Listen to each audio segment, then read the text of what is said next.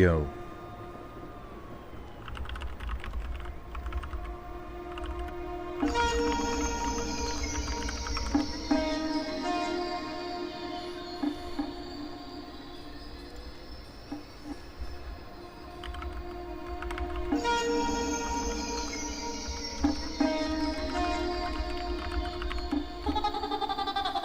Yo, yo, yo, yo, yo, yo, yo, yo, yo, yo, yo, yo, yo.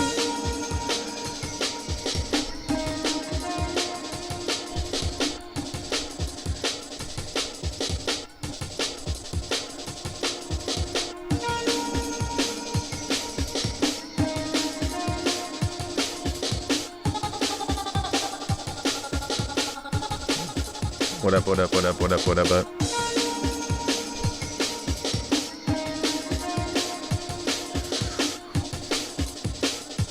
You were gone what felt like a month. Where you been, bro?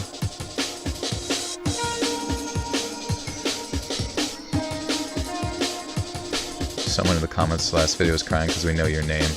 Wanted to know why. How'd you guys find out? You've doxed me. Hey, Christine Baker, welcome back for 14 months. Good evening, Joel. Thank you for all you do. It helps me out with anxiety. You're welcome. Let's shut that anxiety down. I'm going to be your permanent Xanax. Don't you worry. My dog named Cat mauled a possum. He was just playing dead. Oh my god. Was the possum okay? Honestly, I really like possums, if I'm being completely real with you.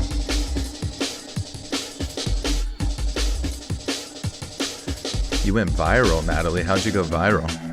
How's Pradeep? Pradeep is good. He, I don't know. He seems like he's been anxious tonight for some reason. I don't know why. He always randomly just gets the zoomies, and I can't read his mind about anything.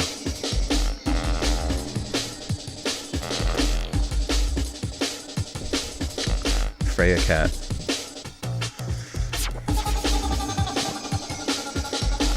Cold in Pittsburgh. Yeah, it's cold here too.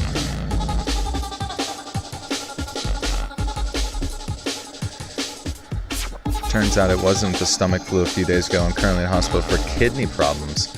I was gonna say, like, if you didn't know exactly, I mean, I don't even know what the stomach flu is. Like, I didn't quite understand what you meant by that.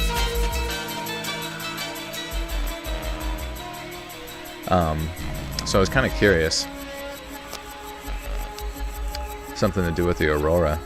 Hey, let's read. I loved your 4 of the scariest stories you ever heard. Please do more creepypasta. I like the variety. Thank you. Yeah, that was kind of a rare thing with, like, the power going on. I had to put out a video, so I took some bonus content.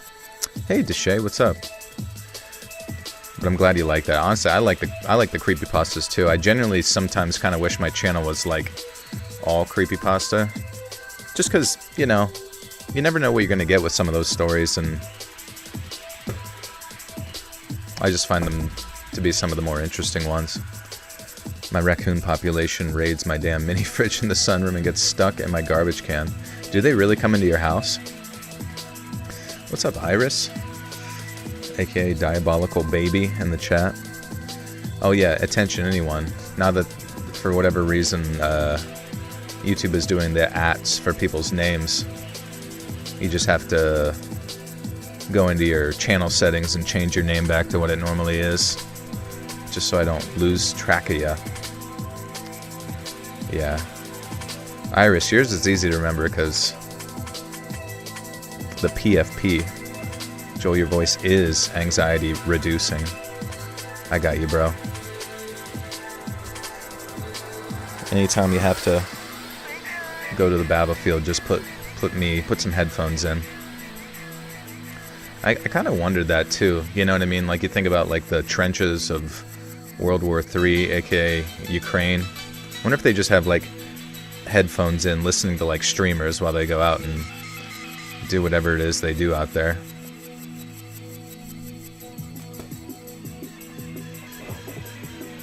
I trapped and removed some viciously pissed possums last year, and they must have had a commune.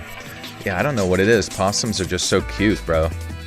Like, if you ever have them as, if you can like collect them as babies and raise them, They only live for like 2 or 3 years, I think, but they're like some of the cutest little mammals you can get, along with raccoons. Can you imagine like raising a raccoon and a possum together? They would just be like the night owls.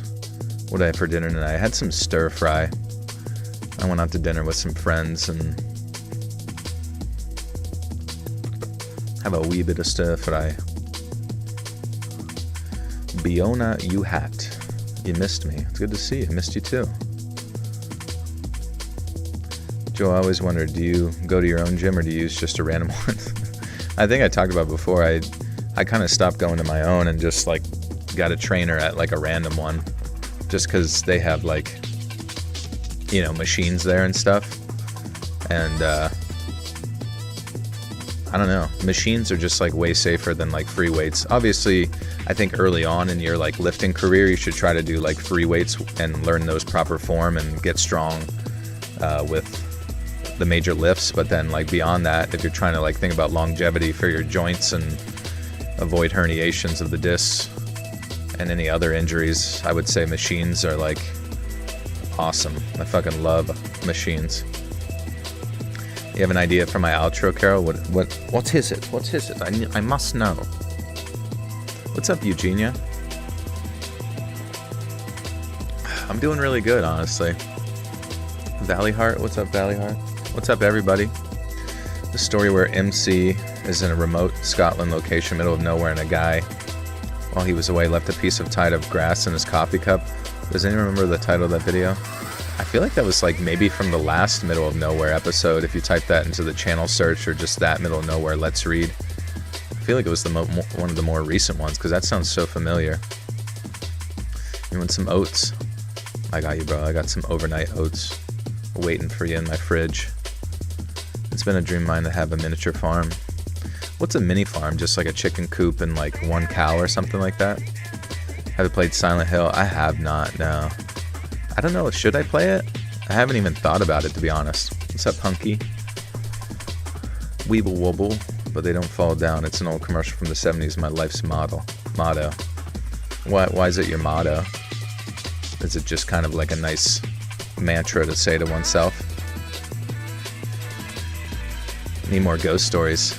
I did put out a ghost story video like not that long ago. It was like 2 hours long.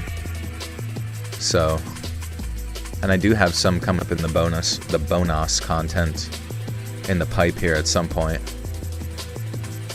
So depending on what my schedule is this weekend, maybe I'll, well, what are we at? I guess we're not quite there yet for bonus content, but who knows, maybe it's good to just get it out. Trash Panda's better name for the furry fence. It is cute. Are they related to like pandas in like the marsupial sense? What's up, Pat? Pat's Nation. Pat's Nation, y'all. I'm supposed to be doing schoolwork. Frig that stuff. But you gotta do what you gotta do. No way, dude. I'm gonna actually pay attention to the stories this time with that fat title. You like that? I got big capital letters. Letos. Jared Letos. Jared Stilettos. Google the Weebles commercial real fast. Maybe I'll recognize it. Is it from the UK, maybe? It sounds like a very UK-esque. Weeble wobble.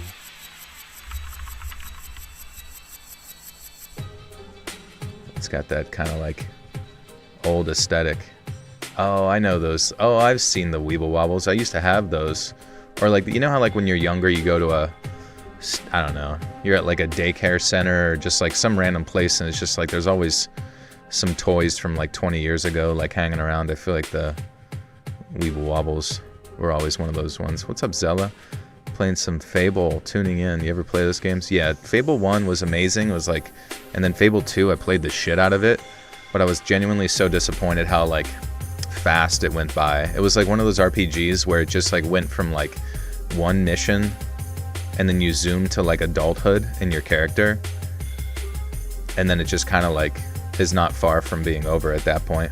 Whose birthday is it? First time catching live stream on your birthday. Welcome, Kitty.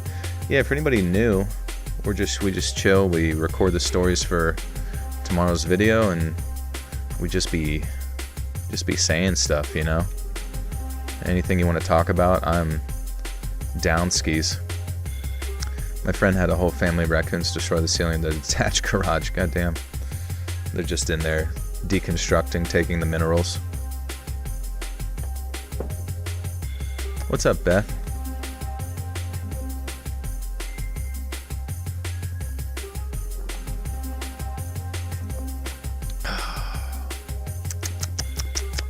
The first Fable in the Lost chapter expansion was fun. Second game was decent. Hadn't paid attention since. Yeah, same. Sadly, I didn't play through 3, and then I don't know what they've had since then. It was like probably the Xbox One or something. Did you guys see that the Steam has announced that they're gonna release a PC, which is literally like lined up right around the time of the mention of the Xbox PC coming out. So honestly, it seems like gaming systems are going in that direction. Just doing dishes, being an adult. Yeah, there's something like oddly therapeutic about doing the dishes.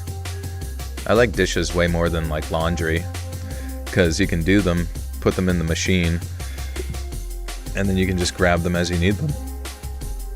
Am I ready for Thanksgiving or Friendsgiving? Oh yeah, I'm ready to stuff my face.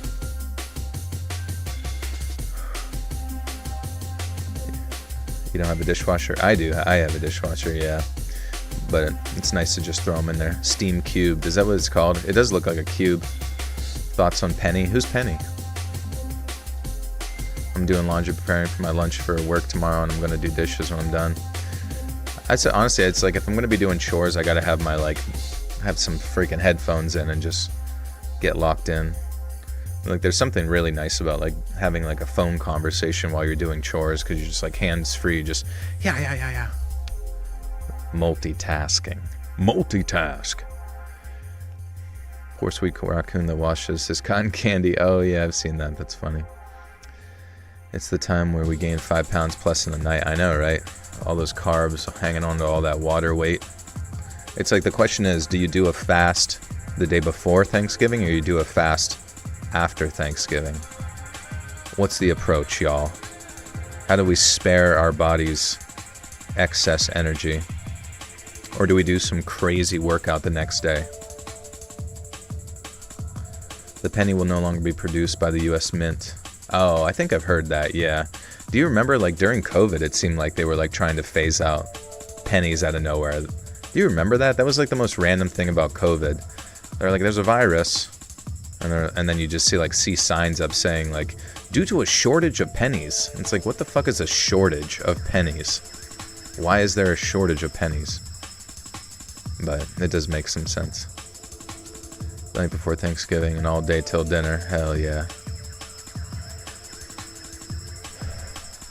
You don't go to Black Friday or any online Black Friday shopping? You know, it's like I see it. Dude, I am, like, so unprepared for the fact that it's November.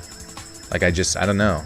My mind is, like, still stuck in summer, even though it just became cold out of nowhere, like freezing cold. And then now we're in the holidays. It's like, all right, here we are. Guess we just deal with it. There's no current shortage of pennies unless you want uncirculated, uncircumcised pennies. Unclipped pennies. To be honest, we should not be doing any holiday shopping. How come? Should we just say no? No, we're boycotting all goods. We're only consuming local farm raised eggs and Xboxes. This year flew by. It feels like the year just started. I know, right? I don't know. The cycles go on. You have a penny worth $100. What kind of penny is it? Working retail during the pandemic while the coin shortage was happening at the same time was so fucking stressful and annoying. I don't know. It just seems like they're trying to prepare everyone for, like, just all cashless. Apparently, I didn't even realize when I went to Australia last year, it was like a completely cashless situation. But it was nice because, like, everywhere it took Apple Pay, so that was, like, literally everywhere. Even doing, like, a tour through, like, a fort. Like, oh yeah, scan here. And it's just like an old cement block that you just scan your phone on. The ghosts will now be accepting Apple Cash. What part of Australia? It was Perth, so like Western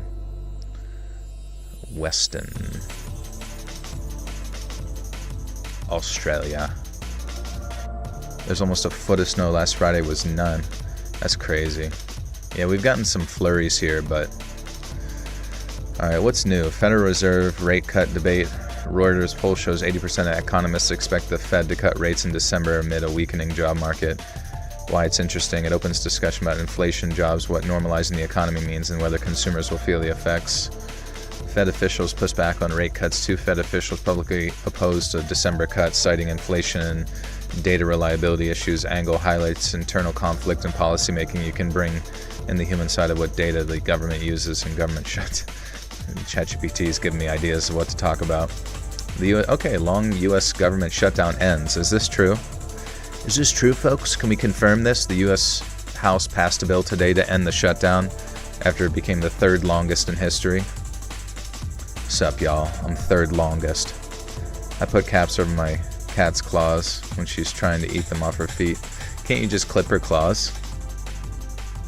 Do you accept music for future streams? Yeah, we could. What do you want to put on? Kind of has to be a little, ambient a bit. I went to the Vikings-Ravens game on Sunday, and we walked a mile and a half back to the hotel in 22... Yeah, oh my god, yeah. I remember last year, I went to a Ravens game in Baltimore, and it was December, and it was just, like, so fucking cold. King Blombimus the First. What's up, dude? Jess, hello everyone. Hi, Joel. Been forever. Been able to join a live stream. Usually sleeping by then. Yeah, no worries. Yeah, today it started kind of late.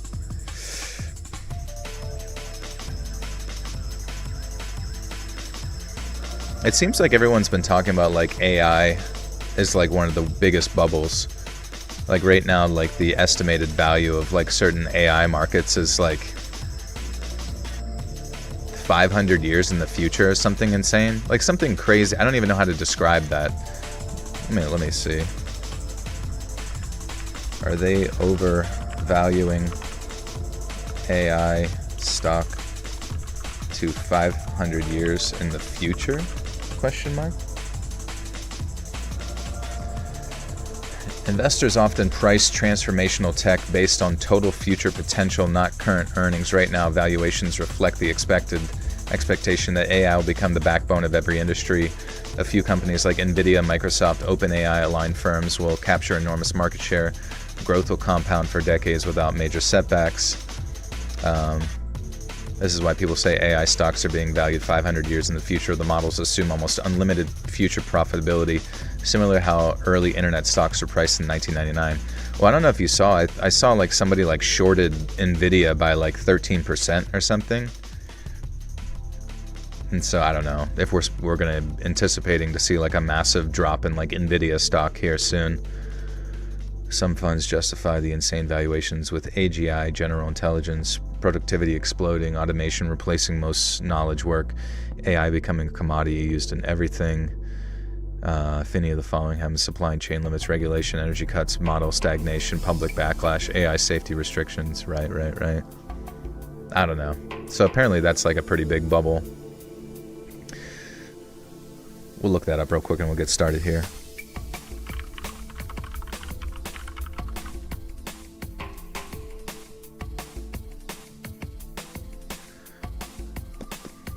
Alright, so companies are priced as if AI will replace most jobs, blah, blah, blah, but AI isn't producing profits anywhere near what valuations imply.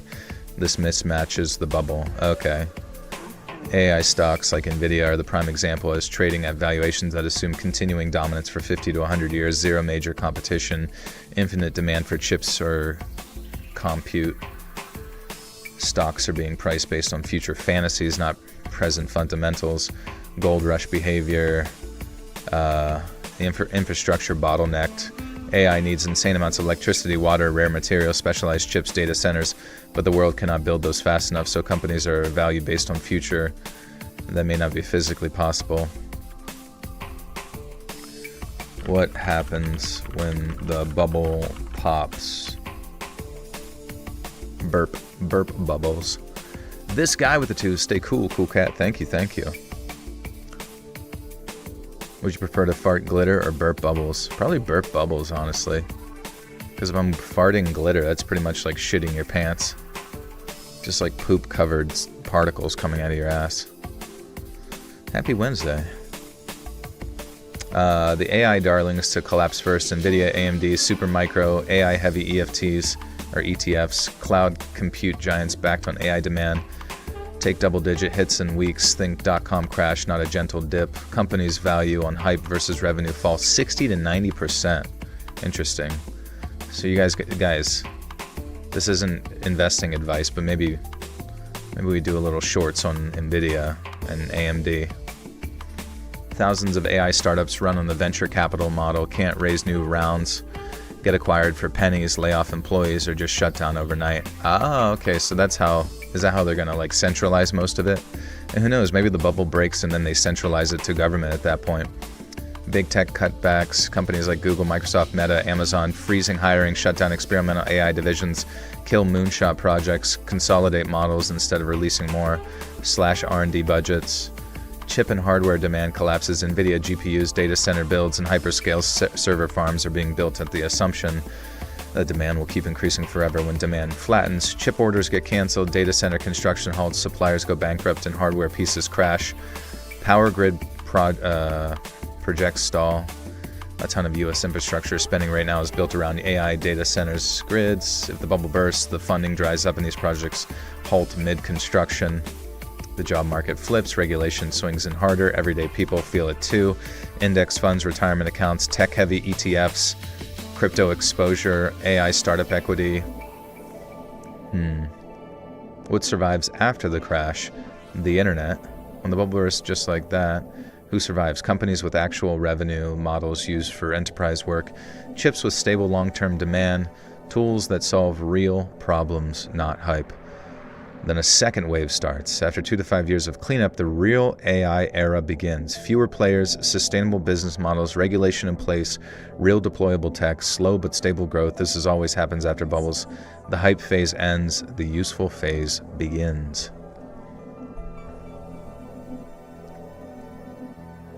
Interesting. I rewatched Killer Joe earlier. I forgot how old it was. Who's the music playing? This is from State of Mind, Unreal Tournament 99 drum and bass gaming mix. And this is, well, that was Orion, Old Jank's Spirit. And this is PFM, The Mystics. All right.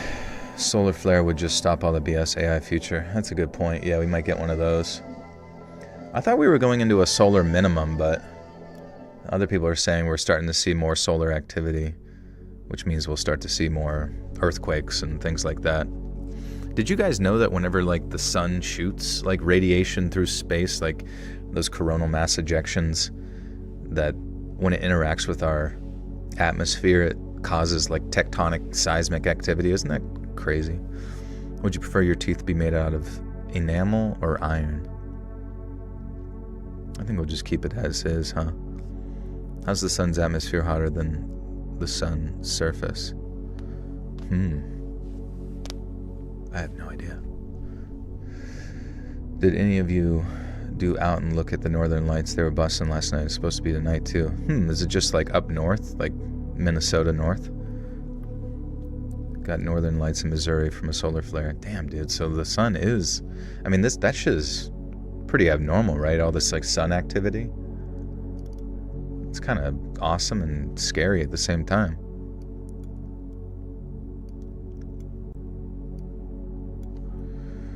All right, friends. Anyways, we got middle of the night, or middle of nowhere, sorry, stories.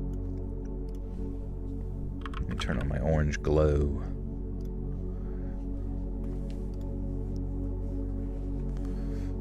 Have you seen the Super Mario Galaxy movie trailer? Freaking awesome. Does it look cool? I mean, who knows? It'll probably outperform.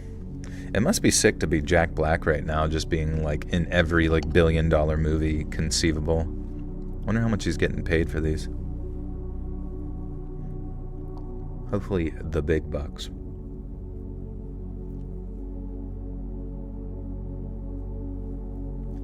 Freudian slip. What did I say?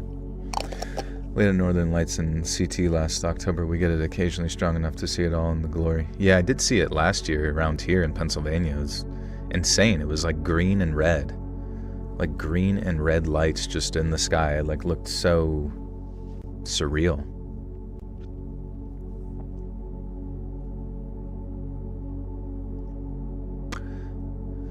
There was a psycho serial killer from Flint, Michigan who sharpened his teeth to eat his victims. Oh, God.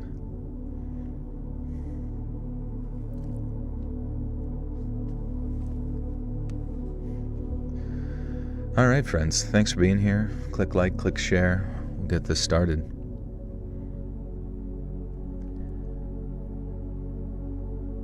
I didn't grow up wanting to be a coroner.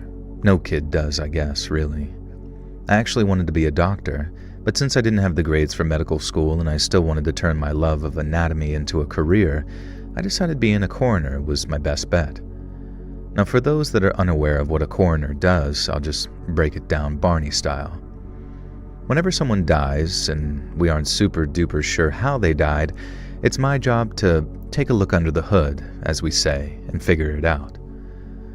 I used to work in the city, and for quite a while too, but I feel like a man in my line of work can only work in a city for so long before he either quits, moves elsewhere, or loses his mind completely.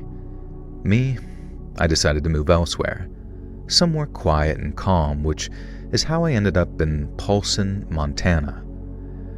It's a pretty little town on the edge of a bay, and with just 5,000 people living here, it's considerably quieter than my previous home of almost 4 million. Now back there, it wouldn't be out of the ordinary for me to complete 3 or 4 post-mortems in a 24-hour period. Now, I'm lucky if I see maybe 3 or 4 a year. And as you can probably imagine, that suits me just fine considering that I only took a minor salary hit. But then I guess, ironically, it's here that I performed the most memorable autopsy of my entire career. And it's one of those that's memorable for all the wrong reasons and why I sent you the story. Now one morning, I got a call from a deputy sheriff to tell me that a young girl had passed away. And from the moment I heard his voice, I knew that this one was going to be different. She'd been found that previous night, wandering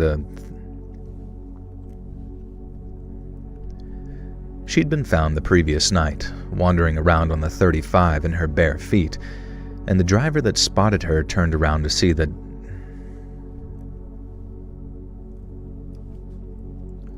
$1 million. What made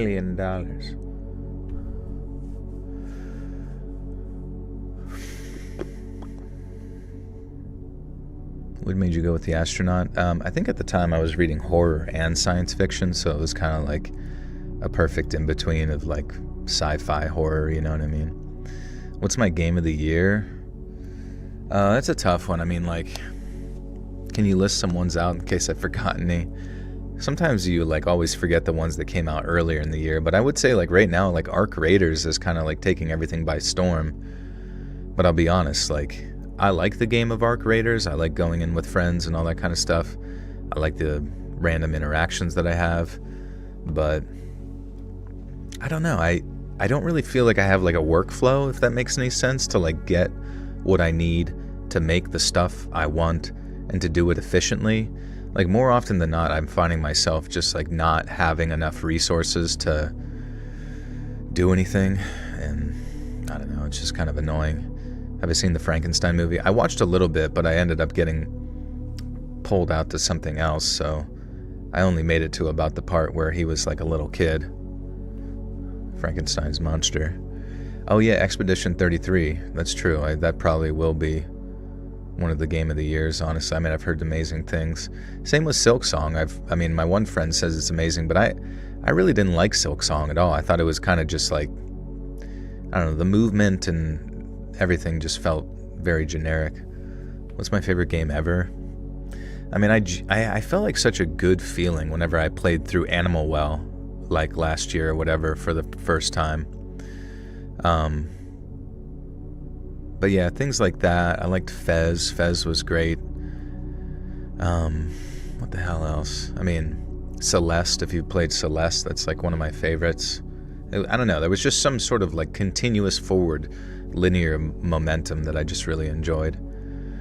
Did you see they're selling Fallout 4 again? Selling it again? Like a remake? No Man's Sky might be 9 years old, but they killed it with the updates for 2025. Like in a good way? I saw that the people who make No Man's Sky was making like another game? Like a whole world? Like a game where it's just the whole world is a thing? Do you ever see yourself working a 9-to-5 job? I mean, I did before, but now that I've done YouTube, like I really generally have no plans to ever go back to working a normal job. Not to be disrespectful, it's not my vibe. Hey Sierra, what's up? In a good way, yeah, that game is called Light No Fire. A lot of update mechanics in No Man's Sky are testing for Light No Fire. Okay, interesting. I'm so stuck on Welcome to Derry. I heard Welcome to Derry is really good. That would actually be kind of interesting, but I mean, I'm curious like how they went about their pacing. I also watched a little bit of like the Long Walk movie before I watched about 40 minutes before I had to jump on and stream, and you know, it's definitely Stephen King.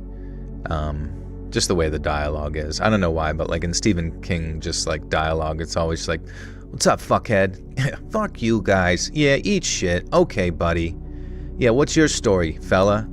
Like you, like I tell you. You know, it's just, I don't know. For some reason, the fact that they're all like marching towards their death, they're seemingly very positive about it, and I'm just curious, like what it is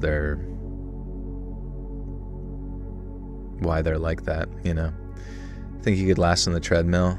I don't think so. I thought about it while I was watching. I was like, I could probably walk. Like the furthest I've ever ran was 11 miles, and I was just dead after that. And that was the most I'd run. You know. And I was, you know, back then I was like, I would run, but the most I would ever run was like 5 to 7 miles pretty consistently. So like going the 11 with some friends was just a lot. And I remember just being completely pooped afterwards. So I thought to myself, I was like, if I had to walk, I'm a pretty good walker. I stand a lot.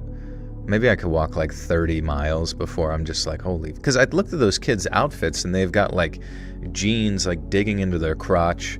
And probably like shoe, you know, obviously it takes place probably in what, the 50s or some shit, 60s. And it's like Converse. Imagine like none of them even complain about blisters. I mean, the one obviously gets a cramp and stuff and all that kind of stuff, but the new Frankenstein is so good. He also made a great series called The Strain. That's a decent watch. Okay.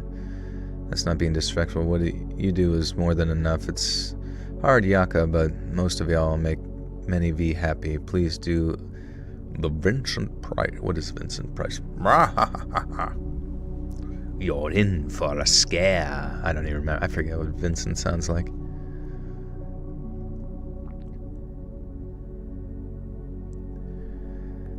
She'd been found the previous night, wandering on the 35 in her bare feet.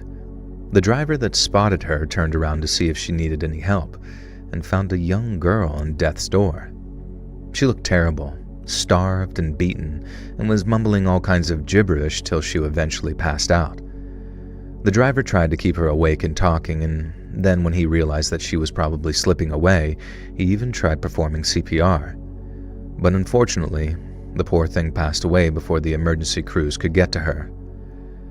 Naturally, the sheriff's department wanted to know exactly what killed her, but more importantly, they wanted to know if I thought that there was also a who element to it, as in, was it a tragic accident, or was it murder? But when the girl's body arrived at my office, I found that there were many more questions to be asked, and some very frightening ones too. And when it came time for the autopsy, the forensic pathologist I work with agreed that he'd never seen anything like it. At 5'7", the girl appeared to be in her late teens or early 20s, but she didn't weigh an ounce over 70 pounds. She was also this very sick shade of yellow, which indicated liver and kidney failure, but that wasn't even the half of it. She'd quite clearly been starved, and her body was so heavily covered in burns and scars that it seemed her abuse had been almost systematic, like someone had been trying to slowly disfigure her, one patch of flesh at a time. We discovered the girl's eyes had actually been gouged out, and that her finger and toenails appeared to have been completely and deliberately removed. There was also evidence someone had tried to either torture or sterilize her by piercing her abdomen with some hot wires or needles. The technicians collected swabs and samples, and then the pathologist proceeded to cut that old distinctive Y shape into the chest of the deceased. And the effects of her starvation were evidence of the girl's organs, yet bizarrely we found quite a sizable amount of partially digested organic material in her lower digestive tract. Now, this, along with samples of her blood and spinal fluids, was tested at our on-site laboratory, and what our technicians found was truly shocking. The contents of the girl's stomach turned out to be some mix of two very distinct varieties of fungi, fly agaric. I think I had to look this up real quick. Can you guys tentatively, this is like, as we read through these, I think we got maybe 5 stories tonight, but can you guys give me like a tentative idea, like try to think like a YouTuber and like what story I should start with based on interest, but also what story I should start with based on trying not to get it demonetized. Fly agaric. Yeah, I'm not familiar with that. But anyways, just pay attention to the stories if you stick around for the whole stream, and just give me an idea like where you think it should be placed on the, if 1 is the first story and 5 is the last.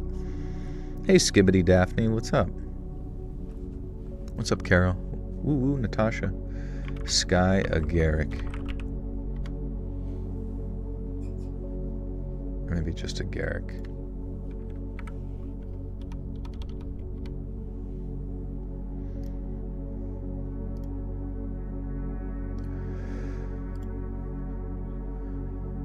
Kyojin Owl, what's up? Darude Sandstorm. Oh, agaric. Fly agaric. Agaric, okay. Rather be fishing with the two says, I really enjoyed the recent hiking stories. Thank you. Hopefully you'll like these ones here. Thank you for the 2. You want to start and end with a banger, probably, yes. Honestly, I want us to just start with bangers and like put basically the best ones first, but the most interesting ones too. It's a weird type of slow burn, I suppose. When I listen to the finished episodes, I barely remember the stories in their entirety. That's fair. I mean, there's a lot of them to take in. Do you choose the stories you're going to read, or do your workers do it? Yeah, my workers do. It's really just like kind of up in the air. Like they'll start to find stuff and be like, maybe this could be part of a larger, either requested topic or a topic that they think could fit into some larger general idea, and then edit and compile them together. It's kind of a tedious process, but I appreciate it.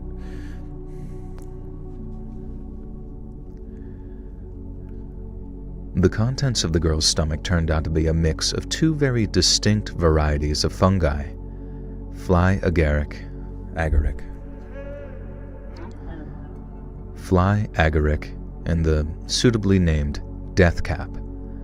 Now, the death cap needs no introduction, as I'm sure you know. It does what its name suggests. Some might say fly agaric is also suitably named because Some might say that fly agaric is also suitably named because while ingesting it won't make you fly, it does have intense hallucinogenic effects on those who use it, and the implications of its presence. Astral, thank you for the 3 Aussie bucks. Thank you, Astral. Where do people submit stories? You can submit them to Let's Read. Maybe I should pin that, actually. I should just do that. Let's Read submissions at gmail.com. @Kermit the And I'll just pin that message just so tentative knowledge of where to go.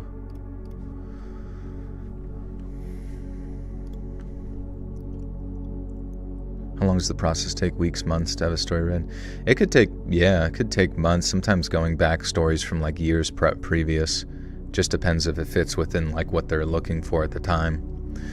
Today I crashed out because of a group presentation, but it's nice to end my night with your live. Dang, did you crash out in front of...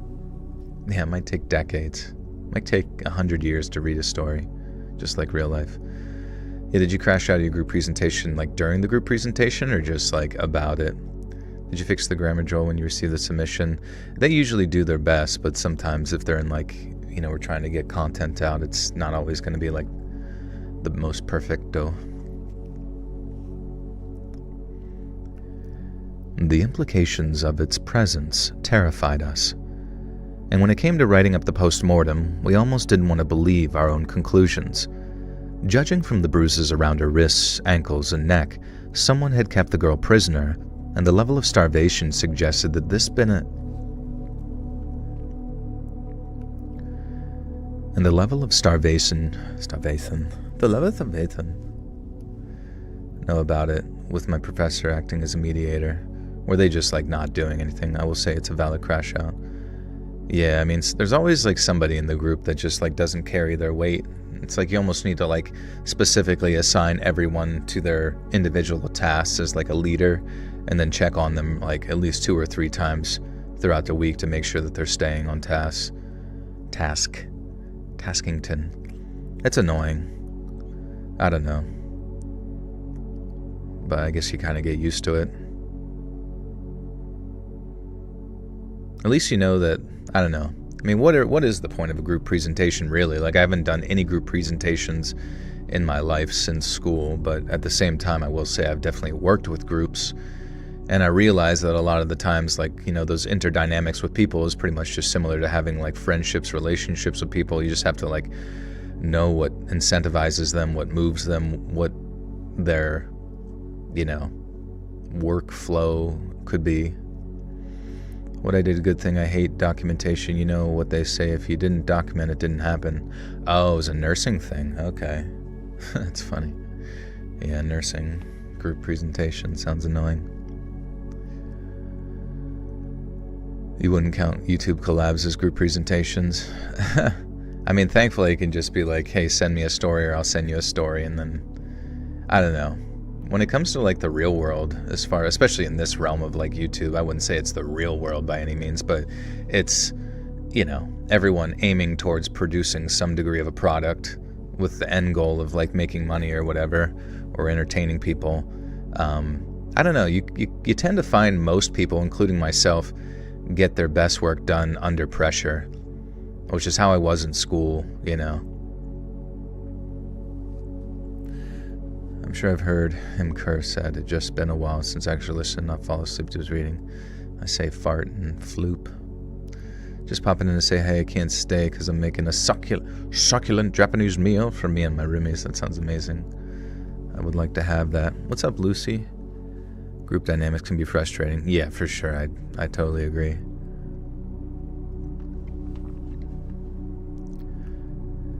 Judging from the bruises around her wrists, ankles, and neck, someone had kept the girl prisoner, and the level of starvation suggested that had been for...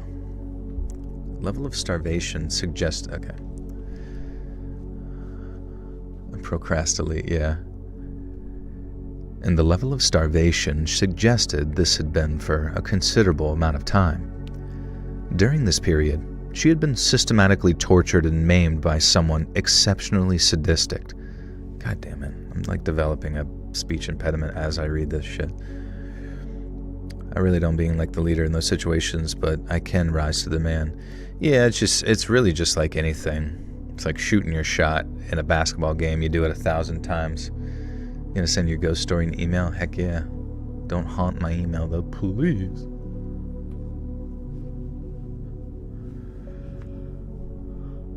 Pumpkin seeds, nice. During this period, she had been systemically tortured and maimed by someone exceptionally sadistic. Then, once she was hungry enough to eat just about anything put in front of her, the girl's captor fed her a fatal mix of mushrooms and just let her go. Even if she was still in possession of her sight, we judged the girl was far too weak to have mounted any kind of serious escape attempt. So either something inconceivable occurred and she wandered free from captivity, or her captor deliberately set her free. She spent her final hours wandering through the woods in what must have been complete confusion and unimaginable agony. It was the single most horrifying postmortem I've ever had the displeasure of overseeing, but it raised the question, just who the hell was evil enough to inflict such an ordeal on an innocent young woman? Once our examination was complete and the final report written up, the girl's body was transported to a local funeral home. Our official conclusion was that the girl had been murdered via poisoning, and there were comorbid factors of starvation and historical physical abuse. And this led to a murder investigation being opened, but sadly, it's one that's never been closed. Did I see the Flowers in the Attic series? No, what's that about? I've overseen many, many postmortems in my time as a coroner, and there have been more memorable ones that I care to count. But not one of them haunts me, and I mean truly haunts me like that poor young woman who spent her final few hours in this earth. Who spent her final few hours on this earth blind, terrified, and wandering around alone in the middle of nowhere. God, that actually sounds terrible. Just high as shit. God. Read the books first if you like to read. Hey, D-Shore, what's up, dude? How you been? Do you receive the email submissions, then delegate them to your team? They all have access to the emails, so it's just kind of like a tentative checking on their own time and like looking for keywords that might pop out to like, and then assessing the reading. They kind of have to be some pretty big readers to siphon through all the submissions. But, you know, paying for their time. In recognition. No, I'm just kidding. Has anyone had sleep paralysis where you call for help and are able to move, but it's really hallucination, you're still in sleep paralysis? Or is that a unique experience? You know, I've had sleep paralysis, but I've never had it where it's like sleep paralysis within a sleep paralysis. Do you think you have thousands of emails in your box? Oh yeah, definitely tens of thousands. Probably more. I don't even know. Many, many submissions. Real talk, do you need another member of the back end stuff like submission editing? You know, I'll think about it, but I mean, like as of right now, things have been working pretty efficiently, and sometimes I hate to like bring somebody else in to step on any toes or anything like that, you know what I mean? What's the daily average submission rate? I don't know, honestly. Since I'm not the one checking, but I guess I could ask. Reporting for duty. What's up, Justin? How was your B-day? Big dog? Big hog? AKA? Do I hand out Employee of the Month awards? Yeah, I just give them a spanking with like a fly swatter for every story they've read. Menopause sucks 123 with the 2 says thanks for everything, Joel. You're welcome, Menopause. Good to see you. I've been experiencing my old house, one poltergeist and many shadows and ghosts that I wrote off as dreams. Hey Joel, I've always said that I want to start a YouTube channel. I have my niches, but after I got laid off, it's like I lost confidence. How do you psych yourself out? Or like psych yourself up, you mean? Well, I mean, there's no point in trying to psych yourself up. It's just one of those things like going to the gym where you just do it, you know? Whether you're in the mood or not in the mood, you just gotta go, and you'll feel better once you've done it. Obviously, you know, if you've lost your job, that's a little bit of a motivation, but it's also sometimes like a lack of motivation knowing that you don't have something to fall back on. So sometimes I find it strangely maybe easier to work on stuff in that tedious sense of like the production of content whenever you know that you have something else there available for you if it doesn't work out. And you kind of have to enjoy it for a while, just like making nothing. Americans, what's your take on that Starbucks Bear Cup situation? Bear Cup? I don't even know, man. Is that a Twitter thing? The girl versus the bear? What was it again? Girls wanted to wrestle men or wrestle bears or something? Starbucks Bear Cup. Oh, that thing's kind of cool. It's like a honey thing. It seems like they're trying to get in on like Labubu bullshit. They're like, people love... Honestly, that's smart, though. The Japanese had this figured out long ago, where people just love to collect things and they can add arbitrary value. I mean, if people think like the NFL is like rigged with its like betting systems, imagine how like incredibly rigged and corrupt the Pokemon market sale is, because people go in to like buy out all the Pokemon cards, right, from places to like hang on to their value or whatever. But I can only imagine the people that actually produce the cards are probably doing shit on the low, you know what I mean? Secret backroom Pokemon printouts. Benefits of a prophylactic. What was that one about? What brings you to Japan? Business or pleasure? Oh, you're packing for Japan. Dude, packing's always just, I don't know. It's nerve-wracking. Like, you never get good sleep before a big trip. And that's a long way to travel if you're going from the United States. I mean, I think that's even further than, like, Australia. Hopefully I don't know. They should just make I mean, I guess you could do that yourself, where you stop in this area for a while, you stop in this area for a while. D-Shore with the 1336, have the best day ever. It's their toy thingy, isn't it? I think so, and people say that people are going crazy over it and want it really bad, or it's something else, I don't know. Yeah, I mean, that pretty much summarizes all of that shit, where it's like, it's some fucking stupid bullshit that people... What? What the fuck? Look, dude, I typed it in, Bear Cup, eBay, Starbucks Barista Bear Cup Holiday 2025 limited edition, $50,000? Okay. See, that's what I'm saying. This is to me no different than like a crypto rug pull. Like giving like arbitrary value to just the most bullshit things. I mean, there's got to be like some degree of money laundering and all that kind of bullshit, right? Or you just, give arbitrary value to these items that you yourself can just like produce. And then you just like, all it is at that point is just like marketing. I don't know when did they start? How do you already have shit that's worth $50,000 right out the gate? Labubus are so ugly, and I love ugly stuff, but I hate them for some reason. Yeah, I think isn't the Labubu trend dead? We've moved on to Starbucks Bears. But honestly, this is like no different to me than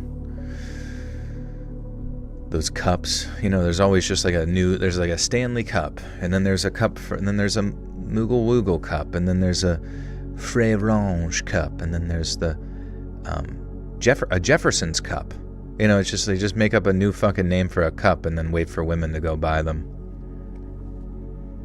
This dude from a few classes of mine was reselling Wii's during their height. I heard him bragging. Then I seen him at Best Buy one opening shift he got there. I tried to block the sale to one. That's funny. You remember the Furbies? I do. That's when I learned what the word scarce meant. I remember my mom was like, they're very scarce. And I was like, they're not scary. Not fucking scary, Mom. Have you bought Funko Pops or Bear Bricks or Cause? I bought one Funko Pop, and it was just Nibbler from Futurama. And it's because it was like on dirt cheap sale on Amazon during Christmas time frame. And I just thought it'd be funny to have like at least one Funko Pop. But I remember I had kind of a banger tweet that no one gave a shit about when I used to have Twitter. And it was like, oh my God, my Funko Pops have come to life and are eating me alive.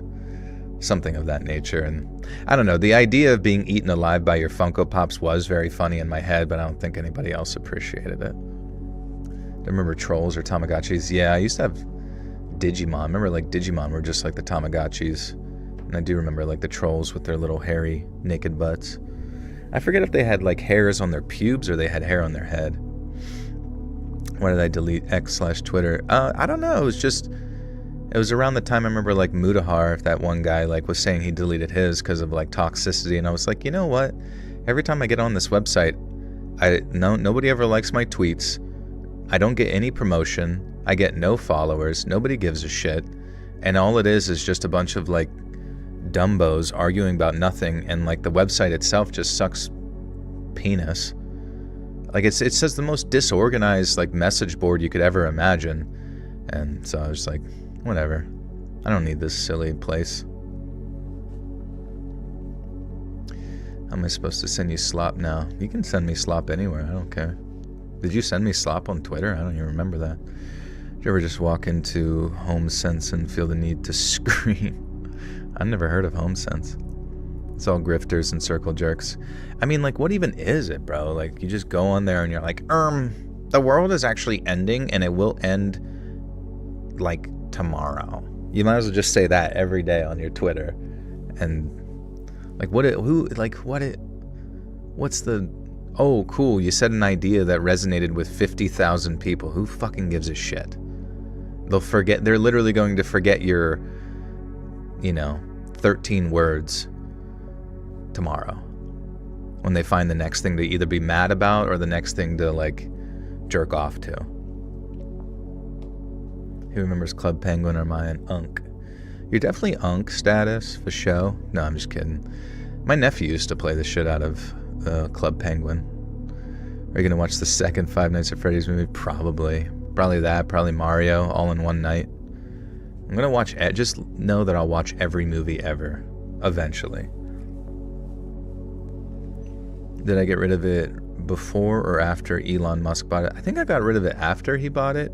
It wasn't that I really gave a shit about any of that, because someone asked me if I deleted it because of that. I'm like, nah, I don't care. I don't give a fuck what people say on the internet, or I don't give a fuck about Elon Musk. Like, all of those people, I've come to realize, whether it's Elon Musk, whether it's Peter Thiel, whether it's fucking Hassan Piker, whether it's fucking Nick Fuentes, whether it's like, they're all, like, in some abstract way, like, loosely connected to being, I don't even know, like, part of a secret society of, like, strange people who are just there to, like, basically be ever-present straw men that are used to either shift society in some, like, abstract way that doesn't benefit us at all, or just, like, stir up your emotions to, like, farm you, like demons. And I'm just like, I think I'm completely over it. I think I'm completely done.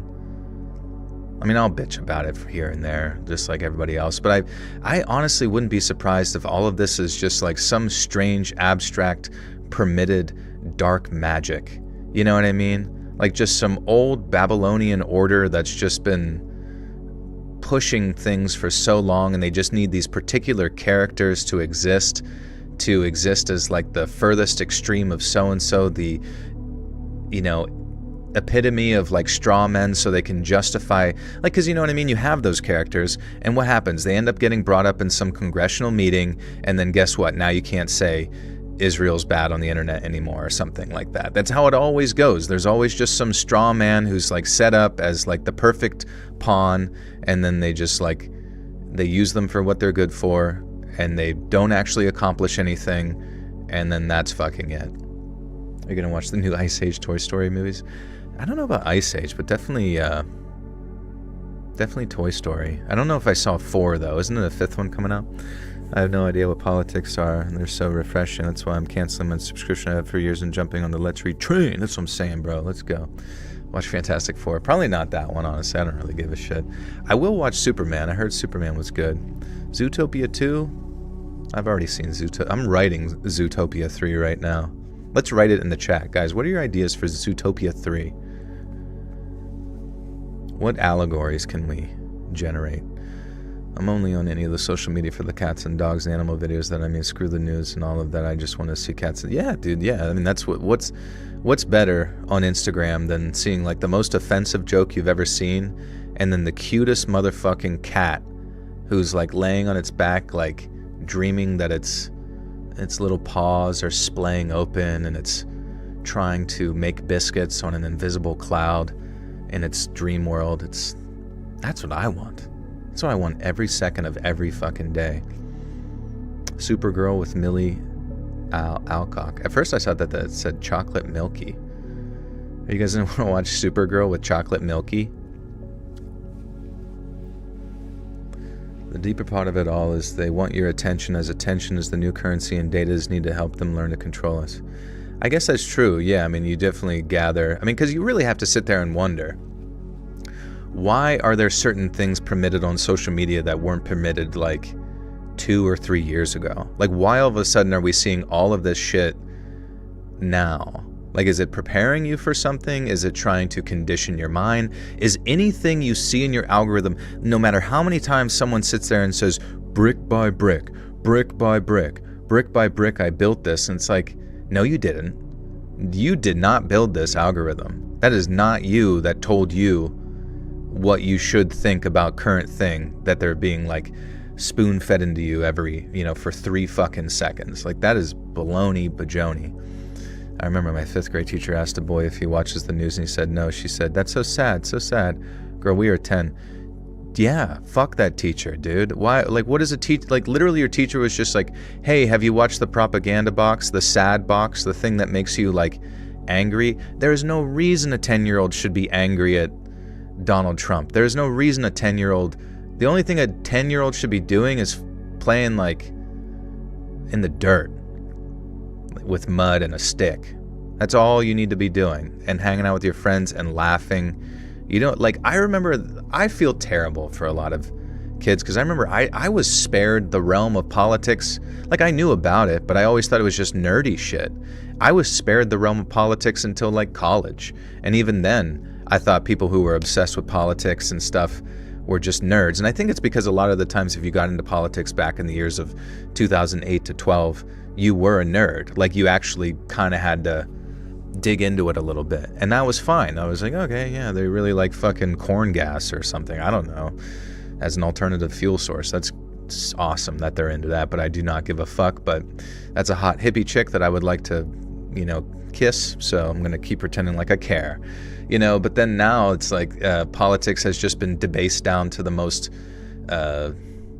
pointless squabbles you've ever fucking seen, while making it seem like it's the end of the fucking world at all turns. That but you know what I mean? Like, when people present their opinions, I'm no different. Just to clarify, my perceptions and opinions are just as base as anyone else's, but they mean nothing. Like, you listen to people and there's not like a sense of like well thought out, calculated knowledge behind the thing that they're interested in. It's just sheer raw demonic emotion. And it's like, I don't care. I don't have time for that shit, brothers and sisters. Politics wasn't a popular subject until after college. Politics didn't catch up with me until about 2002, so I was a senior in high school, and then through college. It'll get you eventually, I guess. It's kind of just like your day-to-day soap opera,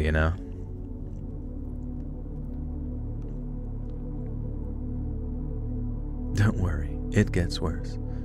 That's exactly what you want to tell to you want to, like, that teacher who talked to a 10-year-old about watching politics. You're like, what? You're not nihilistic about your existence yet in 5th grade? What's wrong with you? Now, that's not to say that a 5th grader, like, the expectations of a 5th grader's mind nowadays is, can you keep your coloring in between the lines? I mean, who knows? I'm sure back in like 1912, as like people existed as like the scribes of, kings, and, knew the deepest knowledge of the, the cheese caves or whatever.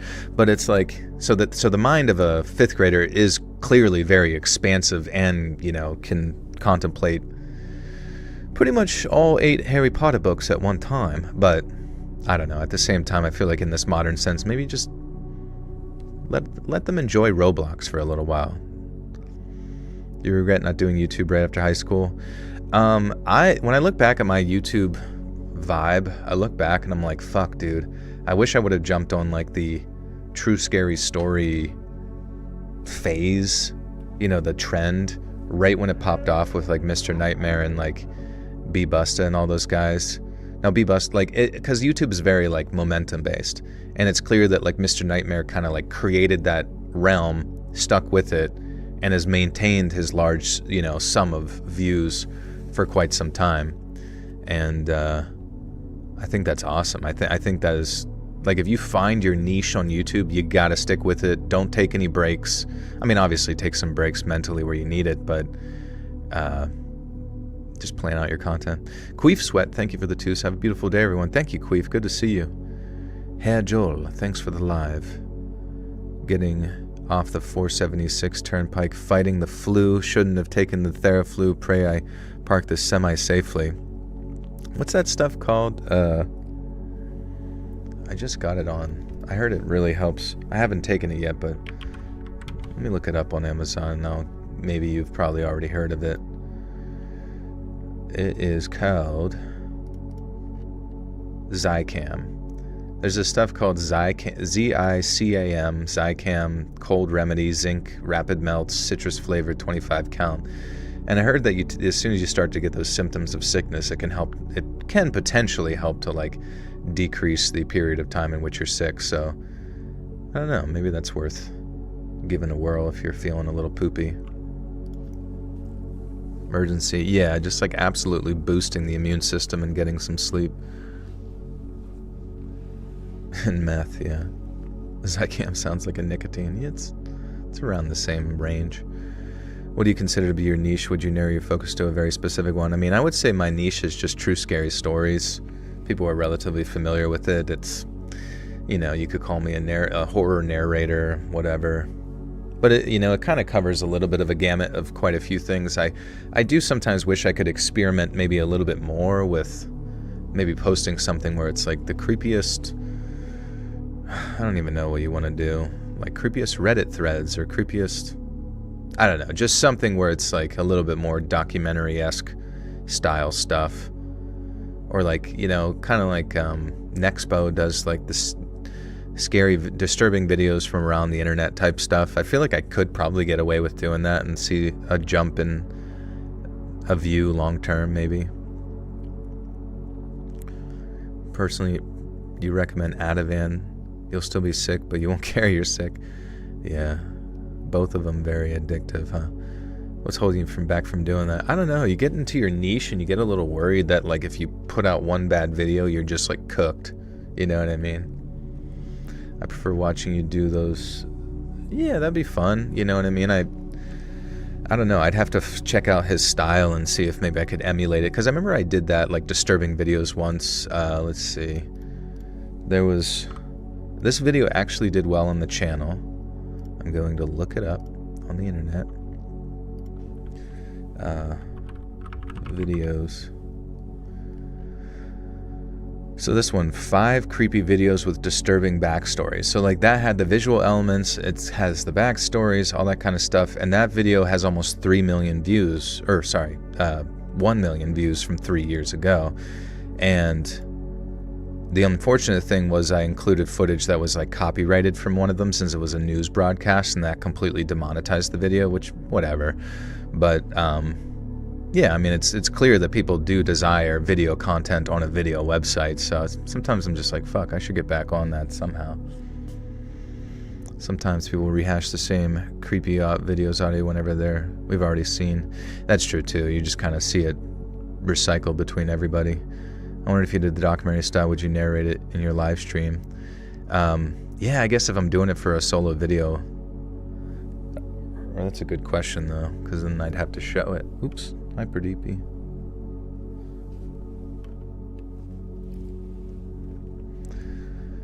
Chilling scares for that. What's chilling scares again? That's a new. Yeah, yeah, I remember. Yeah, chilling scares blew up out of nowhere. It's 7 days ago, 1 million views. It's so crazy. Like he really just did. I don't even know anything about him. I just saw him pop up, and it was like doing basically the same sort of like exact presentation to like Mr. Nightmare style stories, like 3 downright horrifying true Snapchat horror stories, and like the thumbnails are like identical to Mr. Nightmare's, the length is identical, and then the algorithm just like I think must have just thought it was a Mr. Nightmare stuff and then kind of gave that, and then he transitioned over to the video content, and the rest is history. So it really just goes to show you guys, like if you guys want to like make a YouTube channel that could succeed, just like be a curator of spooky video content, do decent, narration and editing over it, and you're like pretty well set. I mean, it's not to say that it'll always work out, but if you put your best foot forward, I do believe it could work out. Nighttime spooks. There's too many people. Mr. Poopy Spooky. Nighttime spooks. Yeah, see, he's popping off. He's kicking butt. That's awesome.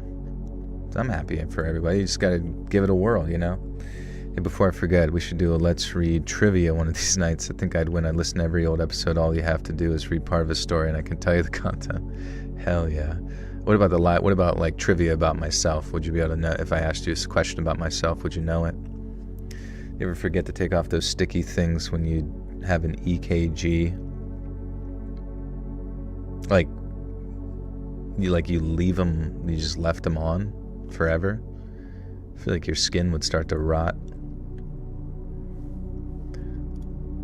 Oh yeah, I guess we gotta switch over to a new loop. Do we go right to Christmas loop, or do we do a different loop in the the background there?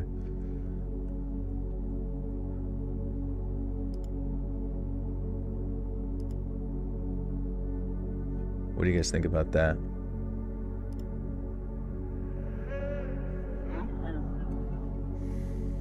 Kind of looks like a Thanksgiving centerpiece, Wendigo style.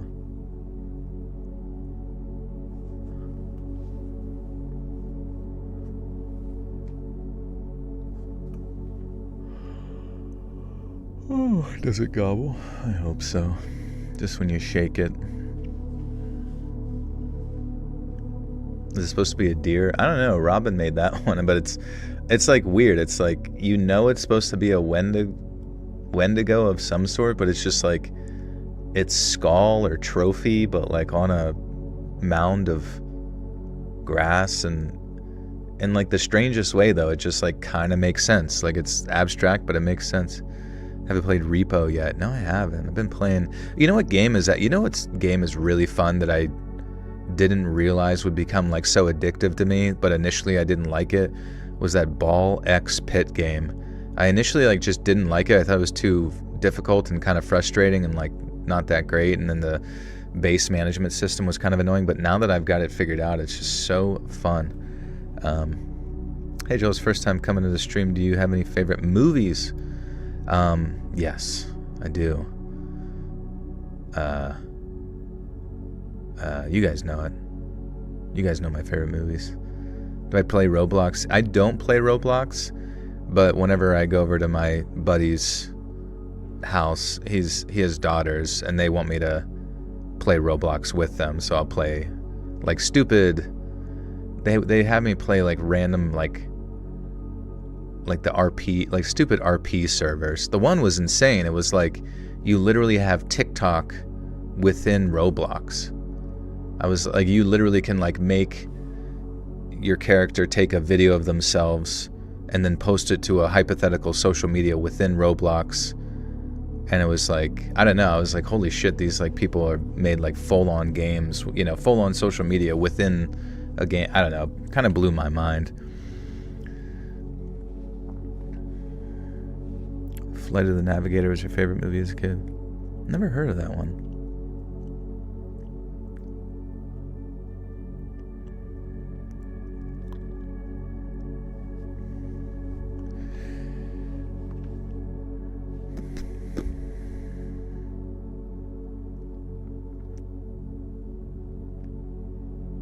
Do I like turkey? Yeah, it's turkey's okay. It just gets so dry so quickly. Roblox pretty nasty, creepy stuff. Don't let the kids. Yeah, no, I tell them, I'm like, do not talk to any of these people on the internet. Do you think he would have gotten along with Charles Manson? Maybe. I don't know. He probably could have convinced me of a few things. Wizard of Oz used to be in every November.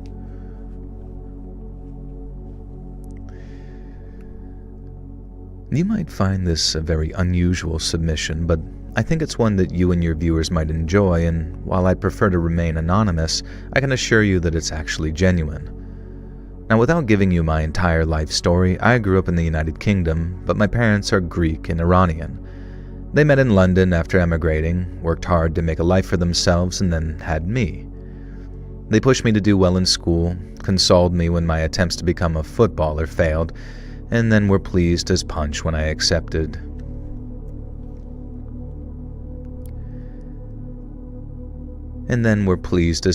When I was accepted into Oxford University to study Greco-Persian history.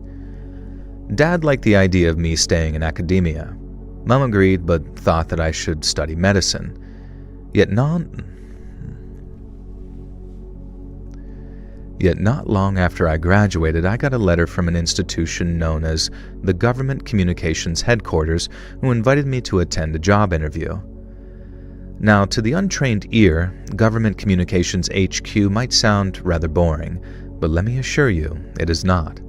That's because GCHQ is responsible for providing signals and intelligence to the government and armed forces of the United Kingdom. It was first established after the First World War, then during the Second, it worked on breaking German Enigma codes out of Bletchley Park in Buckinghamshire. Jesus Christ. Bletchley Park in Buckinghamshire. Pretzels on fucking fire.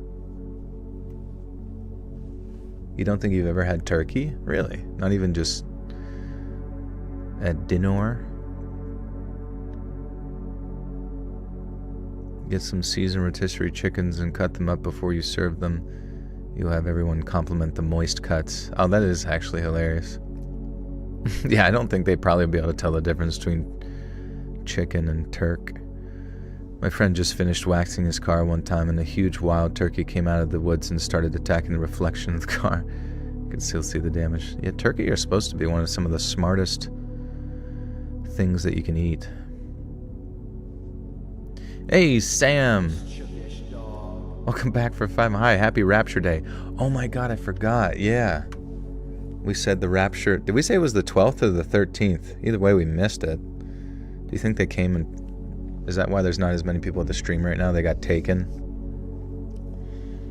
Damn, that was so fast. That feels like it just happened and we're already at Rapture. Turkeys attack our range truck bumpers at work. I know, man. They're awesome. Pigs are the smartest thing you can eat. I forgot about that.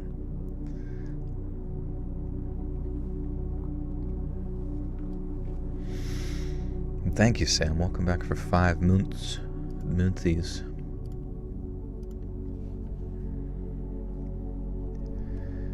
It was first established after the First World War, then during the Second, it worked on breaking German Enigma codes out of Bletchley Park in Buckinghamshire.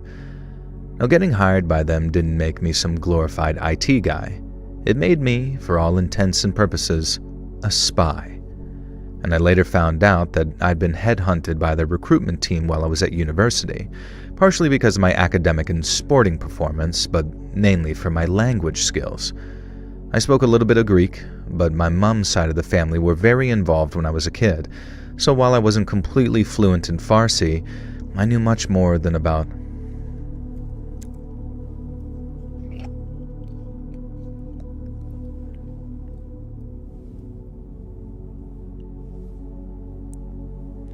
Farsi. I speak Farsi.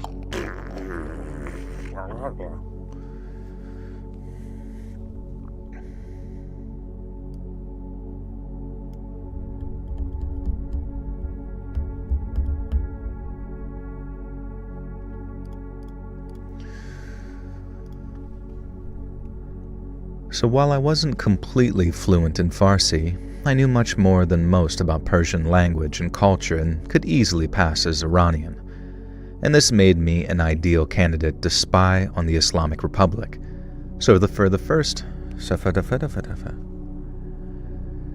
And this made me an ideal candidate to spy on the Islamic Republic. So for the first 18 months of my career, I trained for that. But then on a sunny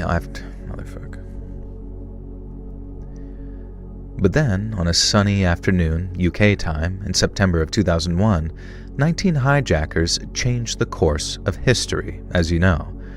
And after the towers fell, and W told New York how the world was about to hear them, my department's focus shifted from Iran to Afghanistan.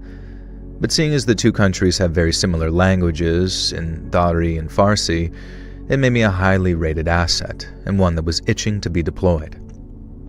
Now, less than 2 weeks after the attacks, I was sitting in a briefing room going over the details of the assignment that I'd been given. London to Cyprus, Cyprus to Turkmenistan, and then from there, I'd transformed myself from a British civil servant to an Iranian journalist before taking a taxi over the border into Afghanistan. Now, my destination was the ancient city of Herat, where I'd gather intelligence on Taliban morale and troop numbers prior to what was undoubtedly going to be an American-led invasion. While in Herat, am I saying Herat right? Haracha Scratcha. Joel, what's the poll? Joel's poll. I don't know. What do you think, Justin? You get to pick one as your late birthday gift. I had mountain goats block our car when we were in the Jasper Hot Springs a few years ago.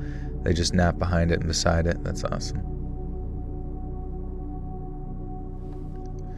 Animals are so funny. I have to laugh. Does that mean the elite wanted to ditch the eagle and double-headed eagle, which Europe had put on their crest since Roman rule? What are we talking about? Sorry. I feel like maybe I wasn't paying attention.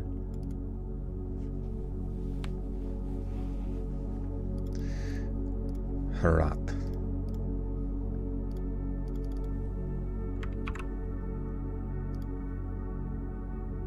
Poll, what's the meaning of life? It's just the number 4.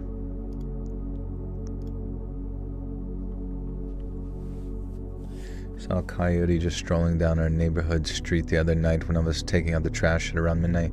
Dude, they're kind of scary, to be honest with you. I remember I saw one on the highway, like, run across the road, and I was like, that's bigger than any dog I've ever owned.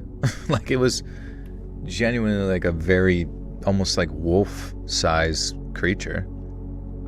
Wolf.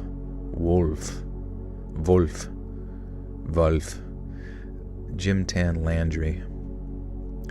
Ben Franklin wanted the turkey to be the national bird. Oh, that's right. Yeah, we should have did that. The turducken. City of Herat. Alright, we'll have to look that up real quick.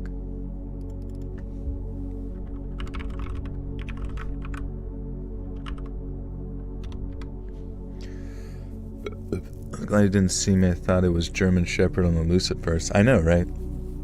They're freaking massive. And I've seen people, they like follow behind you and try to harass you, and genuinely, I think they do want to eat you. But they sit there and they'll give you little nips and stuff, and you could get sick from it probably. Herat. Okay, so wait. It rhymes with a lot or forgot. Okay, Herat. Did I say Herat on the first one?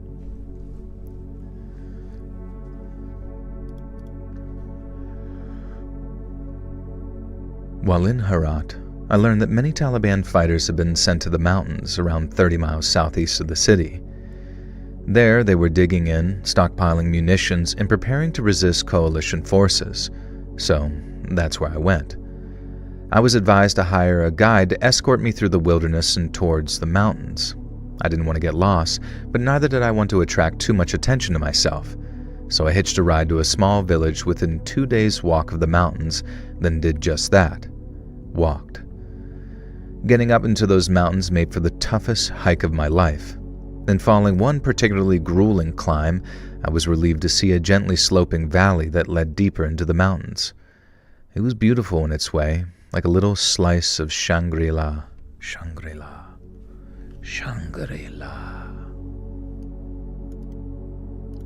A beautiful slice of Shangri-La.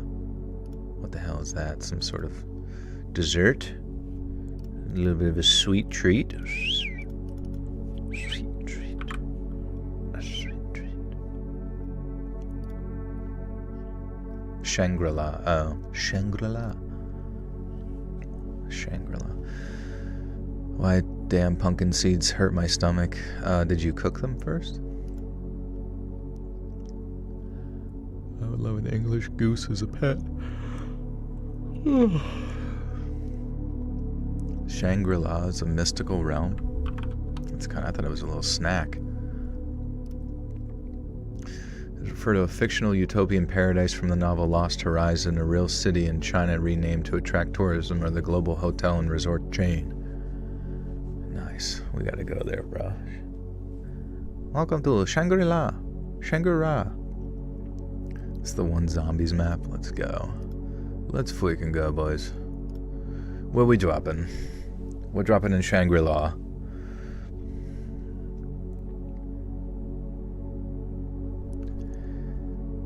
It was beautiful in its way, like a little slice of Shangri-La. But as I looked around, I suddenly spotted two men standing on a ridge some distance behind me. They were little more than specks all the way up there, but I could tell that they were watching me, and I remember thinking to myself, I'd rather be in a terrible spot of bother. What the hell? I'd be in a terrible spot of bother if one of those chaps had a rifle. And as I walked further and further away from them, and the valley stayed nice and quiet, I started to relax.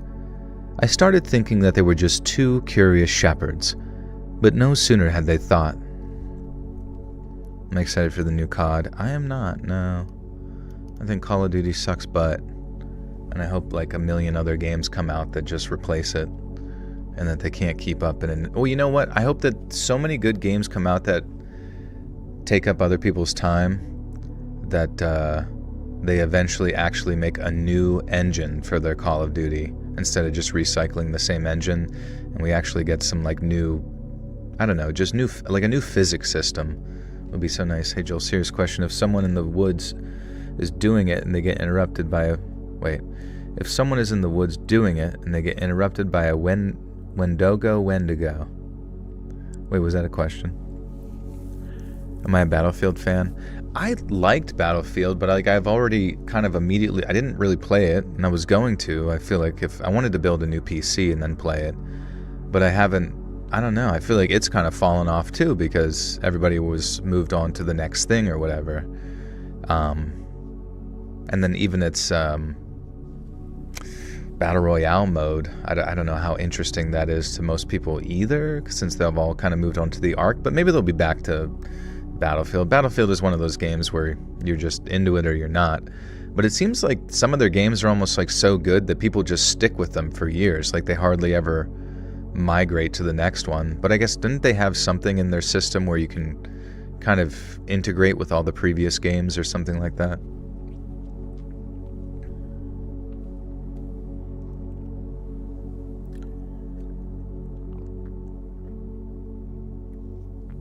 Do you have two PCs? One for gaming, one for streaming, or do you use the same one? I use the same one. I don't know. I need to build a new one though and just start transferring all my shit to it. Okay. As I walked further and further away from them, and the valley stayed nice and quiet, I started to relax. I started thinking that they were just two curious shepherds. But no sooner had that thought entered my head, the first bullet struck the rocks about 50 meters away from me. It was terrifying. Impossible to put words into in a way, and I've never felt anything like it. There was nothing ahead of me but open ground, so all I could do was run as fast as I could and hope the gunman was just some goon with an AK and not an expert marksman. Because if he was, I was dead. And the first bullet landed about 50 meters away in a spray of dust and gravel, but when the second hit, it was even closer. It landed no more than 20 meters ahead of me after whizzing over my head. And the next was closer still, landing just within arm's reach. But by then, I had made it to a grouping of large rocks that I could bound between to put something solid between me and those bullets. And eventually I was faced with a stretch of open ground leading up to a gentle ridge, and I waited to see if another shot came, and then when I was met with only silence, I ran for the ridge, praying the gunman had given up and wasn't just reloading. But no more bullets were fired. It was a relief to be on the other side of the ridge, knowing I was totally out of sight, but I knew that I still wasn't safe. The gunman and his pal would be pursuing me, or there could be an additional assailants. Yeah, I only hire scorpions.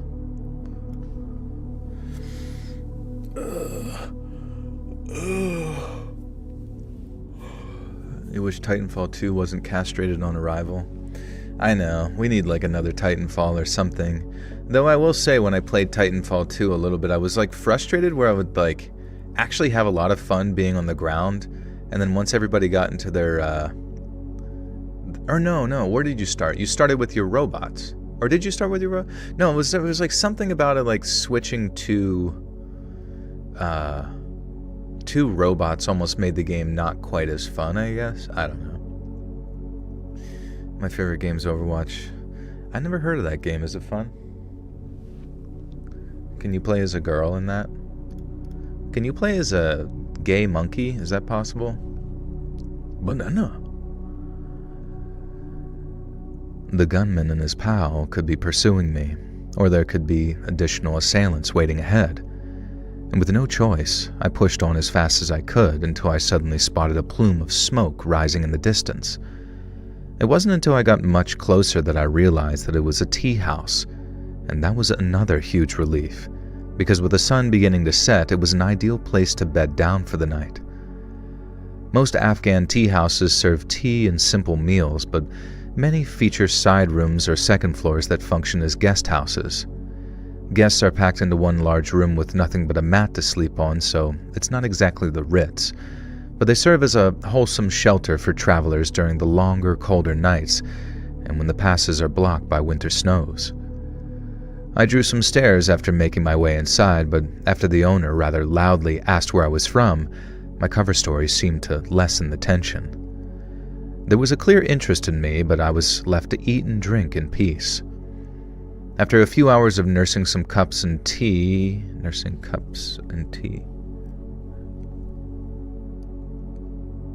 Oh, cups of tea. Hey, Lexi, what's up? We will be in so much trouble together. What are you guys doing? Do you like the Backrooms games? The Backshots games? No, I haven't played those. I mean, they look cool.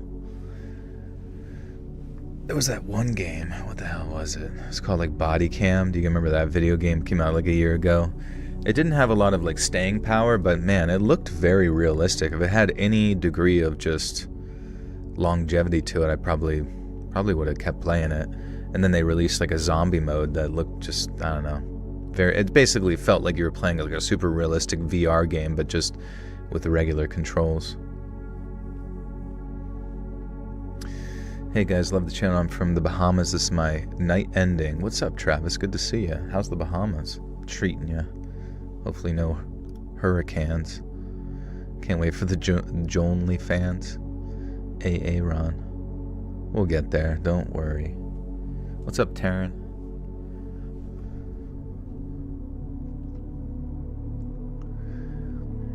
After a few hours of nursing cups of tea and talking with fellow travelers, I approached the tea house's owner regarding accommodation for the night. I was directed to a back room where, just as I expected, several other men sat on their sleeping mats, which were placed around the room. The walls were bare, the floor was covered in a mosaic of carpets, and there was a large silver tea set in the middle of the room. But what really grabbed my attention was the Kalashnikov that sat in one man's lap. Some of the men seemed to recognize me from the tea house's main room and greeted me before telling the others who I was, or rather, who I wasn't. I ran with my cover and began asking their thoughts on Al-Qaeda, the United States, Osama bin Laden, while writing notes in Farsi shorthand on a notepad. They bought my whole story.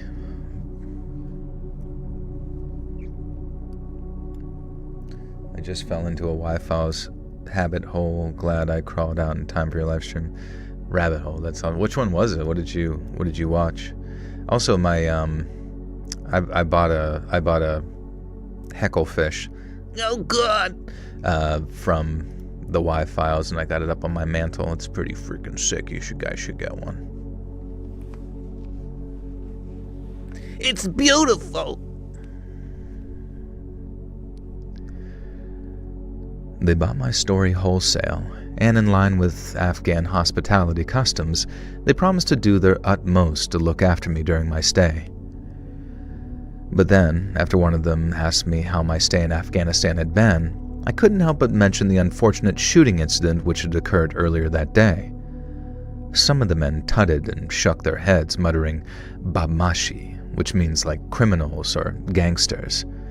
But as I described how the distant shots had come out of nowhere and I'd rushed forward into cover, I noticed the man with the gun shared a very sheepish look with another man sitting next to him. The Afghans pride themselves on being good hosts, so I initially confused the look with one of embarrassment. But when I finished my story, You can imagine my shock when the man with the rifle basically said, "Sorry, that was me." He did it in a very long-winded, very Afghan way, with a, "I shot at someone today, but it couldn't have been you," becoming, "It might have been you," and ending with, "It was probably you, and I'm sorry." And to understand how surreal this was for me, you have to understand the manner in which this man was apologizing to me. If I almost killed a man, if I almost orphaned his children and widowed his wife, I'd beg his forgiveness, not just because he could quite easily have me imprisoned, but because I'd have robbed him of most...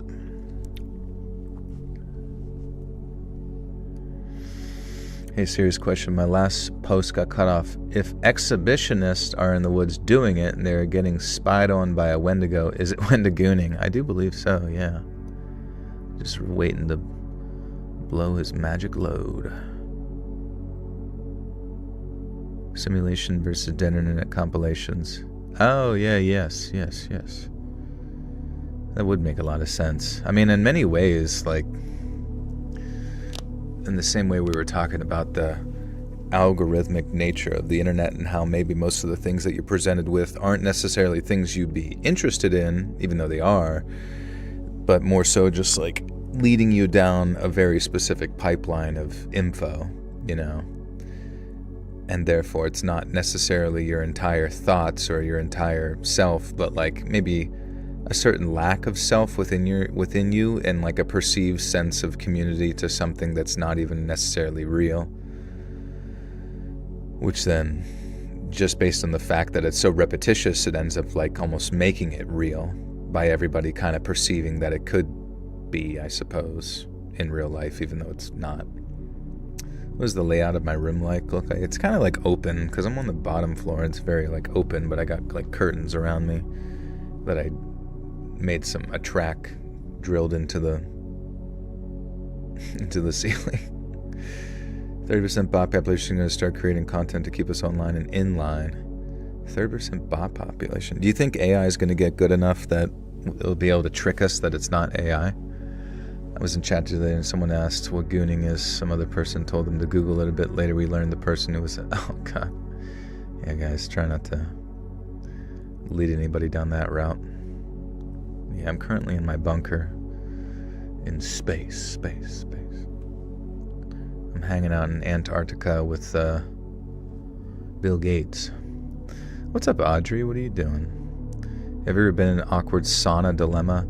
I did get invited to a sauna, but then it got canceled.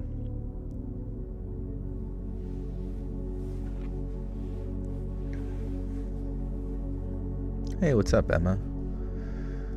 You got someone has a ferret. That's cool. But I feel like I should use the sauna. I heard like sitting in a sauna for however long is some of the best stuff that you could do. I don't know. I wouldn't mind going to like a Russian bathhouse and just chilling in a sauna. Like those real like wide open ones where everywhere is just like a rainforest, like temperatures.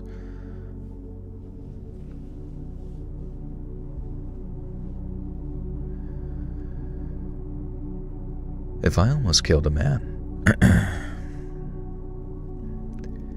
If I almost killed a man, if I almost orphaned his children and widowed his wife, I'd beg his forgiveness. Not just because he could quite easily have me imprisoned, but because I'd have robbed him of his most precious possession, his life. But that is a very Western mindset because there are places in the world where human life is not nearly so highly valuable. And so when I say that the man apologized to me in a way that you might do after bumping someone's trolley in a supermarket, I say it sincerely. To him, his shots didn't hit me because God didn't let them. If I was favored by God, then I must be all right. But why shoot at me in the first place? And when I asked the man, he said that it was for two reasons. The first being that I was quite obviously a foreigner.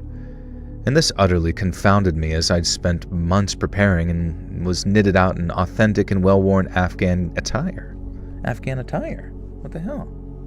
I'm wearing Afghan attire. Why are you shooting me?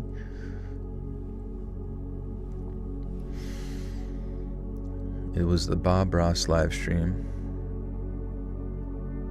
Bob Ross had a live stream.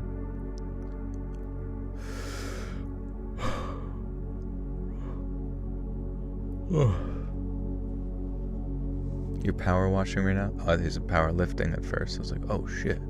What are we lifting? Hey, D. Campbell, take care. Good to see you.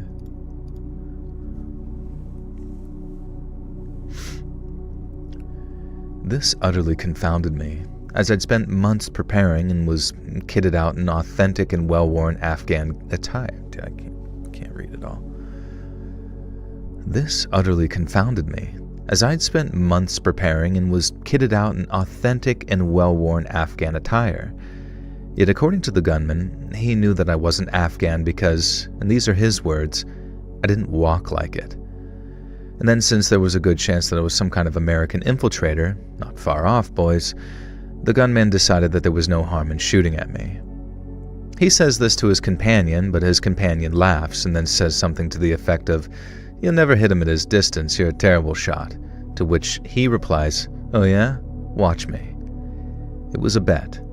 I was nearly shot and potentially killed over little more than a... Oh my god, my voice keeps cracking, bro. It's so fucking annoying. I just, like, when it cracks, like, you don't even know why it's doing it. It just does it, man. Smoking crack. Crazy crack, y'all. Hold on, I gotta find my throat spray. My throat goat spray. Crack, y'all. Crickety crack, y'all.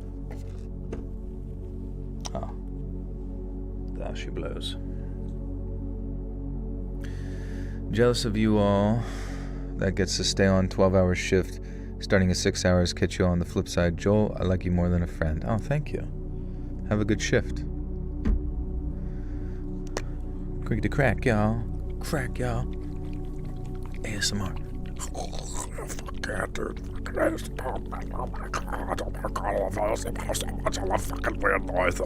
Okay. Chill out, chill out. How do I get this to actually spray? It just shoots like a straight shot. Ugh.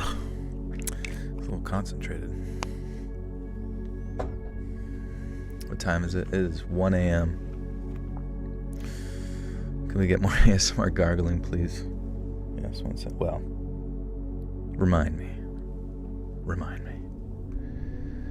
Crack, y'all. Critic crack, y'all.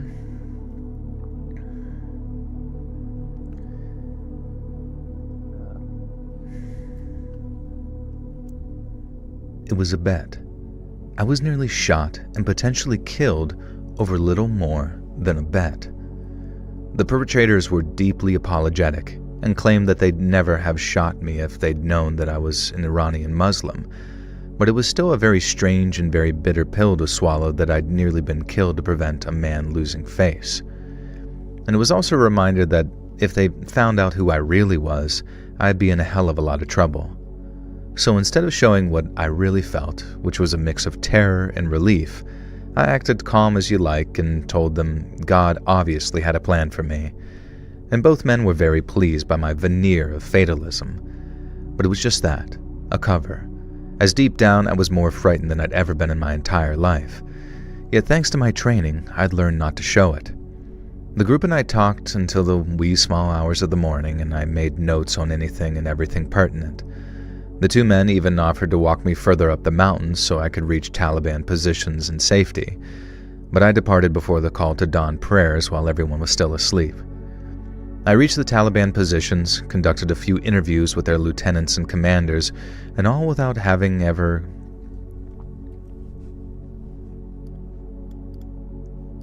What was his cover again? Was he a journalist or what was he?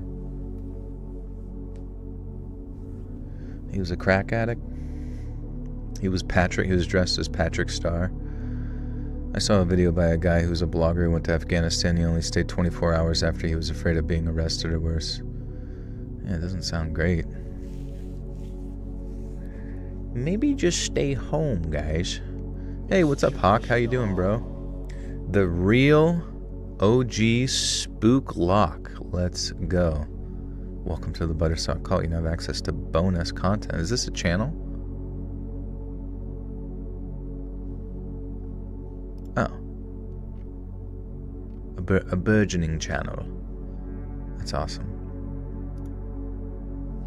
Do I like sour stuff? Yeah, dude. Let's go. Give me everything. Sweet and sour. I don't give a hoot.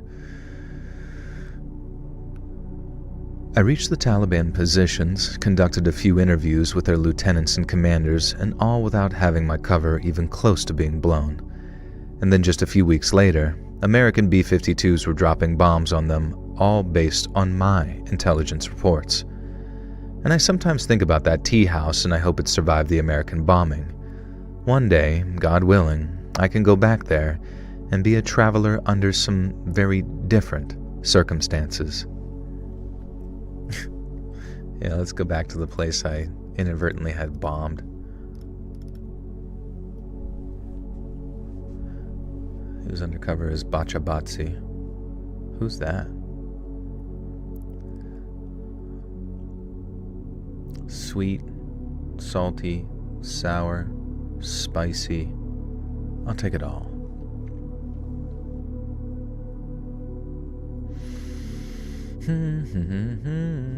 Okay, story numero 3.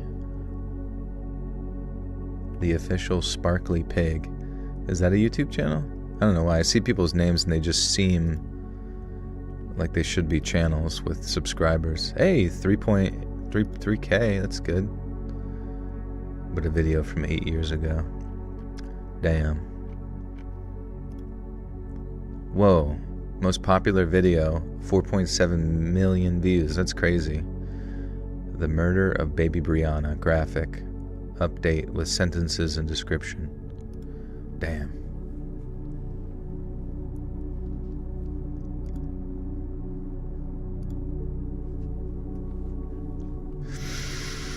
Okay. More than 20 years ago now, way back during the summer of 2002, I received some of the worst news of my entire life. My favorite Aunt Janie. How would you guys pronounce Janie? Would you say Janie? Janie?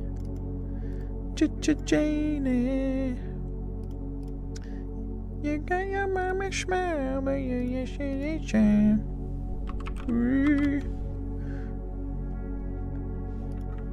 Let's check. Jambles? Janie. Okay. We got it. Ladies and gentlemen, we got it. Flight got canceled because of shutdown. Thanks for keeping me entertained. Yeah, is the shutdown done? I heard that it's over. You know, we're going to check real quick related to flights. Is the government shutdown now over? Question mark. Apparently you have to plug your phone in to make it charge. That is BS. Well, they do have one you can set. It's like you can set it on a platform and it charges. The shutdown began with, oh my God, what it means, what to watch. Good news, yes, the federal government shutdown is now over. Here's a breakdown of what happened. Even though the government is reopened, some effects, delays, operational backlogs, agency catching up may linger. The funding deal is temporary for a large portion of the government through January 30th, 2026, so negotiations will continue. January 2020. Oh, so it's only for like a month, like a couple months. No funding issues that caused or inflamed the shutdown. Health care subsidies said it could lead to future budget crises. Interesting. Stock market on fire tomorrow, is it? Do we go ham?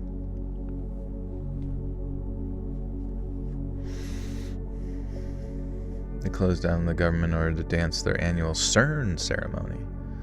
They love CERN, don't they? They love opening portals, mixing timelines. I started to develop videos for my channel in 2006, just kind of personality based, no real direction, but depression kept me from proceeding. Yeah, no worries, you can start up anytime. Future civil war coming. If I'm ever going to start a political channel, I'm just going to name every video Civil War tomorrow? Civil War today? Civil War in 6 minutes, guys. Be there, be square.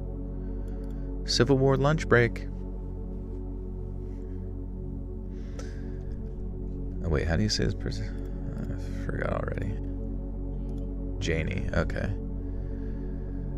My favorite aunt, Janie, who I'd been very close with after Mom died when I was young, had suddenly and tragically passed away. It was devastating, but perhaps even more so because it came at a very inopportune time for me. I guess no death comes as a quote-unquote good time, but Aunt Janie died as I was going through a series of bitter financial struggles.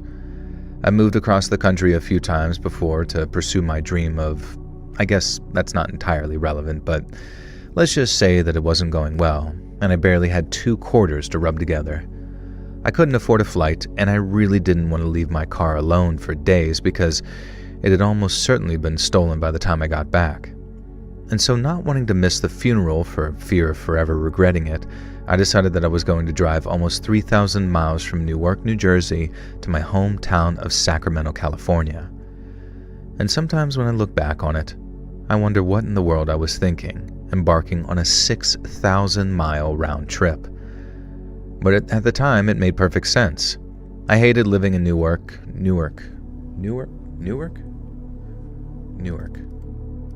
Jesus Christ, mate.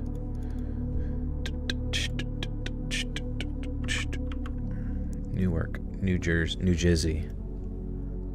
Newark, New Jersey.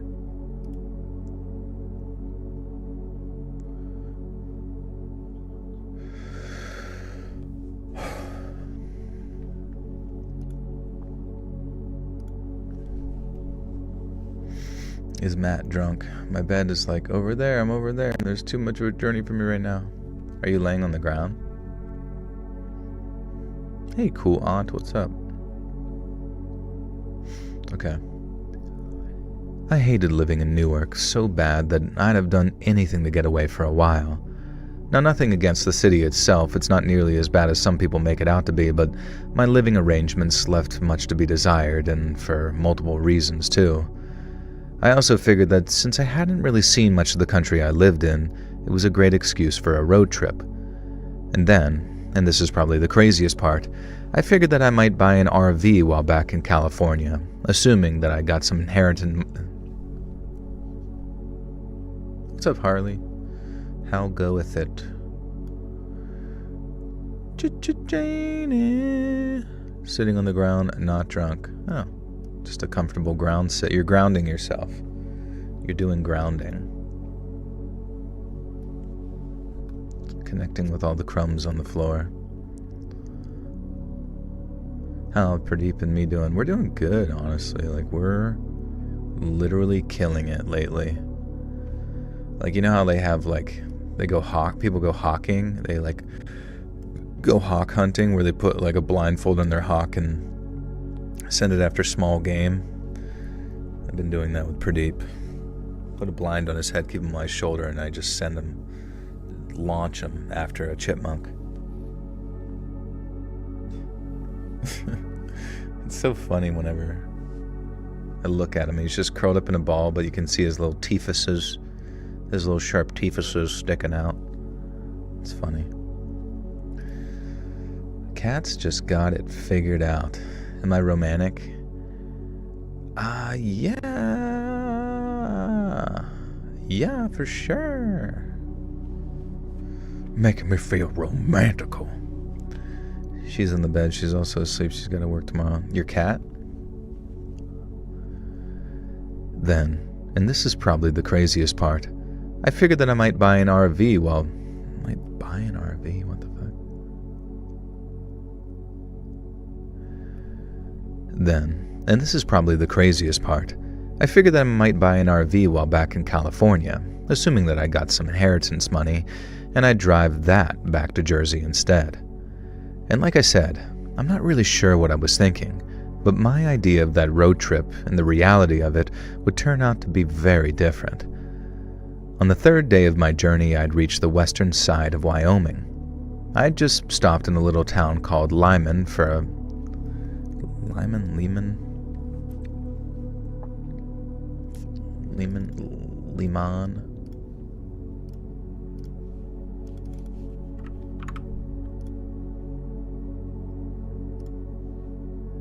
Lyman? Okay.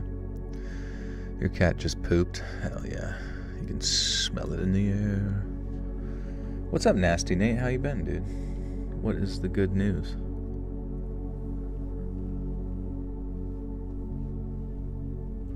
Wouldn't it be crazy to find out that there's like something in your body that needs like stretched or popped that you just never knew about before? And then as soon as you had it stretched or popped, you're like, holy fuck, that's a goddamn game changer. What would that be? Has that happened? The peanuts. A bag of peanuts. What's up, Sonomi? The taint. The taint must be stretched. Like your neck. Yeah, I feel like maybe there's stuff, yeah, in the neck. You're like, I mean, I guess it does happen where they do the neck thing. You're like, holy shit. I feel free. I feel free. Just finished playing The Quarry again. Nice. I dated a guy who kept the litter box in his room. Really killed the mood when the cat had to go. That's awesome. Just like a stinky fucking turd, or you're going to town and they're just over there like scratching around in it. Or like you can hear it like splashing piss. And you're like, oh god.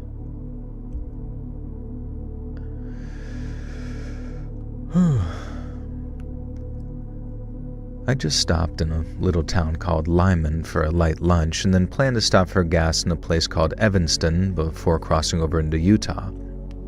But after maybe 45 minutes of being on the highway, I spotted a small town on the horizon, one that I was pretty sure not Evanston.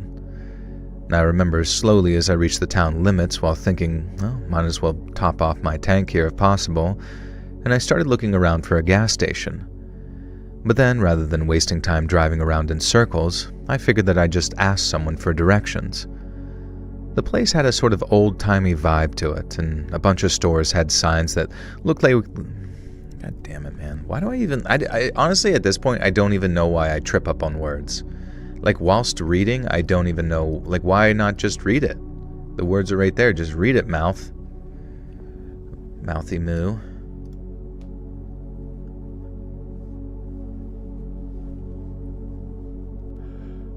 What's up, Lexi?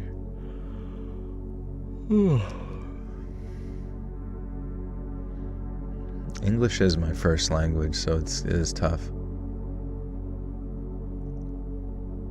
I need a new mouth. A new pretty mouth. The place had an old-timey vibe about it, and a bunch of stores had signs that looked like they were in Swedish or maybe German. And then aside from a couple of rundown houses, it was honestly picturesque. People looked friendly, it had that wholesome small-town feel to it, so I didn't think twice about rolling down my window and asking a passerby for some pointers. Now, the first person I spotted was a middle-aged woman walking along the sidewalk carrying a few shopping bags. Now, I called out to her, and she walked over to my window, and then after a nice welcoming to the town, she told me that the gas station was almost smack bang in the middle of things, not far from town square. I thanked her and told her how pretty her town was, and she said that I was welcome, but then as I was driving off, she did something very out of the ordinary. She pointed her fist at me with her index and pinky finger. Fist at me, index and pinky finger raised, and then said what sounded like thin and gangly. What the fuck? Thin and gangly. This is a weird turn. Yeah, she's making the horns. Thin and gangly. She's like activating thin and gangly. She pointed her fist at me with her index and pinky fingers. Her little fingers. She pointed her fist at me with her index and pinky fingers raised, and then said what sounded like thin and gangly. She said it with a smile, and then turned her back and walked off. So at the time I figured it was little more than just like some harmless idiosyncrasy. And I also figured that I hadn't heard her correctly because there was no way that she said thin and gangly. It had to be something else. But then, what was up with that sort of devil horns rock gesture she made too? And as I drove toward the town square, I figured that I was probably just overthinking things. Maybe she had arthritis and couldn't make a whole fist while pointing. And then, whatever she said, the smile on her face suggested it probably wasn't mean or rude or whatever. And so with that in mind, I continued on towards the town square and the gas station. When I arrived, the gas station's pumps looked like they were from the 60s, and a smiling attendant had to walk out from the station to give me advice on how to use them. He was friendly about it, but he clearly took a great deal of amusement in seeing a millennial like me struggling to use something so outdated. And once I was done, I walked inside to pay him. I made a little poop. Made a little shit on the floor. Hey Christy, what's up? What's oop?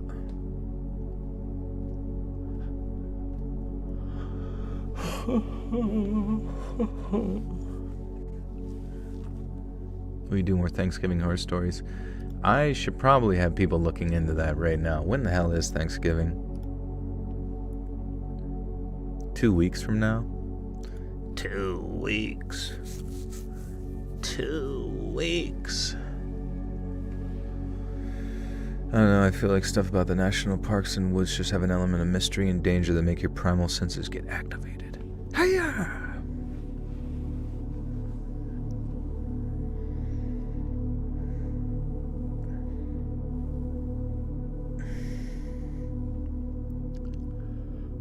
What's up,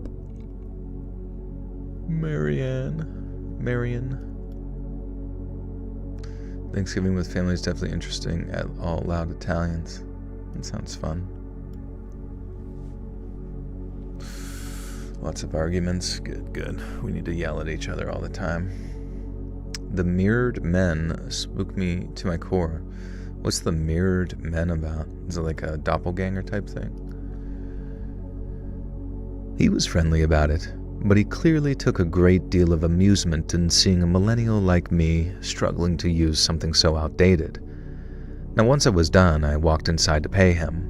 I made a little small talk as I took my change, realizing that I hadn't seen any signage outside of town, so I didn't know what it was called. And the guy kind of chuckled, shook his head, and said, "Damned kids." But he never mentioned the town's name as he went back to reading his paper. I figured he probably wasn't the conversational type, so I just thanked him and turned and began walking back to my car. But as I did, I heard that weird phrase spoken a second time. Now from behind me, I thought I heard the attendant say, "From thin and gangly." And he said it in the same way as you'd tell someone, "See you later." Now, I then said back, "Sorry, what did you say?" But not in a sort of confrontational or demanding way. I was just sure to stay as courteous as I could. But instead of explaining himself, the guy simply said it a second time. Only that time, he said it slowly so I could hear exactly what he was saying. "Von hinnen gangen." He didn't just repeat himself, though. He said it aggressively, almost like it was a warning. And if it was a warning, it was one that I didn't need to... What is that, German or something? Von hinnen gangen. Gangen. Von hinnen gangen. Hinnen gangly.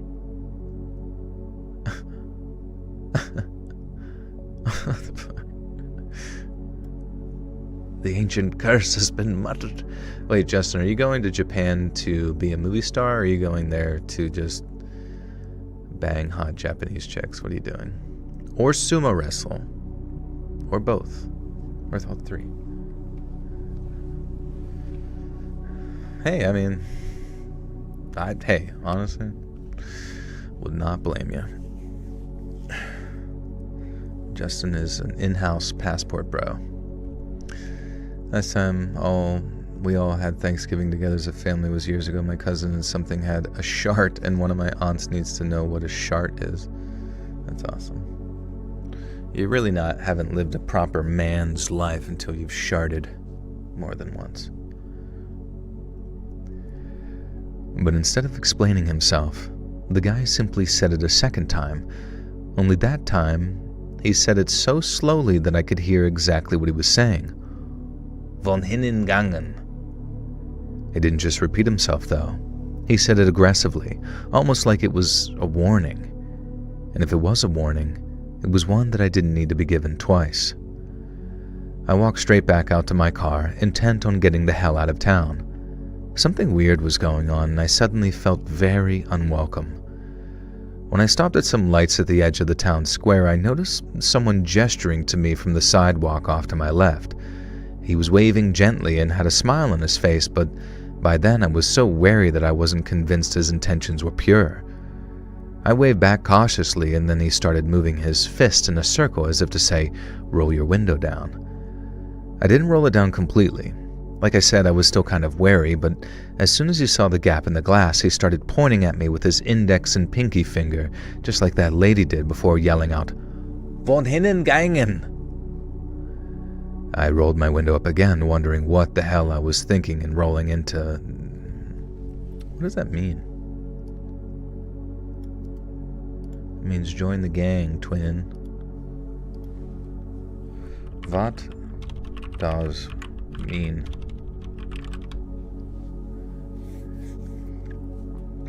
Old German, von Hindengang, which is Middle High German, gone away from here, departed from this place. So the phrase means he has gone from here, departed from this world, sometimes used in Old text as died. If you want, I can break down where it shows his story in the shower. You just keep getting more and more stinky. Medieval German church records and birth, marriage, death registers, the phrase von Hindengangen was used to indicate someone died, someone departed this life. In context, it literally meant he, she went from here. Is it sort of like saying, like, he is risen or something like that kind of thing? You'll find it medieval German chronicles describing a king leaving a city, a knight fleeing the battlefield, someone going into exile. Erstes von Hindengangen, he has gone away from here, fled. Religious mystical writing used metaphorically in Christianity mysticism to describe the soul leaving the body, someone in renouncing earthly life, departing from the worldly concerns. So von Hindengangen being described as someone spiritually withdrawing. I don't really get it. It never meant violence, crime, or anything sexual. It's always mean leaving, departing, dying. Hey Joel, how do you deal with ruminating thoughts? Probably just maybe go on a walk or, you know, do some exercise or something.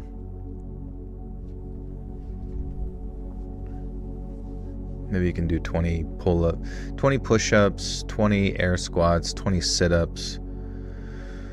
What else we got? 20 pull-ups or chin-ups. I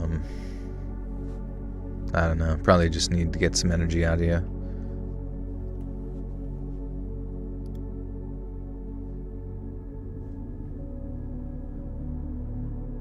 Air squats, question mark? You never done air squats before? It's just like body weight squats.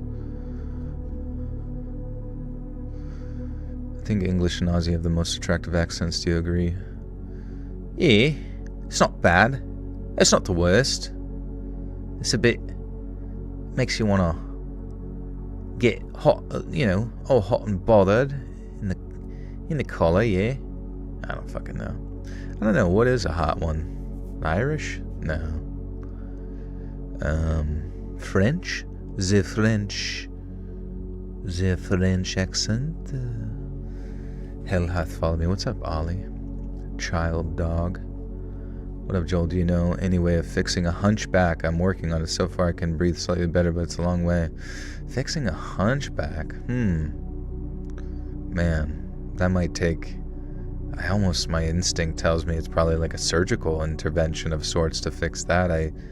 I mean, maybe there's some degree of like myofascial release or something where people can massage the tissues around it to, to relax some of it, to like help your posture. If it's just a posture thing, maybe just need to relax the opposing musculature. But if it's like Hunchback of Notre Dame style, then I feel like it might require surgery or something.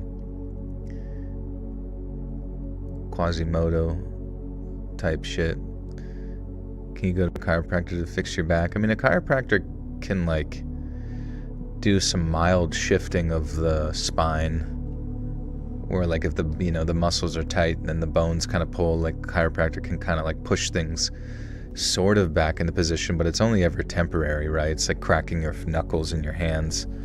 Like probably the best thing to do is like trying to break up the tissues and stretching and going through some sort of yoga bullshit until you're just like a lot more limber and better. Doesn't mean chiropractor doesn't feel good. I just, as far as like long-term strategies, I feel like there might be some other underlying issues. El Squawko. That's funny. You had surgery, Hawk? Yeah, how did everything go? Best advice ever, keep it moving. Best therapy, put on a song and dance. True. Always stay moving. Never stop, never stopping.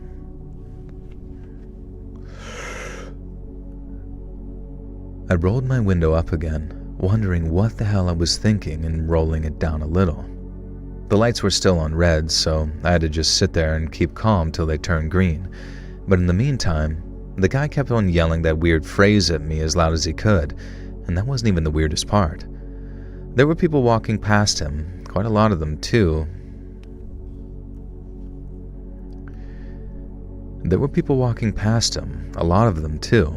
But they were either completely ignoring the guy, like he was sort of invisible or something, or they just sort of looked on and smiled at his outbursts, while some of them were even laughing to themselves as they passed. I was actually kind of dumbstruck for a second, so as the guy yelling started walking towards my window, all I could do was watch him and wonder if he was crazy or if something else was happening, something I couldn't explain so easily. But when he slammed his fist into my window, I was dragged out of that dumbstruck stupor. I began yelling at him to get the hell away from my car, but as I did, the car behind started honking since the lights had turned green. I just drove, and I'd have broken the speed limit if I wasn't certain that I'd end up getting pulled over by some weird cop who'd do who knows what, probably after yelling that weird phrase at me. And I know that's probably what you're thinking at this point. Like, why not call the cops or drive to the town's sheriff's office or police department? Well, to put it straight and simple, I was terrified. The last thing I wanted to do was hang out in a place that was just so bizarrely hostile, so I tried to flee. And so after I saw the light had turned green, I put my foot down, staying within the speed limit of course, and tried making my way to the town's western limits. I was still shaken by the guy attacking my car, but my escape was going well, so I was able to stay calm. But then as I was confident that I was going the right way, 2 teenage boys jumped out in front of my car so suddenly that I had to slam on the brakes. I yelled at them to get the hell out of the street, but then, I'm pretty sure you can just guess what they did next.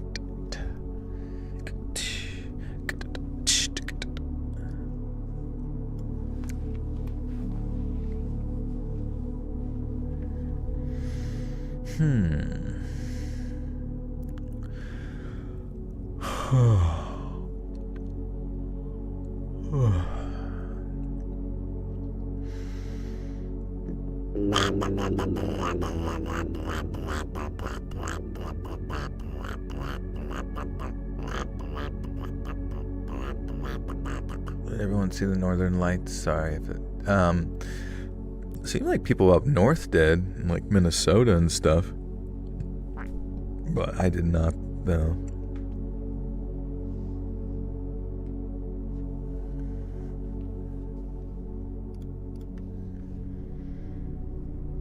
I yelled at them to get the hell out of the street. But then, I'm pretty sure you can just guess what they did. Why is this so fucking hard to say? You can just guess. You can just guess what they did next. I yelled at them to get the hell out of the street. But then, I'm pretty sure you can guess what they did next. Yeah, they pointed their fists at me in that same devil horn style salute, and then they each began yelling von hinnen gangen. Not quite in unison, but very loudly. I remember screaming in frustration as I backed up and tried to drive around them, but then moved aside and...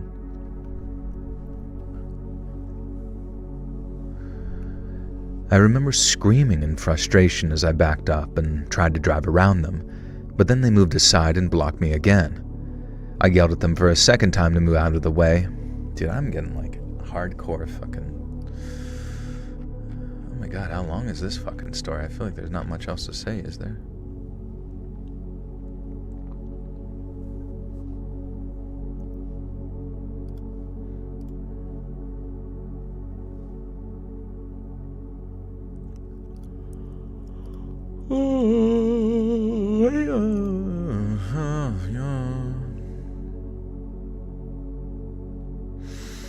You had a lot of belly laughs. That's good. What about some booty laughs? Anybody got any of those?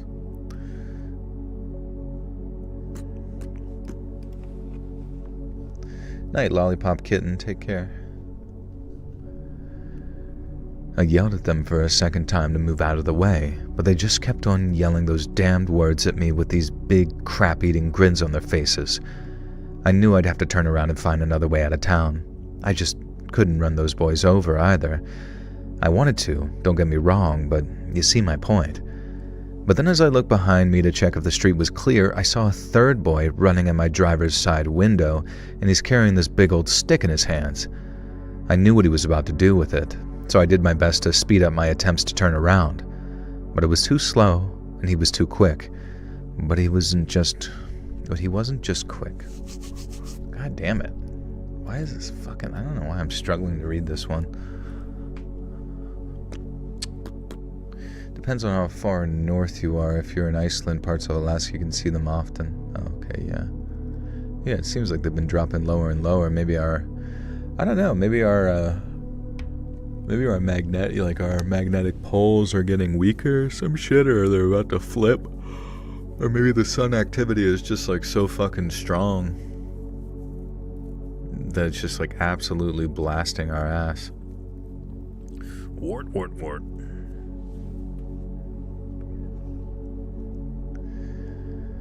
But I was too slow. And he was too quick. But he wasn't just quick. That kid was strong too, because when he sent that stick smashing into my window, it caused the glass to actually crack in a spiderweb pattern. Now I screamed, and the boys laughed, and then honestly I didn't try to run them over, but they were forced to duck out of the way as I put my car into drive and put my foot down again. They didn't just quit it either. They chased my car, running as fast as they could until I reached the town limits, and I kept looking up into my rear view, watching them run right down the middle of the street. A couple of grown-ups were walking around, but they didn't seem to pay any attention at all to those boys as they ran screaming behind my car. I distinctly remember yelling, "What the F is wrong with this town?" as I finally hit the open highway, trying desperately to stop from breaking down completely. And I think I lasted about 5 or 6 miles tops before I pulled over to the side of the road and burst into tears. It took a while before I was calm enough to drive again, but then I got back on the highway and I realized that I wasn't where I thought I was. It took a while to actually orientate myself, but when I did, I managed to get back on the road to Evanston. When I arrived at about an hour later.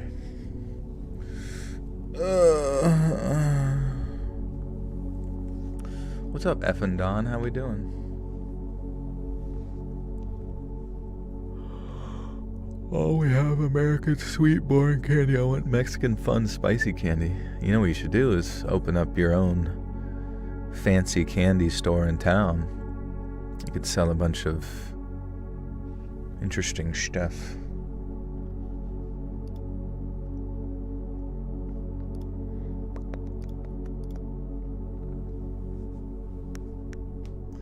I hated Mexican candy as a kid. Really?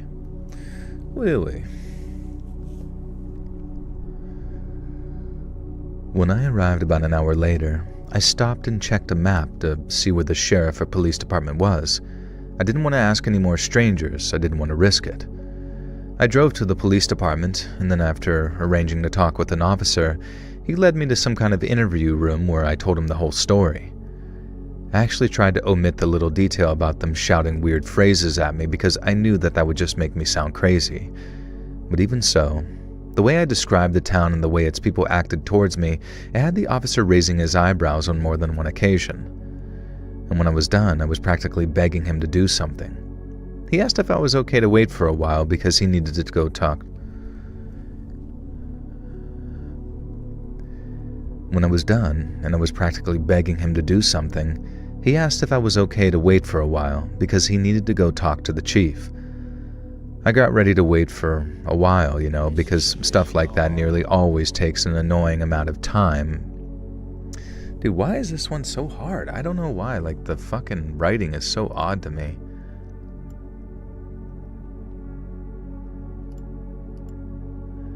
Effin Dawn, welcome back to the Butter Sock Cult. You now have access to bonus content.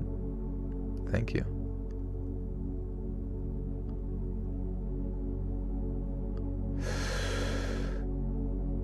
It's all good. Gonna do a cruise stories video. I feel like I've done some in the past, but I feel like it's been forever. Hey, Ada, Sophia, what is good? We're just cruising along here. I got ready to wait for a while, you know, because stuff like that nearly always takes an annoyingly long amount of time, at least in my experience. But then no more than 5 minutes went by before the chief appeared in the department's waiting area and asked if he could speak with me. Now, I could tell just from the way he greeted me that it wasn't going to be good news, but hearing it was surreal to say the least. The chief said I wasn't the first person to fall afoul to what he called Germantown, and I probably wouldn't be the last either, because hating and shunning outsiders was practically a proud old tradition over there. And I told him about the weird phrase they've been yelling, the von hinnen gangen, which turned out to be some sort of archaic German way of saying, get the hell out of here, as well as the attacks. The chief said I was lucky not to get worse because... The chief said I was lucky not to get worse. Lucky to not get worse. Tom Cruise stories. I love Scientology. I love Scientology. I love Scientology. Oh my god, it's so cool. I wonder if it's even fun for him. Wouldn't it be funny if he, like, helped start this cult, or was part of this cult and it was just, like, really boring, like normal church? Creepy ex and bad friends. Yeah, we can look into it. It's fun for rich people. Is it, though? What do they get to do? Should we all, like, bank our money together and try and join? Would you guys sponsor me to join Scientology? Scientology is violent. They do seem a bit scary. You try to get out and they're like, not today, Junior. Mission Impossible fan? I would say I am, but I've never really seen one of them properly all the way through. I heard number 2 was pretty sick because it was directed by John Woo. John Woohoo. You ever read a story either on stream or offline that made you sad or tear up? There's a couple that I've read. Yeah, I guess just like the true crime stuff against like children or whatever always makes me sad. Fun fact, the northern lights are different colors at different altitudes from 60 miles to 600-ish. Green is the lowest. The yellow, red, blue, purple, pink, and magenta last 2 very rarely seen. Oh, that's crazy. Oh, bomb now. What about how they don't allow their members access to any medical attention? Well, yeah, because they have got magic crystals, I assume, something, right? To fix all ailments. That's why you guys are sponsoring me to join. So I can get shredded when I go there. I think they can make you, like, really hot. The chief said that I was lucky not to get worse because he'd known folks to need medical treatment after accidentally driving through there. Germantown wasn't the place's actual name, its occupants called it something else. But the whole being mean to outsiders thing started way back in the 1800s, I guess, after someone brought some plague into the town. They were already super old school religious and had a lot of superstitions, so after that it became tradition to just sort of shoo away outsiders. I asked if it happened before, and worse too, and why hadn't anybody... What's up, Zashalamel? What's poppin'?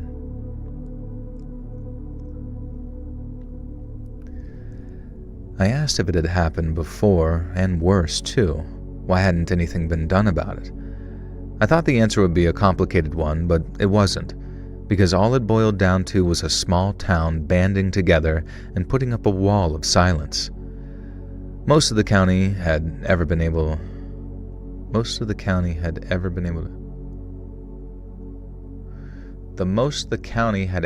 to pin on anyone was just... Okay. Joel, have you tried the McWhopper? It's where you put the Big Mac and the Whopper together. I haven't, but I feel like I'm probably going to do that here soon. It's the best of both worlds. It's like dumping Coke, Coca-Cola into a Pepsi glass. I don't give a damn.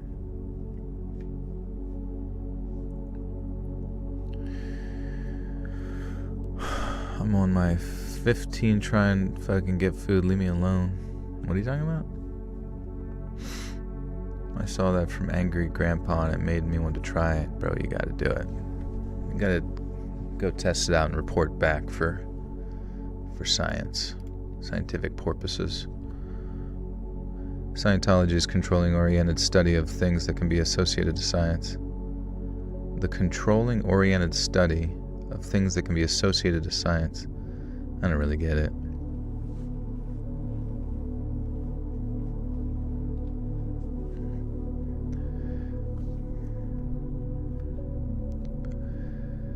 The most the county had ever been able to pin on anyone was a disorderly conduct charge, because local law enforcement essentially refused to do anything about crimes perpetrated on outsiders. I could try to gather evidence for litigation, but without witnesses, there wasn't a case. And so according to the police chief there, the best thing that I could do for myself was to get in my car, keep on driving to wherever I was going, and just try to forget it ever happened. Now anything else would only bring on more trouble. And I couldn't believe what I was hearing. I mean, call me naive, but I thought that that was a common law in this country that meant people... call me naive, but I thought that there was a common law in this country that meant that people couldn't just get away with stuff like that. But obviously I was wrong. The police chief said everyone in Evanston always avoided Germantown like the plague, or if they did drive through it, they made damn sure not to do so with low gas. Maybe my brain's just like shrinking. I'm watching too many Instagram reels and now I have a fucking monkey's brain.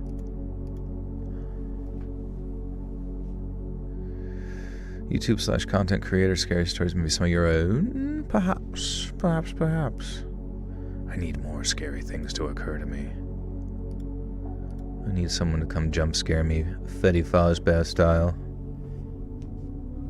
Instagram brain. Hey guys.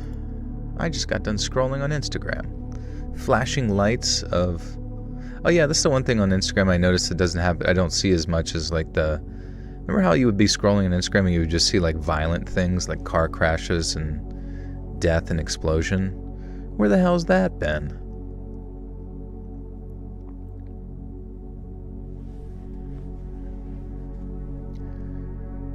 The chief said everyone in Evanston always avoided Germantown like the plague, or if they did drive through it, they made damned sure not to do so with a low gas gauge, and they never, ever stopped. Now, I made it to my aunt's funeral, but I never did buy the Gyat RV. Now, I made it to my aunt's funeral, but I never did buy that RV. I ended up flying back to Newark, grabbing my things, and then flying back to Sacramento to live with my dad. There's a whole other story to that, but let's just say that what I experienced in Germantown had me reassessing what was important in life.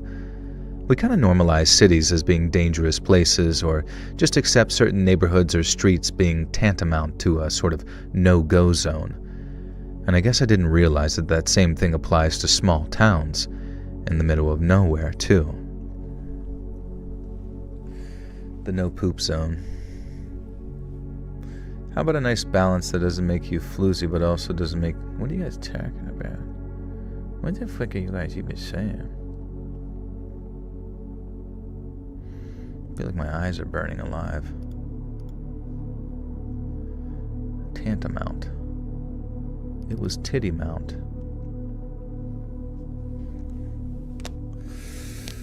Oh, fudge.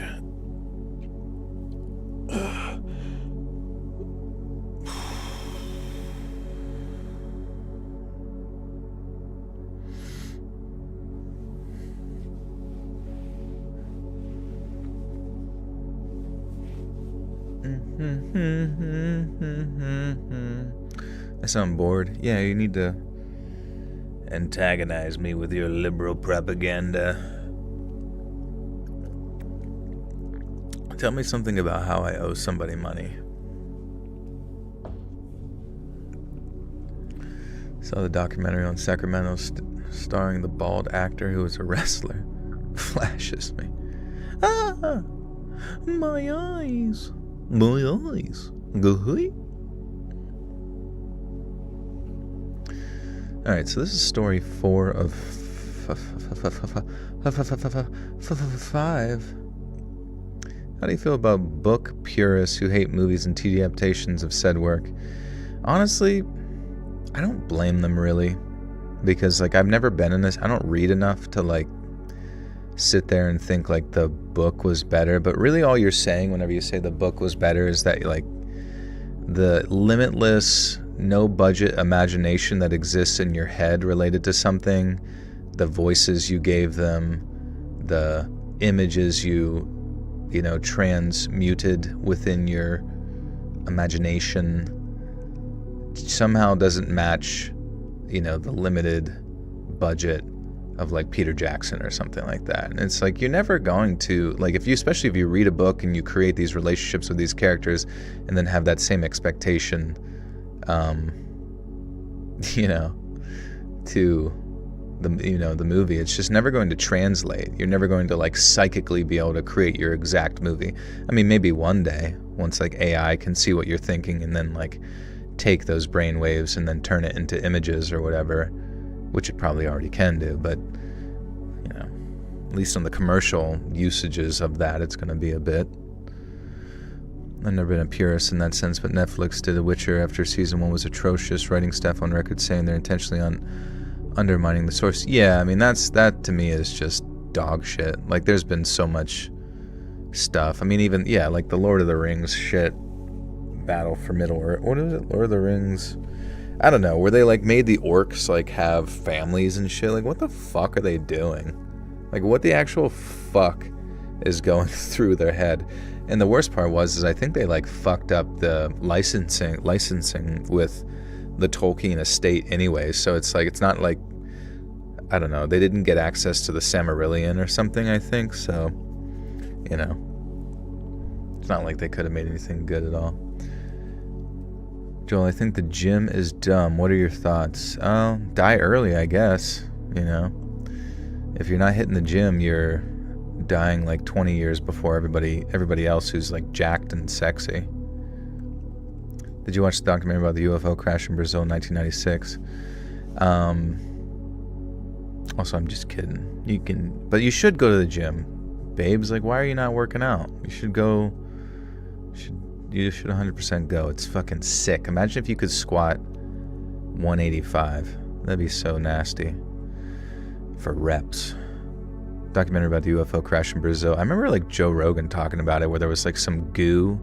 Somebody touched some goo on the alien. It was like a black goo. And then they got a really bad infection from it and died. Freaking aliens, man. Am I right? When you go to the gym, you get panic attacks.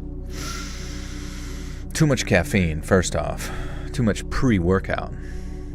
Or who knows, maybe you're just, it's not a panic attack, you're just excited. Every time you have that panic attack, what you should do is go get into the hack squat machine and just start absolutely pounding 3 plates.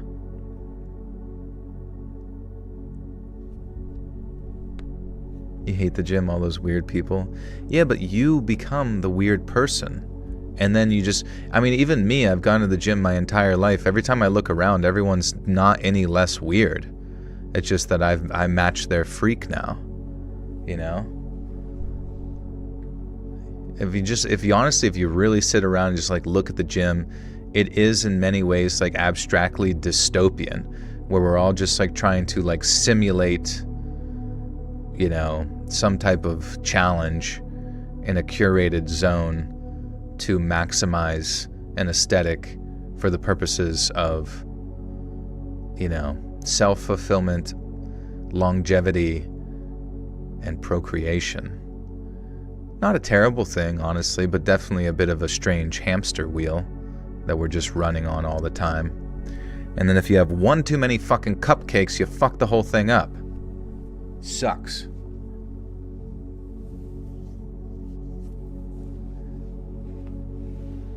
Planet Fitness is a real gym despite what people say, and once you get good there, you can move to a better gym. Yeah, I did see a Planet Fitness meme earlier where it was like what Planet Fitness people think when they go to a real gym, and it was like him walking into a real gym and people were like, huh? Who is that? And like people just like grunting like, hey, who the fuck is that? Who just fucking walked in? Do you know him? I don't know him. I don't know. Fuck you, buddy. Get the fuck out of here. Which is true. That's what I usually yell at people when I see them. And then I pull my lunk alarm out.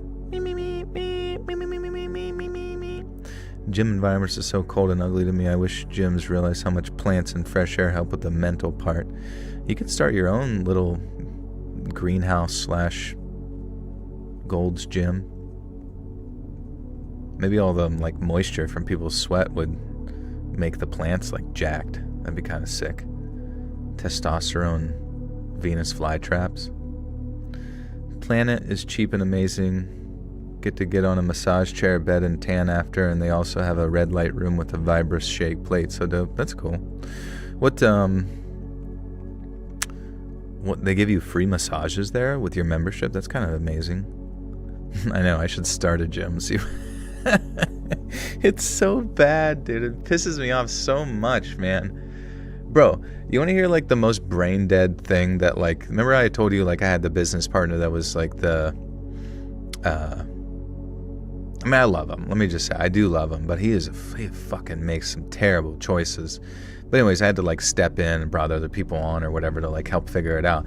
And then we finally get like caught up with like finances where I don't have to like influx anything to bail shit out. And we're like good to go. We're making blah, blah, blah. And then randomly he just like arbitrarily like $2,750 come out of the, the gym's business account. I'm like, what?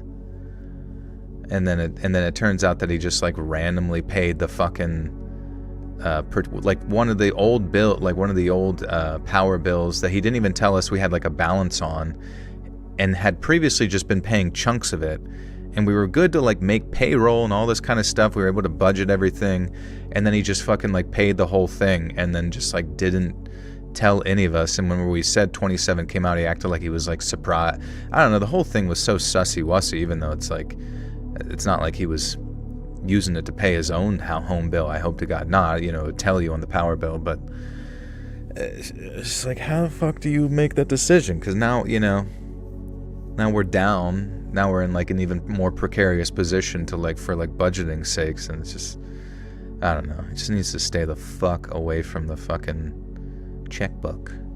The chickadee checkbook. You have a serious idea to add to your gym. Is it a giant Venusaur statue? Where do I find these people? It's just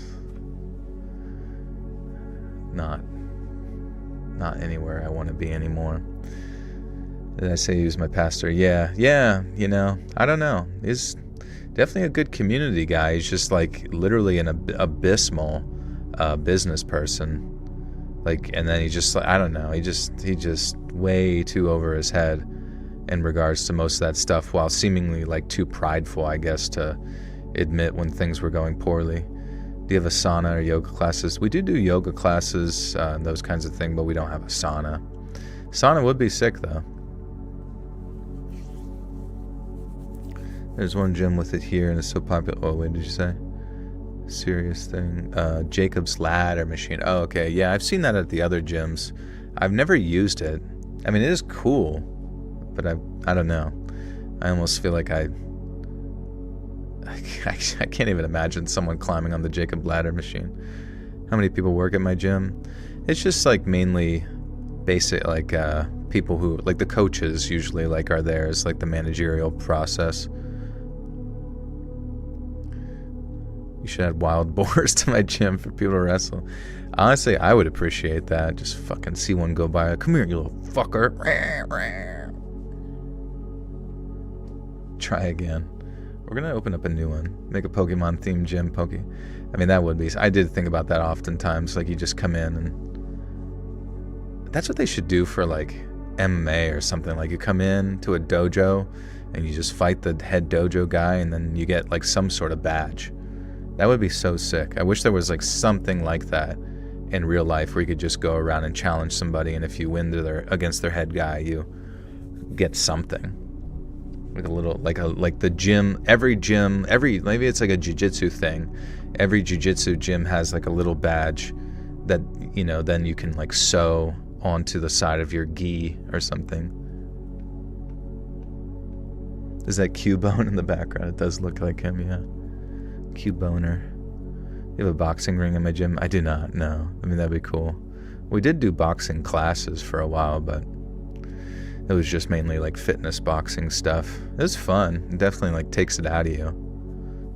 It's just annoying because your like knuckles start to rip. You gotta like wrap your hands and shit.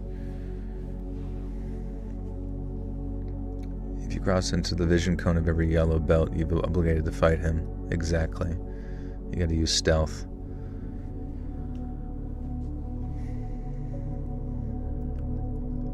On the rare occasion that someone asks me what I do for a living, my reply always prompts the same response every single time. I say, I don't even know what that is. A limnologist. What the hell? What the hell is that? Limnologist, which is and translates to click, clickety-clack, they hear me coming. A limnologist is a scientist who studies the biological, physical, and chemical characteristics of inland waters like lakes, rivers, and wetlands. Fascinating. Jiu-jitsu is fun. It is fun. I mean, when I did it for a little while, I just hated like rolling with like sweaty men and like having them try to fucking crank my hog till it breaks. It's too much. Need better warm-ups. Didn't you wrestle your cousin or something? I did, yeah. Well, it was my buddy's cousin. He was very drunk. And it was hilarious because then my buddy was telling me about it. He was like, dude, he was talking about that like for a while afterwards. He's like, dude, I should have took off my fucking socks. If I would have took off my socks, I would have fucking dominated, but I couldn't get fucking grip. I couldn't get fucking grip. This is so fucking Too bad. You've been defeated. Remove yourself from my gym. Did you have a childhood if you and your sibling cousins didn't wrestle? Dude, every fucking holiday. I had this one cousin. He's the exact same age as me. He's like 1 month difference. It was just every time we would wrestle, and it would always result in him crying. And it was awesome. I mean, maybe he made me, I don't know, did he make me? I don't know. I just like had such a fucking memory of like my other like cousins like egging us on, and then I would go for it, and then he would cry, and that was it. Like, fuck. Wrestle in the jumper? What's a jumper? The bounce house. Mick Mouse runs tight ship.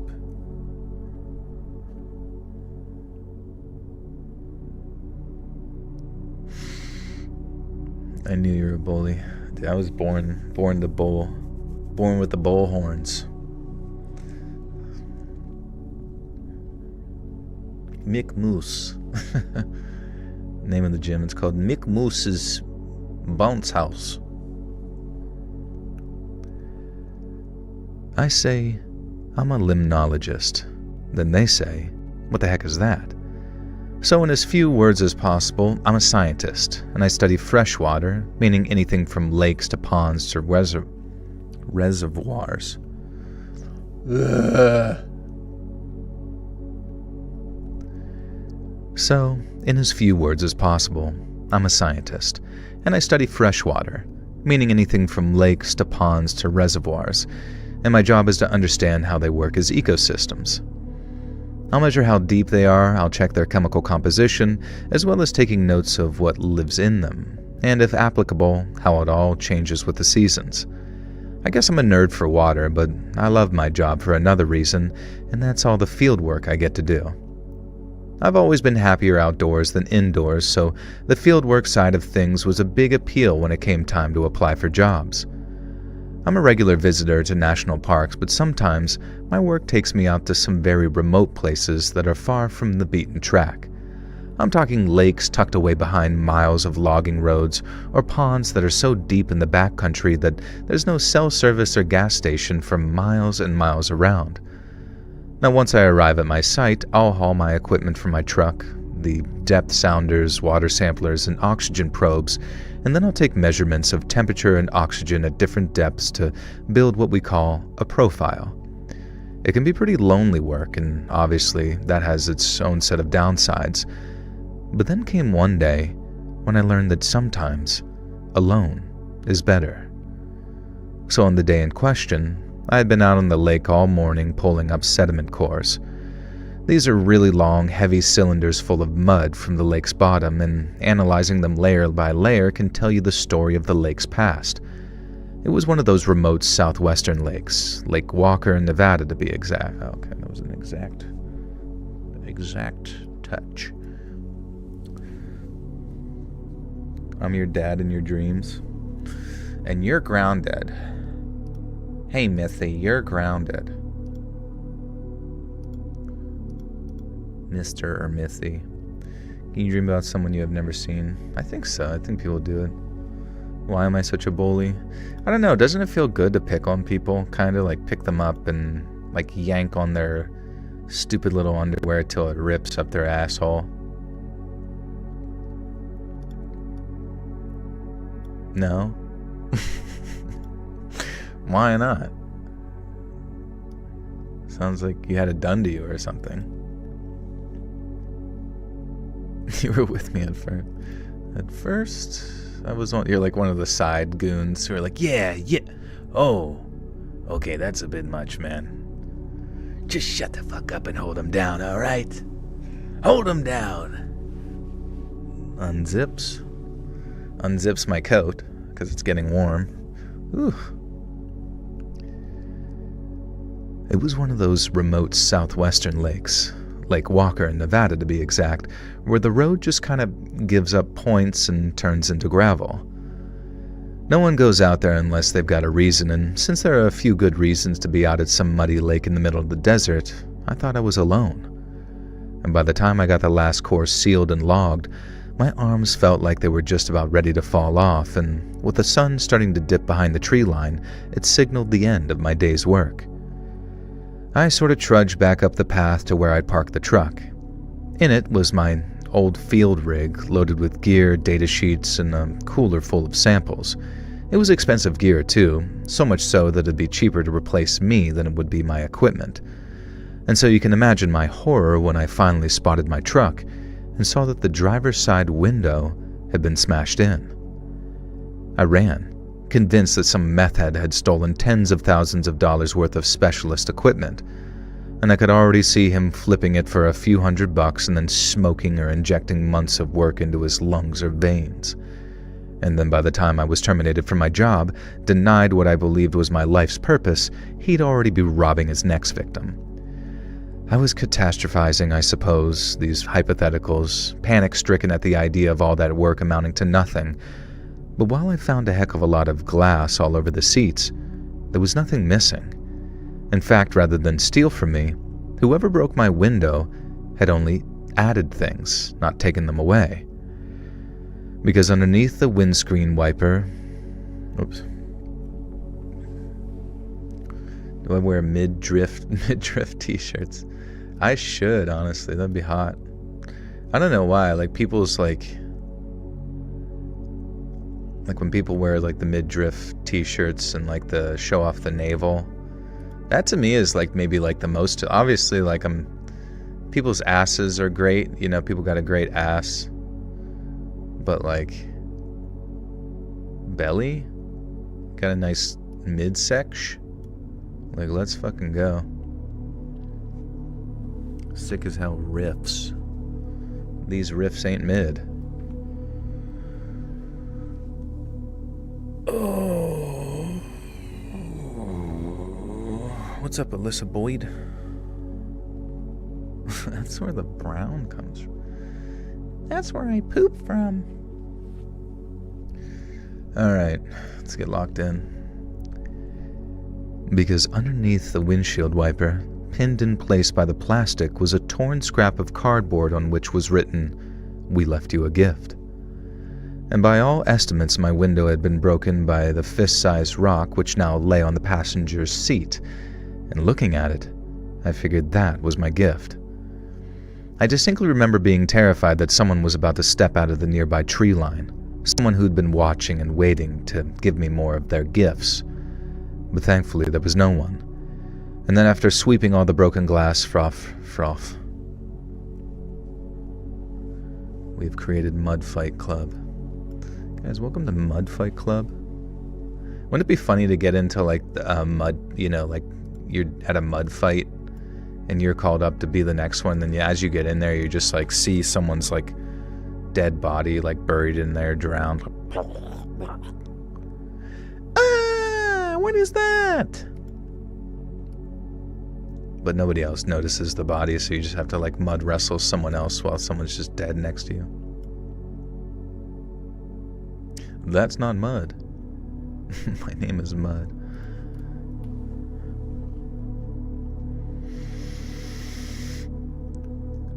But thankfully, there was no one. And then after sweeping all the broken glass from off my seat, I started on the long drive back down the dirt road that'd make me.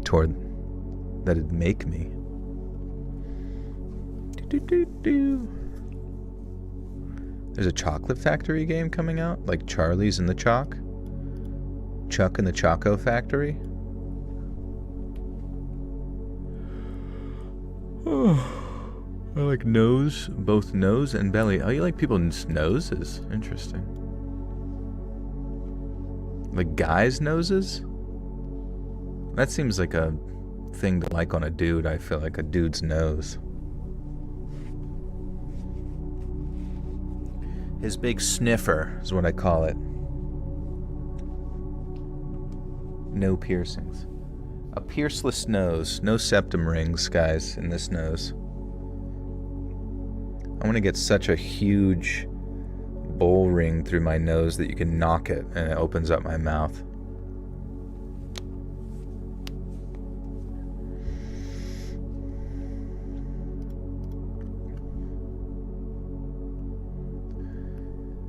But thankfully there was no one. And then after sweeping all the broken glass from off my seat, I started on the long drive back to the dirt road that'd take me toward the highway. And by the time I was moving again, I'd calmed down a little, but by then I was also just sort of mad. I mean, who the hell sees a stranger's truck parked in the middle of nowhere and their first thought is, I'm gonna smash it? I figured it was probably just some dumb teenagers, bodies of men, the minds of children, and with mile-wide cruel streaks to... Can I do a Mr. Burns? Homer Simpson. Homer Simpson. No. Smithers. Smithers. Yes. I need lots of money. Smithers, don't you understand? Do I have feminine hands? Yeah, they're very... I have long, luscious nails. They're very shiny. Painted. Fairy godparents. Do Flanders. Howdy ho. Hey Homer. How's it going? Who diddly diddly? Smithers. Fucking Smithers. I can't remember anything that he said. I feel like his name is Smithers. Mr. Burns, didn't he have like an assistant? What was his Smister? Do Krusty? Whoa! Hey everybody! What the fuck does... I don't even... What's he sound like? Oh, I can't believe it. Isn't it like a really deep like... Oh. Krusty can't smoke anymore. I don't know. It's always something like this, kid. Oh! I forget. Groundskeeper Willie. Alright, I gotta look up these voices to see if we can hit it, because I like vaguely recall them. Groundskeeper Willie, Scotland. I woke up your dog. Sorry about that. Good evening. Our old friend defines laughter as the act or sound.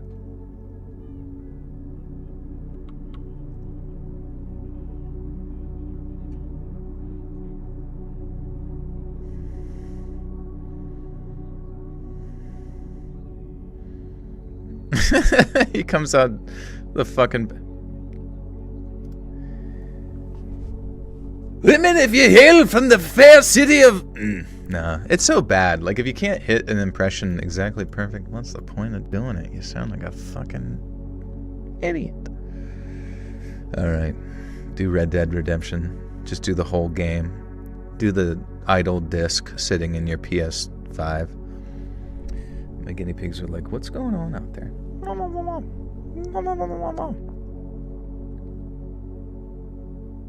Stick to your little stories. Okay, Last Samurai, you listen here. By the time I was moving again, I'd calmed down a little, but by then I was also just mad. I mean, who the hell sees a stranger's truck parked in the middle of nowhere and their first thought is, I'm gonna smash it? I figured it was probably just some dumb teenagers, bodies of men, the minds of children, with mile-wide cruel streaks to boot. And then as I considered the probability of the cops being able to catch them, I felt something moving against my leg. I thought maybe a fly might have gotten to the truck, so I sort of just jerked my leg a little to get it off of me. But the feeling didn't stop, and I realized that whatever it was way bigger than any fly. I then remember taking my eyes off the road and looking down at my leg, and that's when I saw what was crawling up it, and my heart nearly stopped in my chest. It was a bark scorpion, one of the most venomous in all of North America. That was my gift, not the rock, and despite all my education... Oh, my education!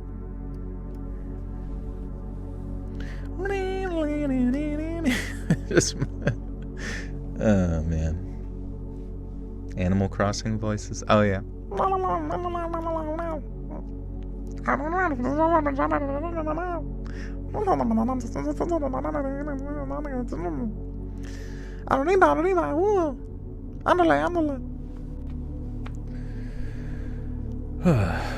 He got bullied into doing his job. You love Venom?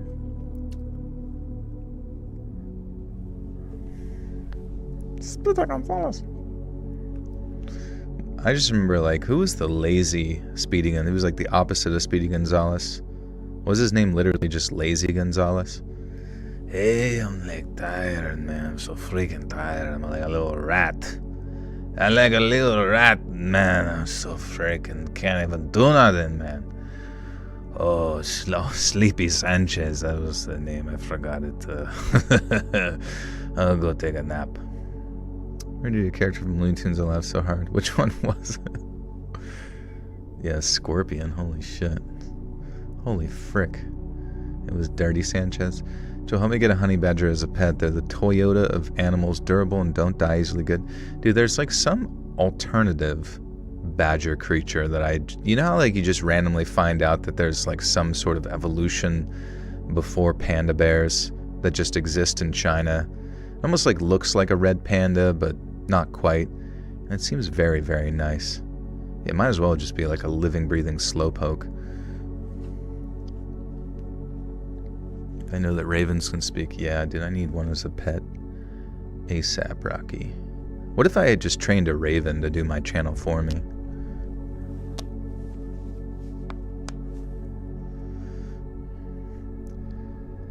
It was a bark scorpion, one of the most venomous in all of North America. That was my gift, not the rock. And despite my education and IQ, I hadn't realized until it was way too late.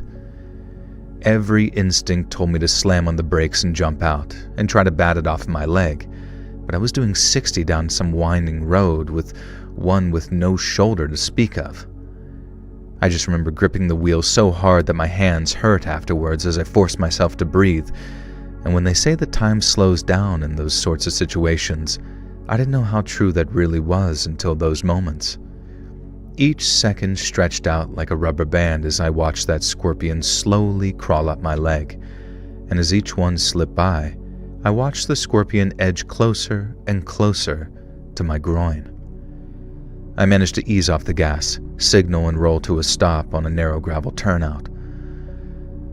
My heart felt like it was going to explode in my chest as I shifted into park, and then I unbuckled my seatbelt, opened my doors smoothly and slowly as I could. I stepped out one leg at a time, and then after raising the fabric from off the skin of my thigh, so as if it sort of stung it would penetrate my skin, I began to shake my pants till the scorpion fell and hit the ground.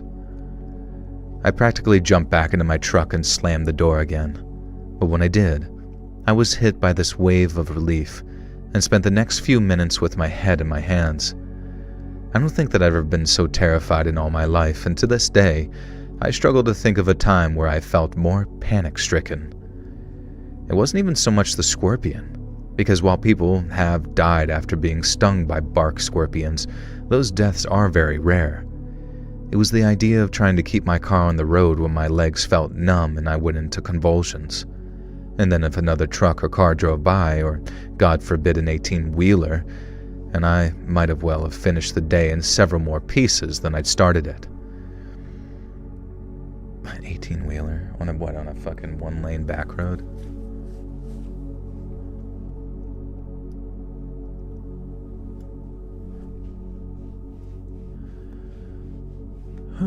Yeah.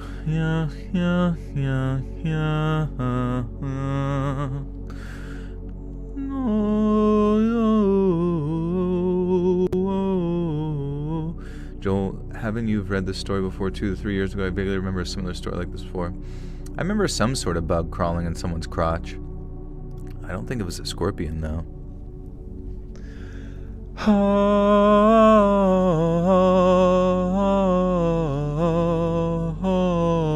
Glorious.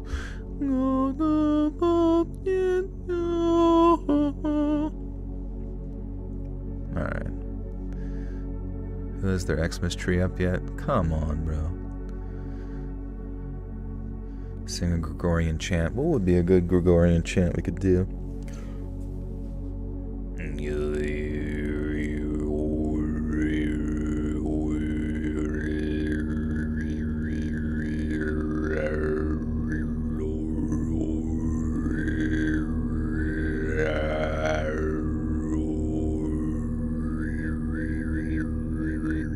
Oh, the Halo theme song.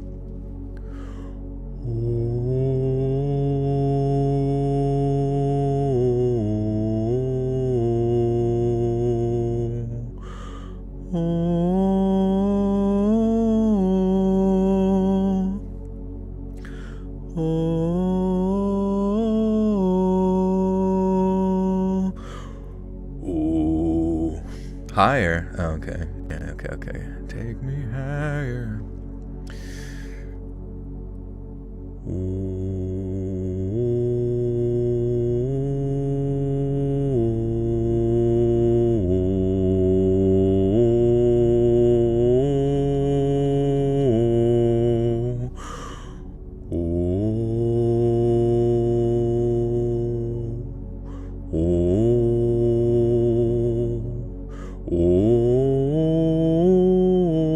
Terrible.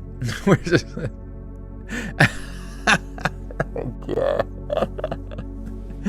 it's just that bad. I promise you guys, one day I will learn how to sing. I promise. It's good, trust me. Shut up. Just singing so bad it drives someone into insanity. I guess that's the whole point. Damn.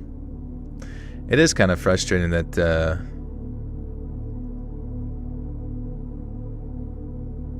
I don't know, like you can have like a nice like little narration voice, but it just does not translate to singing. Maybe it's you gotta have like an instinct for it or something.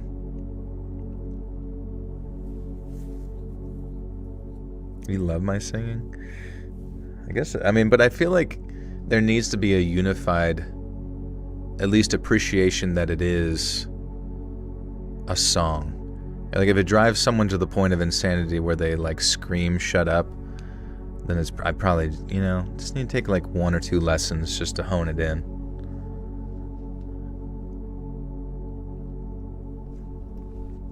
We got it, though. Don't you worry.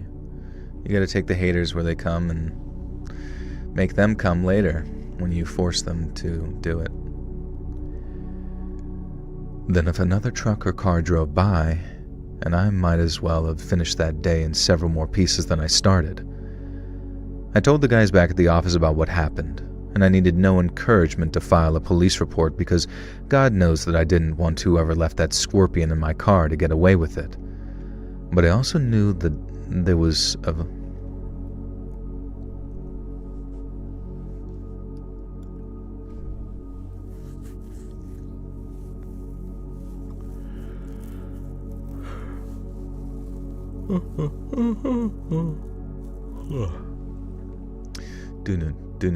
Yeah, Enya. I was listening to Enya yesterday as I was doing folding my laundry.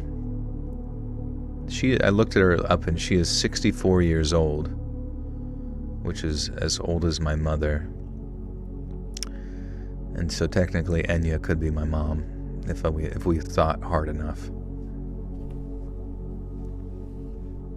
She is God, isn't she? Maybe Enya could teach me how to sing.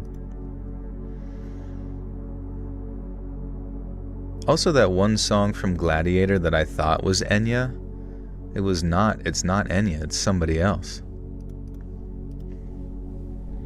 What's that one song from Gladiator? It's not Enya. Enya owns a castle? I hope so. Honestly, if anybody owns a castle, it better be her. Lisa Gerrard, that's right. You're almost thinking of the Now We Are Free from the Gladiator soundtrack. It's not Enya. People confuse it because of the ethereal vocals. The vocals are by Lisa Gerrard and the music is by Hans Zimmer. She sings in her own invented phonetic language, which gives it that mystical haunting vibe. That's kind of sick. It's not the one you mean. Is Enya in Gladiator? Is Enya in Gladiator? Hans Zimmer is pretty sick. No, Enya is not in Gladiator. Damn. Oh, Lisa Gerrard performed several on Hans Zimmer. Now We Are Free, Elysium, Honor Him. That's awesome. Let's fucking go Lisa Gerrard. Is she a baddie? Outlast, thank you. Good to see you. The OG Gladiator, the recent remake. No, the OG. We don't talk about the fucking sequel. It's like actually... It's literally like taking a religious text and just pissing on it and saying that it's the sequel. We made a new one, guys. It's covered in piss, but here it is. Do I like Paul Mescal? Do I know him? Paul Mescal. No, I don't, honestly. I mean, I'm sure he's a nice boy, but like, in the more recent Gladiator, I thought he was fucking trash. Like, I actually thought his character was like the worst written character, the worst acted character. Like, his entire whole... like, it's not to say he's a bad actor because he's fine. But, like, the whole concept of his character made no fucking sense. Like, it was just... his whole expression throughout the entire thing, and this really comes down to the writing mainly, but he was just fucking angry. He was just angry the whole time, and I get it, he's been abandoned by his family, whatever, and he's like a warrior, blah, blah, blah, blah, blah. But like, that was his whole thing, was he just gets filled with rage and gets mad, and it just, like, I felt like I was staring at fucking Jake Paul the whole time. And that's not to say that he himself isn't, I'm sure he's very talented, but like, whoever wrote Gladiator 2, which I think was the original director anyways, but it's like, it was terrible. It was a terrible movie. Absolutely, just like, it's basically like the Bible 2 with poop on it. Like, I don't know.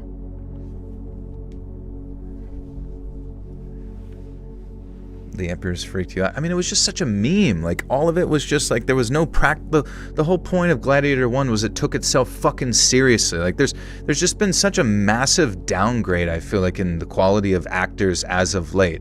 Even when I'm watching The Long Walk today, I'm just like, what the fuck is up with actors nowadays? They just feel like they're all like theater kids. Like, all of their acting skills are just learned from theater, and everything's exuberant and masmosis, and they always got kind of a look about them like they're ready to break into song at any moment, you know what I mean? It's just like, it's just so, there's no nuance, bro. There's no fucking nuance to it at all.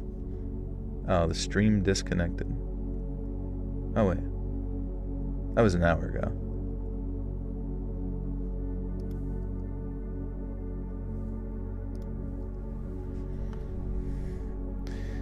Kazeshi with the 5 says, you're the go to YouTube, bro. Please never stop and you just sleep. Thank you, man. You're welcome, friend. Thank you. Do you think Timothy or Jacob Elordi is better actor?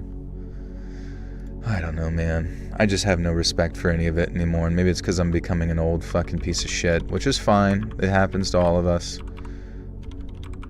But I don't know. Everything just feels... Oh. Who are these people? Chalamet? Is this Timothy or Jacob Elordi? Is Timothy Chalamet Elordi? I don't even know who I'm looking at.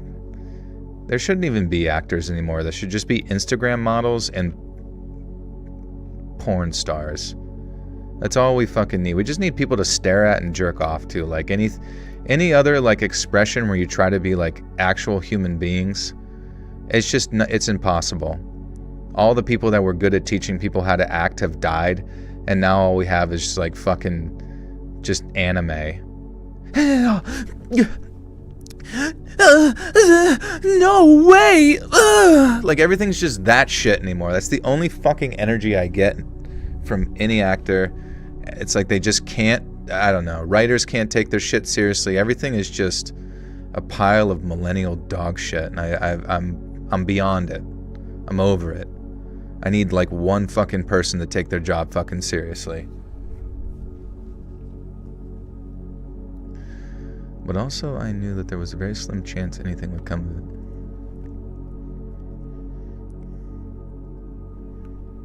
it. I told the guys back at the office about what happened. I needed no encouragement to file a police report because God knows I didn't want whoever left that scorpion in my car to get away with it. But I also knew that there was only a very slim chance anything would come of it, so I wasn't surprised when... Surprised.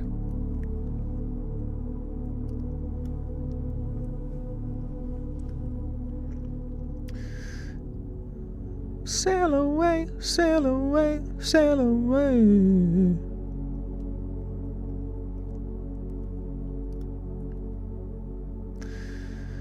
Pretty soon AI will just make movies from old actors' voices, whatever. I mean, I don't really even think, like, I think we're about to see the fucking AI bubble collapse, and I think AI is peaked. There will be no artificial general intelligence. There will be none of that. It's just a bunch of fanciful fucking retards like Peter Thiel who think they are the Antichrist. They perceive themselves to be some type of god when it's just an impossibility to ever achieve. And like, sure, there's going to be a strong degree of like surveillance everywhere, but at the end of the day, whatever they really truly hope to replace large swaths of humans, you're going to miss us. You're going to miss us fucking slaves when all you have is fucking robots to bully around. Fuck your clanker bullshit. I'm done with it, man. What do you think of The Long Walk? I mean, I only made it 40 minutes into it, and then I had to start streaming. I like the idea, and I'm sure the story itself, when it was written, was a beautiful piece of literature from Stephen King. Awesome. But there's just something about the way this one was presented. It just didn't for me. You know what I mean? Like, there was, like, the whole time, everybody's just like, huh, so what are you doing here, bucko? Nice to meet you. I guess we can be pals. You know, I just like that. I fucking hate that energy. But granted, I guess that's just how Stephen King maybe, like, writes things sometimes. I don't know. And can someone explain to me why when they're walking, like the mother in the beginning was freaking the fuck out. Oh wait, we're disconnected?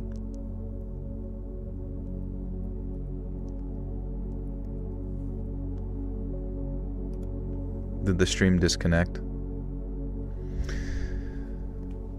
I don't know. People no, everything's fine. Oh, someone, like one person types that things are, yeah, okay. Anyways, I lost my train of thought, and I don't even know what I was talking about. It was great. It was the greatest movie ever. No, but it's like the mother was like freaking out because she's like, oh my God, my son could die. But he's just like, Mom, it's not a big deal. I'm just going off to the army where I'll be dead in most likely 30 hours. Like, I just didn't understand. I don't know. I just couldn't wrap my head around if, like, presumably, like, first off, the premise was really funny. Like, since the war, the economy's been really bad. And because of that, if you guys survive our weird little sadistic game we just kind of made up, what the fuck? Why are some people's breaking up but others are not? This is so annoying. I guess I can't do anything about it. I just keep fucking going. Okay, I bitch about actors one fucking time.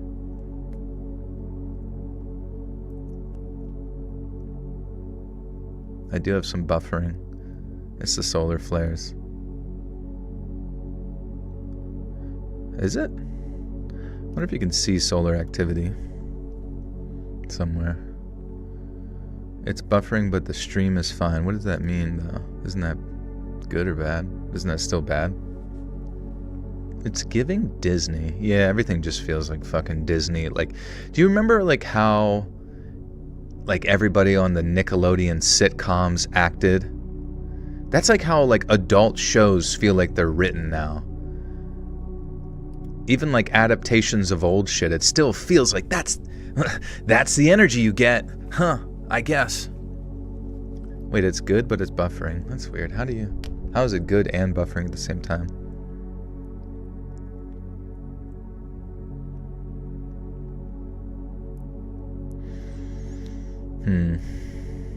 I made fun of anime and it upset a solar storm.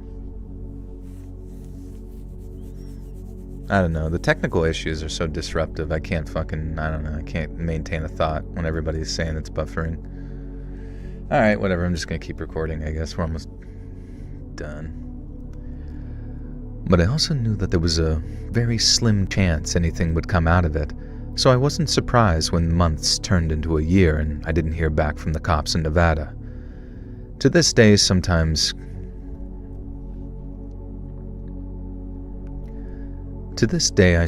catch myself wondering who the hell would do something like that and why. But I think deep down, I know.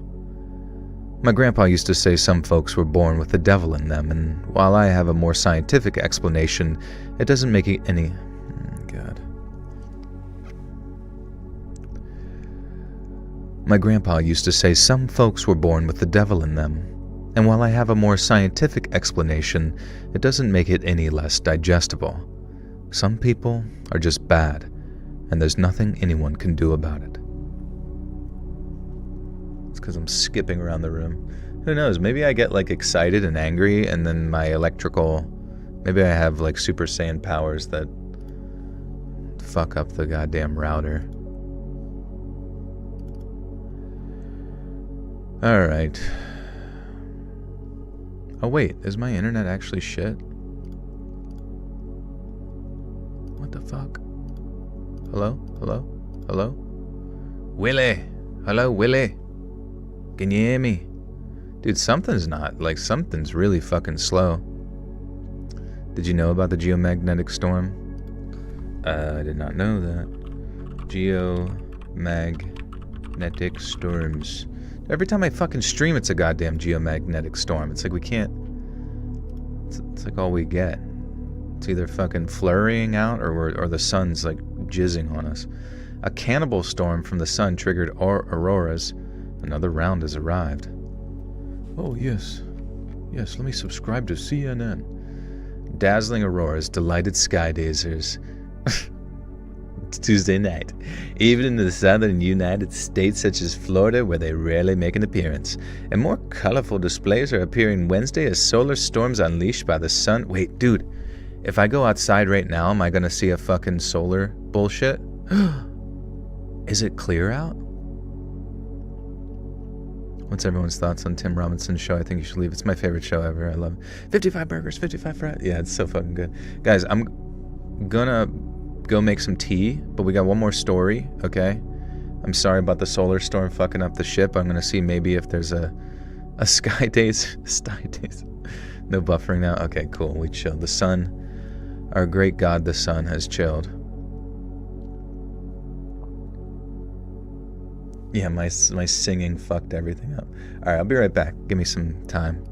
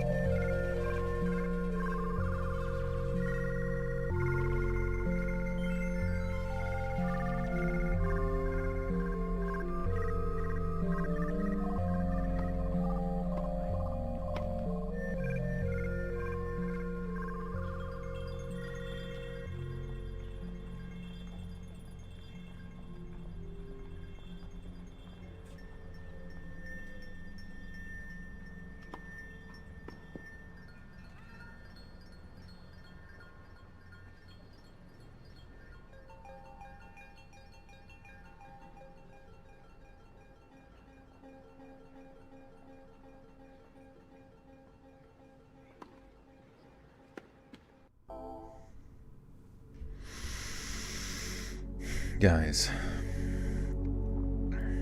what if there is no solar storm?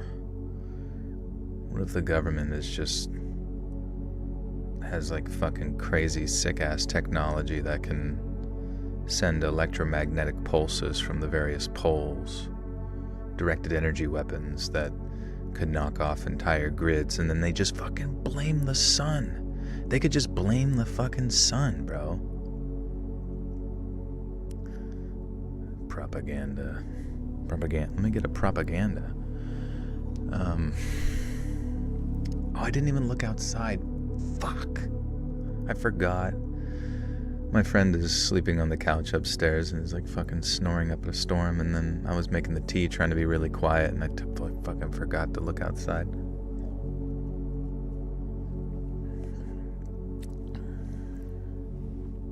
Joel's pole.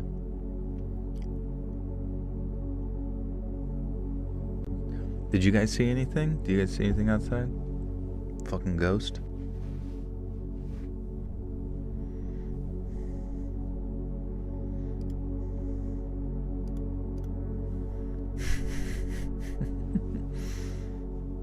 My God, that person got so mad I sang. That was awesome. Honestly, maybe that's the path. Maybe you can just like perform something so incredibly poorly they just leave you alone forever. The lips of an angel. The government has Nikola Tesla earthquakes machines. It worked when he tried it. I imagine all these major earthquakes that happen all of a sudden makes you wonder. I mean, it would make sense. Do you remember that one guy that was on the who was that dude's podcast? He was a Navy SEAL. The Sean Ryan show. And then the guy on the Sean not Jocko, but the Sean Ryan show, he was like, the guy was saying that he was saying that he would like worked as a janitor at like the directed energy weapons place that exists like down in Antarctica or some shit. I don't know. For some reason, I swear he said he just worked as like maybe it was like an engineer or something. I forget what it was, but I swear it was like just some random side position. He's like, I've got a hold of the blueprints. Andrew Basmanti is a complete nerd. Yeah, what is that him? The one? What is he? What's he saying? You know what? We're gonna look it up on Chat BBC. Who was the guy on? Okay, Andrew Basmati, you typed it out. Yeah, sorry, Andrew Basmati.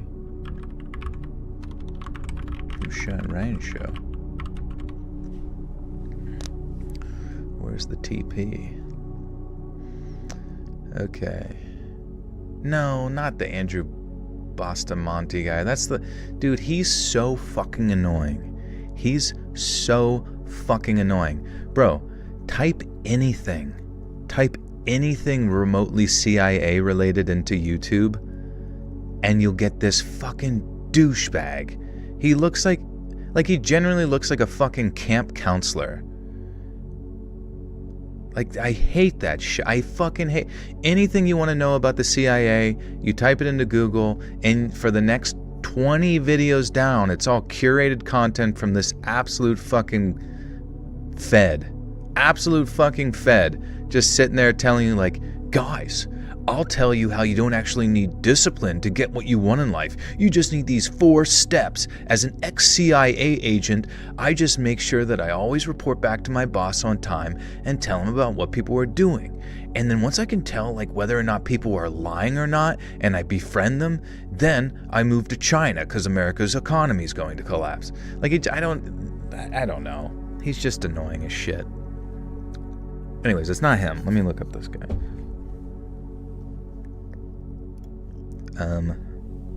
Who is the guy who talked about directed energy weapons on the Shit Ryan show?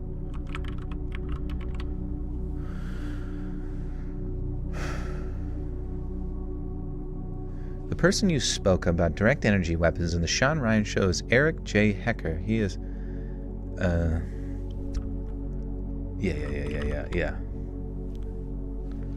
Let's get a summary. Summary report.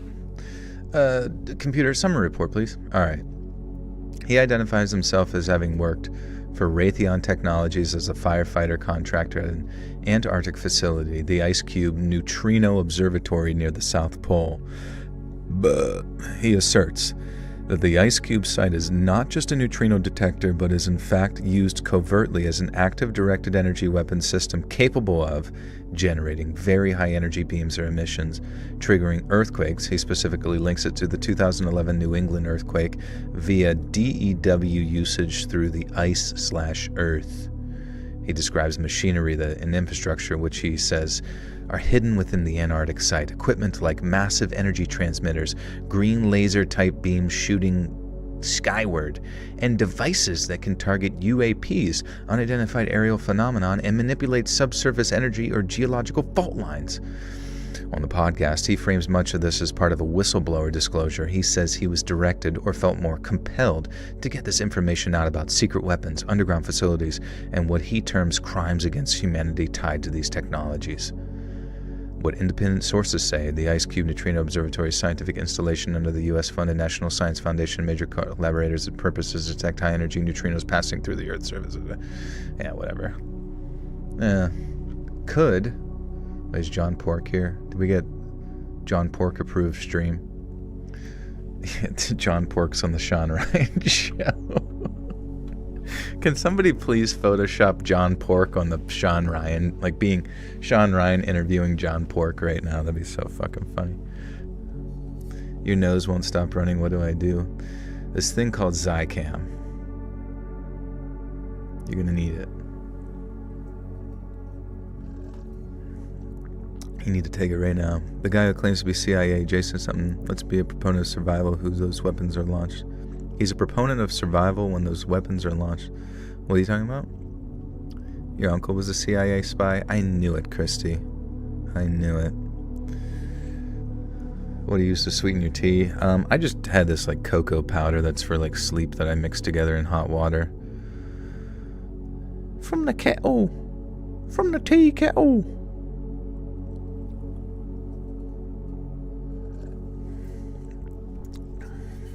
All right. It's pretty much hot chalky. It's pretty much my nightly hot chalky. Oh, fuck. Do you guys think there's any stopping what's coming? Is it possible?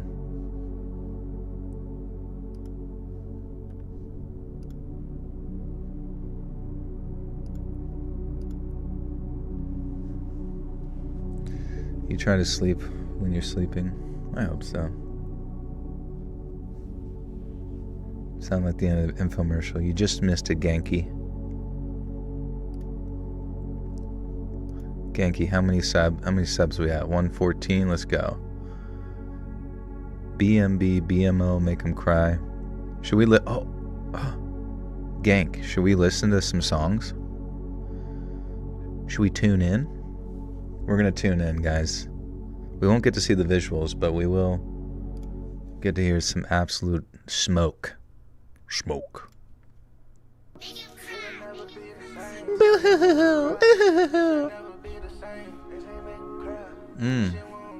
About to get copyright strict, baby, yeah. They say make them cry, I say make them all die. I ain't never been the same since I watched my brother die. My teardrops should stand for pain. We gon' step by Lil James. If you play, you die. Why would I tell a lie? You crossing line. My nose gets big when I tell a lie. Wouldn't it be funny if you got like a big boner whenever you told a lie? I'm the last one left. How can I help you? I can't even help myself. As a real nigga, you only got sing along. Alright, hold on, let me look up the lyrics. Review the full transcript. Oh wait. 152. What I did. Wish I could hug you and then that's on my kid. I see you again. Sometimes I get paid. I'm trying to win. Sometimes I'm my body cause I'm missing my twin. Sitting here asking God, can I get a win? Got me on my knees, twin. Can I see you again? All right. That's about it for that. That's good though. We do like the visuals. Genki, I'm on it. I'm on that shit.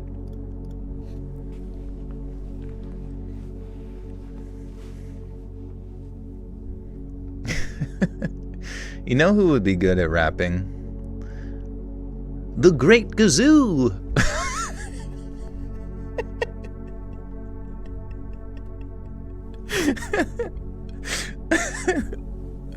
Do you guys remember the Do you guys remember the Great Gazoo from the Flintstones? Oh, I'd love to hear his rap. His fucking EP. Do you ever feel like a little worm? Not really. Alright. Did you shoot the visuals? Guess that's not me. Oh, dude, that would actually be a sick producer. If you ever do producing, you should be the Great Gazoo. Oh, that'd be so sick, actually. Oh, hold on. That's my name, actually. I'm holding on to that one. Nah, you can have it. Ever since I can remember, I've always been into post-apocalyptic movies and TV shows. That's no exaggeration either. The first movie I ever watched was Penis. It was a penis on a screen. Okay. That's no exaggeration either. The first movie, holy fuck, I talk like a fucking baby, dude.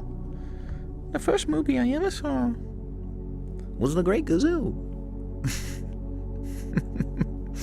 Thanks, Gank. Good to see you, bro. You working on anything recently? Do I have a roommate? No, my buddy was just crashing here tonight. His work week ends a little early, and he's like transitioning back into town for his business here, so he just maxing. There's no exaggeration either. The first movie I ever remember watching was a Peter Graves one from the 70s called Where Have All the People Gone? It's about a mysterious natural disaster, a solar flash that turns like 90% of people into ash and leaves everyone else to wander this deserted, dead landscape. If I watched it nowadays, I'd probably think it was pretty lame, but back then, it was the coolest thing I'd ever seen. I mean, Mad Max was awesome too, but the idea of people disappearing seemed like it'd be sort of strangely peaceful. Now cut to about 15 years later, and I don't have to look far to understand my fascination with abandoned places. And throughout the summer of 1996, me and my buddy Stan started ticking off as many Texas ghost towns as we possibly could. We visited Mesquite over in Borden County, and then we hit up Best in Reagan. Oh shit, I gotta look up these places. This place is called Mesquite. Mesquiter.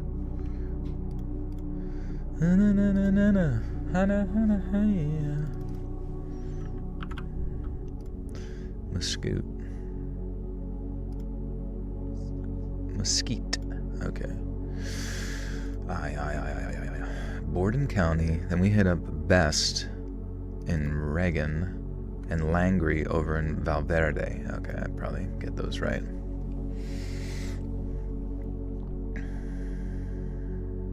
Does he know I'm streaming? He does. He's on a normal sleep schedule, so he's out snoring like a bear. What do I use to sweeten my tea? As I was just saying, it's just cocoa, like magnesium style tea with some other shit in there. I think it's got some like melatonin maybe.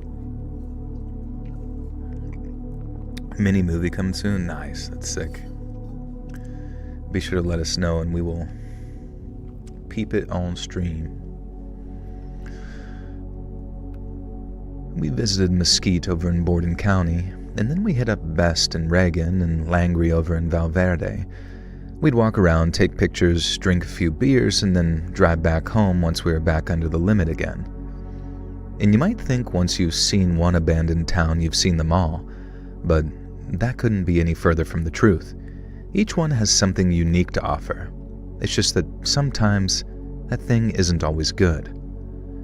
So after Langrye, me and Stan started looking up other places to visit. It wasn't easy back then. We didn't have access to the internet to just look these things up. So when Stan found a place, he called me up, excited as hell, and told me all about a little place called Lobo. Apparently water was found in the area back in the mid-1800s, and it became a watering hole for pioneers heading west. A railroad depot was established a few years later under the designation Lobo because of all the wolves that roamed around the area, and that's how the town got its name. Now by the late 20s, the town had almost 30 permanent residents, but more than 100 railroad workers. Damn, is it bad like every time I drink this tea I get sniffly? Honest question. Does that mean I'm allergic to this shit? Am I dying? Should I go to the doctor right now, wake him up? A volcano erupted and blocked out the sun for 70,000 years. I know I was there. Oh, shit. Also, isn't it funny we were just talking about solar flares and stuff, and the opening of the story was saying something about a solar flash or something.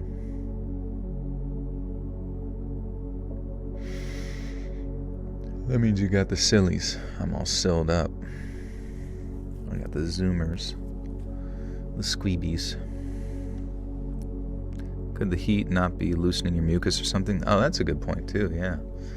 Smerhaps. Oh man, winter is so fucked. But it's fine. I'm actually, guys, this year for winter, I'm like pretty excited about it. Not because I like it, even though there are moments I do, but because I'm sick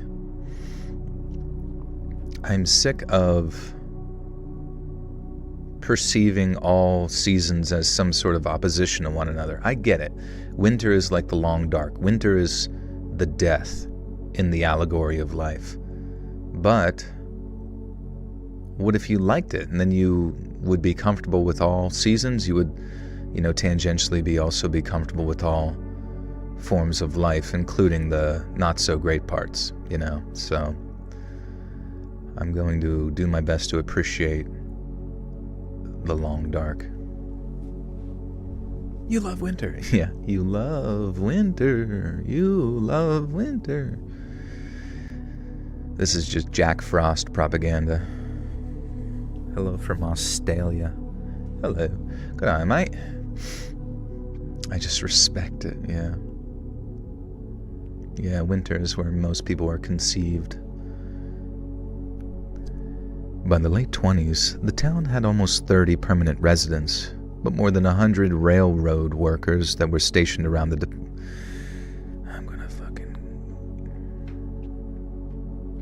because I got a new Subaru Outback. That's why I'm excited about winter.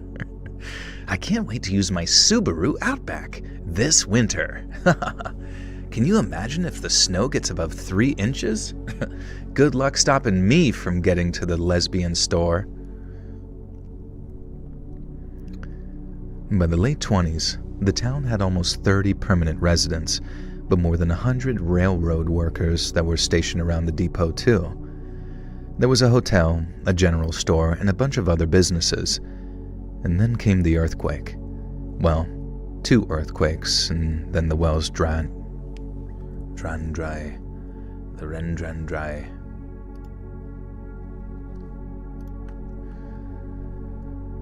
Well, 2 earthquakes, and then the wells ran dry.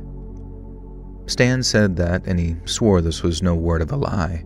God damn it, I am so fucked. Do I drive a Hummer? Yeah, I drive the straightest vehicle you can imagine. I drive a monster truck. I drive a monster truck with Gravedigger on the side, and he's given a fucking 2 middle fingers to basically climate change.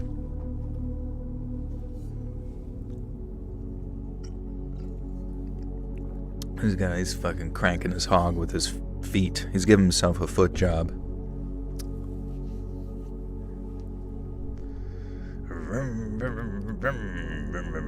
What is Pradeep playing with? I'm hearing him fucking around here.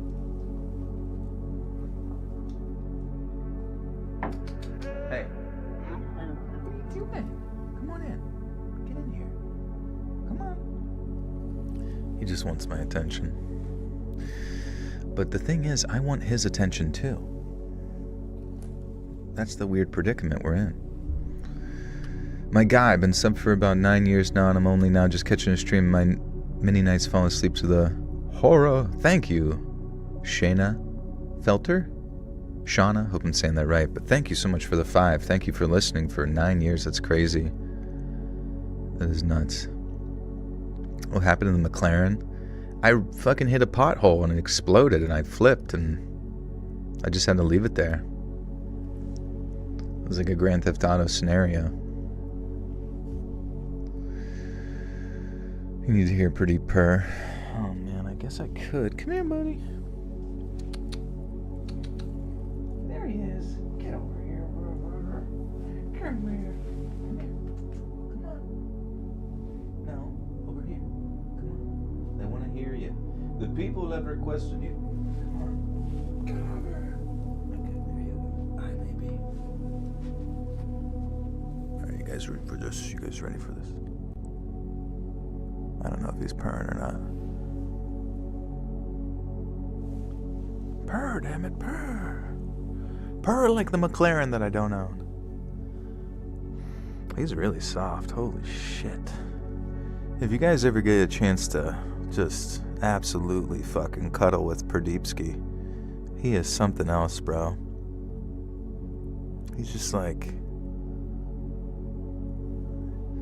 he's just born different. Oh man, now that's a kitty cat right there, I'll tell you what. He's not purring though. Maybe if I put him on his... he likes to be held like a baby. Do you guys ever hold your cat like a baby? On his back.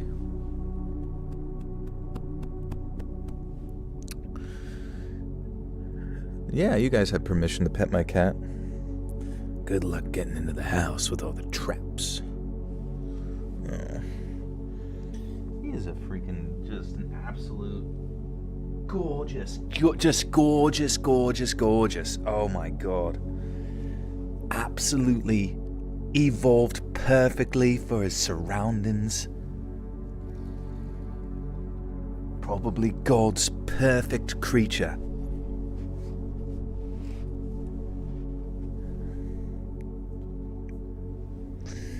Good morning, please tell my daughter Zanaya to hurry up and get ready for school. Zanaya, get ready. Today's gonna be so sick. Today's gonna be like the sickest day. It's gonna be so cool. You're gonna make a ton of friends, and you're gonna get 1,000 A+s and a really, really good lunch from Mom. God bless you.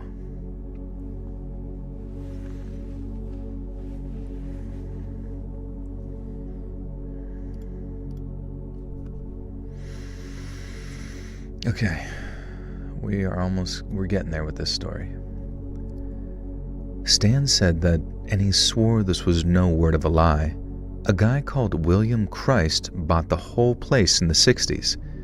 He opened up a general store and a gas station in the hopes of reviving the place and offered discounted rents to anyone who'd come live there. But then, weirdly enough, there was a weird kind of crime wave around Lobo, and then a bunch of Bill Christ businesses all burned down one night, and he abandoned the place. Now this was 1991, meaning by 1996, the place had been Dude, I don't know why I'm...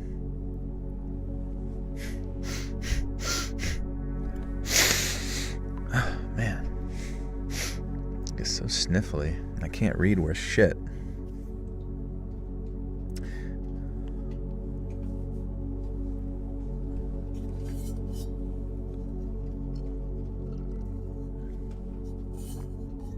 Would I do audiobooks? Well, it's just that YouTube and podcasting pays so much more that, like, if someone brought me, like, a project that was definitely worth my time, I would do it. But, you know, it's you know, to do an audiobook that's like 60,000 words or 120,000 work. You know what I mean? Like a ton of work. Not a ton of work per se, but just a ton of time consumed to accomplish. It's like, is it really worth my time? I don't really know compared to doing this. Have you confirmed that your friend is currently occupying the couch and is not a skinwalker? It's true. I'm going to have to go up there and pull all his clothes off and check. Do a cavity search. Are you some type of Native American mythical beast? Tell me. Tell me.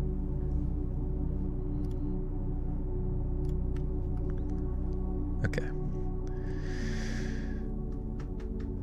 Dude, Pradeep's going nuts, bro. What the heck? Hey. What are you doing, bud? Dude, it's so funny when you like catch him doing something or you get him to look at you. He just immediately takes his face and rubs it into like whatever's near him. And I feel like it's like his way of being like, I'm not doing anything. Okay. That was 1991, meaning by 1996 the place had been abandoned for 5 years. But unlike a lot of other places, almost every building in Lobo was still standing. In fact, I'd say it was the most complete abandoned town we'd ever visited, and the closest I'd ever been to recreating the stuff I saw in Where Have All the People Gone? What the fuck? The hell was that? Was that a sun flare? I think there was a hiccup in the stream again. Jesus Christ. Fucking YouTube. In fact, I'd say it was the most complete abandoned town we'd ever visited, and the closest I'd ever been to recreating the stuff I saw in Where Have All the People Gone? As you can imagine, I was absolutely over the moon, and so was Stan. It was like we'd walked straight onto the set of some post-apocalyptic survival movie. But little did we know, it was about to become part horror movie. But guys, if you ever get a chance to play the game Ball X Pit, give it a couple of hours. It's just a single player game, very arcadey, but give it a couple hours. It's actually really fun. It's kind of hard at first, but then it gets soft. I mean fun. It's the Sonic Beam. Dr. Pepper. Oh my god, Dr. Pepper flavored cocoa powder. Wonder what I feel like at this point, now that they've kind of like mastered the ability to like recreate flavors and all other things, you know, like Dr. Pepper salad dressing and that kind of stuff, there's got to be like a Dr. Pepper powder that they start with just for the base flavor. Oh my god. Guys, Dr. Pepper Thanksgiving gravy. Would you eat it? You don't know how to play video games, I was doing other things? That's fine. I mean, you might really like video games. I mean, some people like to play Farmville, you know, and that's kind of simple, and you just kind of evolve from there as you try other things. Just make the gravy with Dr. Pepper. Can someone please promise me this Thanksgiving or Christmas that you'll make a Dr. Pepper gravy, take a picture, and then tell me how it tastes? Dr. Pepper fried chicken, that's a good... Oh my god. Oh my god. Oh, fuck. Dr. Pepper pie.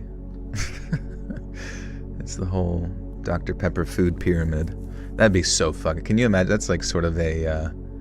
what's that movie where like Idiocracy? It's like they redesigned the food pyramid, but it's all Dr. Pepper related items. Write that down, guys, write that down. But little did we know, it was about to become part horror movie too. Because after walking around for no more than a few minutes, me and Stan had heard a sudden scream. It might sound dumb, but at the time, I looked at him and asked if he'd set it up. Like he'd, I don't know, paid someone to stop by and scare the crap out of me by unleashing some blood-curdling scream. But I turned to him, and the look of fear on his face told me all I needed to know. Since we'd heard Lobo was popular with urbex enthusiasts, some people who also appreciate abandoned places, we figured some other group had run into trouble, some obviously painful trouble by the sounds of things. And so we did what we'd want anyone else to do if that was us in that situation, which was run to help. Oh my god, dude, Pradeep is going nuts. You hear him? What the fuck? He's playing with like a big bowling ball. How do cats even have the strength to push that? Why do I have a bowling ball down here?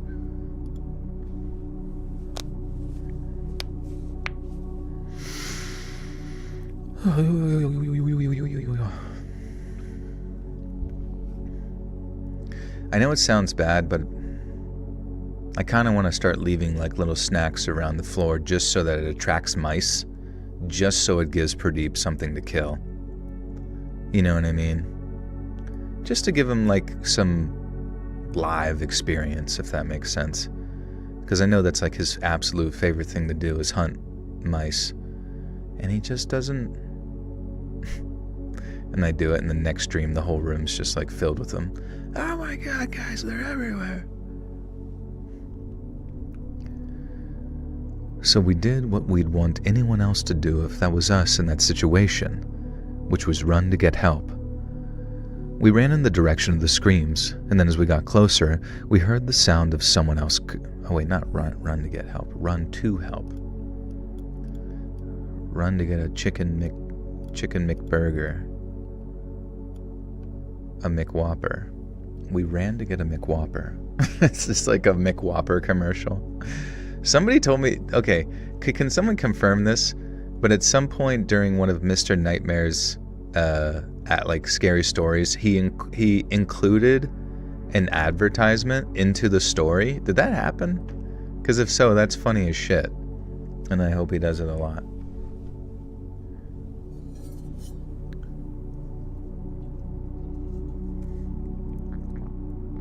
They're going to carry you up in your sleep and then raise you in the sewers. What the?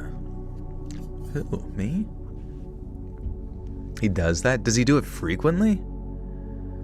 Like just randomly incorporate like Ridge wallet? Like he stole my Ridge wallet, which thankfully has RFID blocking technology to keep the government from seeing that I was being robbed. People flipped. They flipped their Liddington.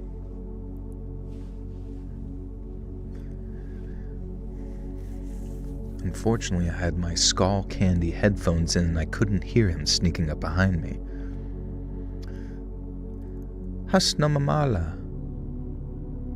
I'm not sure if I'm reading that name right, but good to see you. Use sponsor blocks? I don't know. Sponsor block? What's that? Is that new? He did it for the mobile version of Dead by Daylight. I feel like, I mean, maybe it's like such a big sponsorship that he was like, they were like, you literally have to do this or there's no other option. I mean, couldn't you just do it between the first story and the second story or something? Like, hey guys, before we get back to, you know. Or even just like have it at the end of the video so it like or the end of, not the video, but the end of the story to like transition into. Literally, I've been listening to you fall asleep since I was an 8th grader, freshman in high school. Now I'm 21, married, and have a baby, and we all listen to you go to bed. That's fucking crazy. Thank you so much for listening, and God bless you and your family. That's wild. Thank you. Skull candies, at least they were cheap for me working Best Buy at times. Yeah, what was the big headphones that we always pushed? Honestly, I think that's actually a really creative way to do it. I actually really respect and appreciate that, to be honest. Thanks, bro. I kind of come up with like all the good ideas, I feel like. Everybody else has like the worst ideas ever. It's a no good idea. But Joel has a good idea. He think in his head, he think, oh, I gotta think in my head. And I go, that's a good idea, Joel.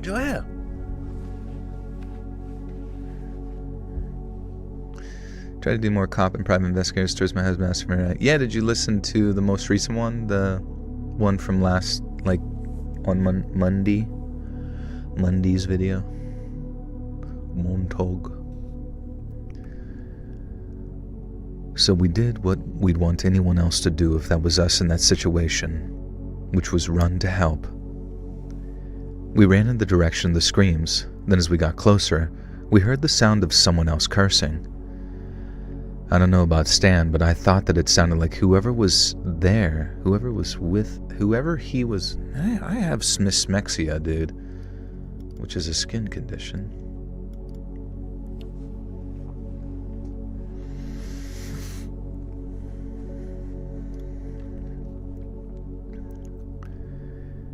I don't know about Stan, but I thought it sounded like whoever he was with... What the fuck am I saying? Whoever he was with trying to calm... Oh, I see. Whoever he was with trying to calm him down. You wouldn't believe it, buddy.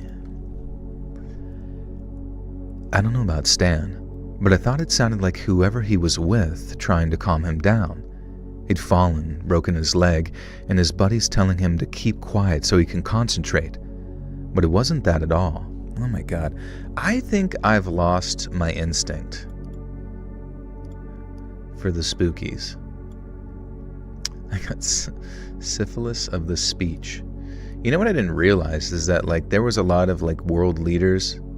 I'm just kind of, this is literally my TikTok history lesson. You know how like TikTok just kind of says shit and you're like, and as long as they like add some sort of like class warfare in there or like something about slaves, everyone's like, yeah, okay, I'm listening. Okay, this is my TikTok info. Many world leaders who owned slaves would get syphilis, and it would literally get to their brain and rot their brain, and that's why they were so mean and nasty and make it so you guys can't get a job and that your car's check engine light comes on. This is a twist of history. He'd fallen, broken his leg, and his buddies telling him to keep quiet so he can concentrate. But it wasn't that at all. Stan yelled out, "Hang on, we're coming." At which point the person screaming started yelling, "Please help me," and all sorts of stuff. And we heard the other voice again too, and right away I realized that we might have misjudged the situation. Something didn't sound right about the way that he was talking, but I could barely hear him over the screams. So I also didn't stop running because both me and Stan were still under the impression someone needed help. Well, they did. There was just no way that we could save them because the people making him scream found me and Stan before we could find the person needing saving. We didn't see the guy. We just saw some 6-foot monster wearing gloves and a blowjob. blowjob. 6-foot monster giving a BJ, or as I like to say, a bajay. The Sif was no joke back in the day, exactly. Do I use TikTok? I don't know. I just feel like I see, like TikTok always like eventually makes it to me like 6 months later via Instagram Reels. And it's kind of funny, you can like see a post on TikTok and the comment section is just like wildly different than the Instagram comment section for the same post. Can you imagine Joel being a narrator in a movie? I'd watch it just for his narration. Oh, that'd be so sick, dude. I don't know, just something fucking cool. I hope to like make some like really just creatively fulfilling things at some point in my existence. The creature with antlers upside down wearing tidy whities. Antlers for legs.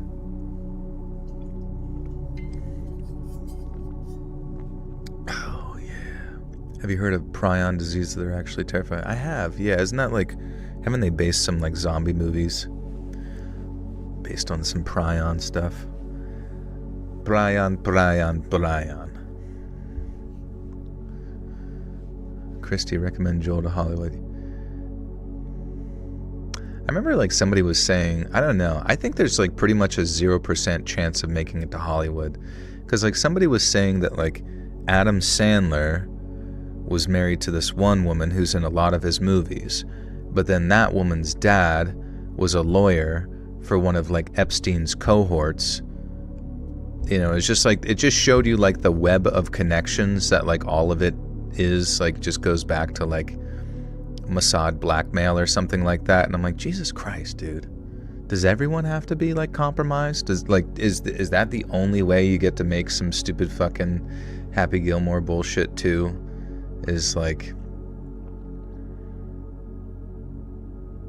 you gotta play basketball with the right peeps. Mad cow. Dirty money bullshit. Yeah, like what the heck? What the heckity heck, mate? I don't know.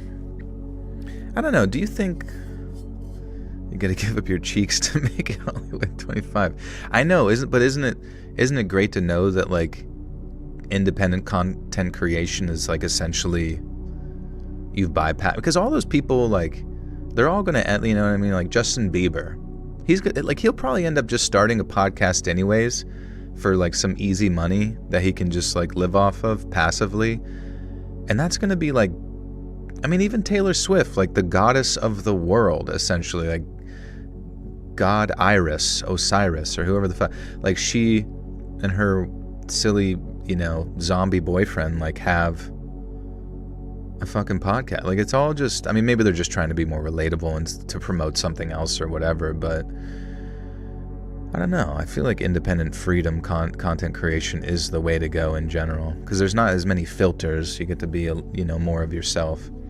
When you make it to Hollywood, just promise you'll never join Scientology. No, you guys are sponsoring me to join Scientology. I literally we mentioned this earlier in the stream. Everybody's donating to get me in. If I don't get like 10,000 by the end of the week, I won't get my like second crystal slab, and I'm fucked. I'm essentially fucked. I'm gonna be a fucking janitor in that church. It's gonna be embarrassing. Nobody owns your talent. You make your own content. It's true. But dude, I'm telling you, even in like the brief, I don't know, there's just like people come out of the woodwork and they want to like milk you. But guess what? These udders are private. You heard me? Honeymoon Uzi, what's good? Also, I apologize if anybody needs to change their name back to the normal version, just because YouTube fucked everything up.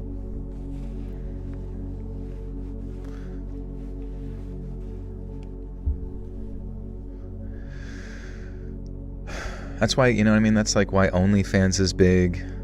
You don't have to go like make $250 on some scummy fucking Brazzers porno. You can just go do your own shit, which I don't suggest, but at the same time, it's like, at least you got the option, you know, to crowdfund. It's a real grassroots movement, OnlyFans. You're a janitor? Listen, but imagine being a janitor in a Scientology thing. You'd be looking at them, you'd see them, like, they'd have, like, magical powers and can float and heal with crystals and shit. And then they'd be floating up on the ceiling, pissing down at you to mop it all up. You think I want to go through that? They'd be pissing right into my mop bucket. I tried to speak towards you the other day and you kept ignoring my comment. Oh, I'm sorry. I didn't mean that. Sometimes I get distracted with reading and other chitty chat. What's up, P. Planta?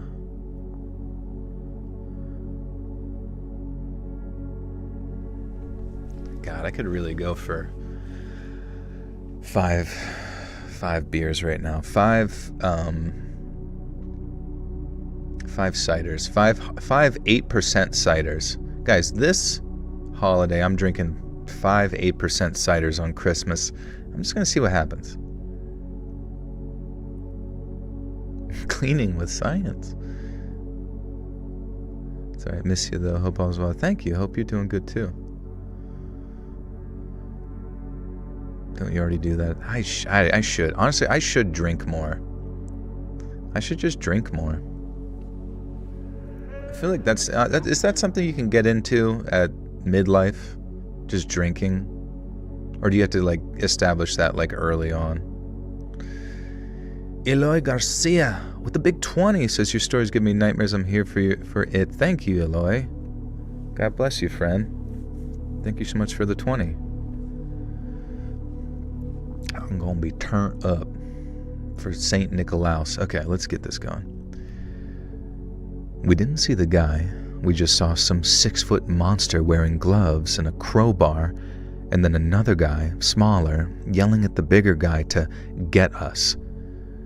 Now we turned on our heels and then sprinted all the way back to the car with that huge guy on our tail. But thanks to him being such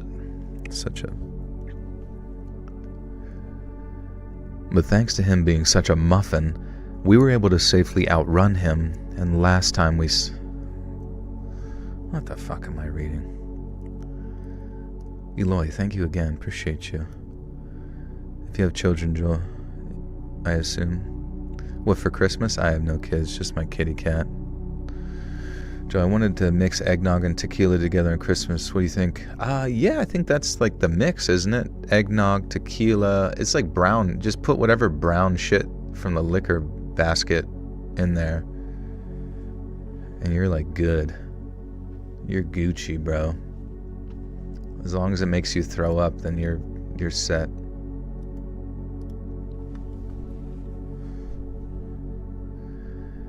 But thanks to him being such a muffin, we were able to safely outrun him, and last time we saw him, he was in our rear view as we drove off. We called the cops from some gas station and then drove with some deputy all the way back to where we'd been, so he could see exactly what we were talking about. We didn't expect anyone to be there when we got back, and we were right on that. But what was left was a lot of blood. We think someone was being tortured. Maybe for information, maybe just revenge, and the people who orchestrated it were obviously some very shady people. If they were killing someone out there, they'd just do it before...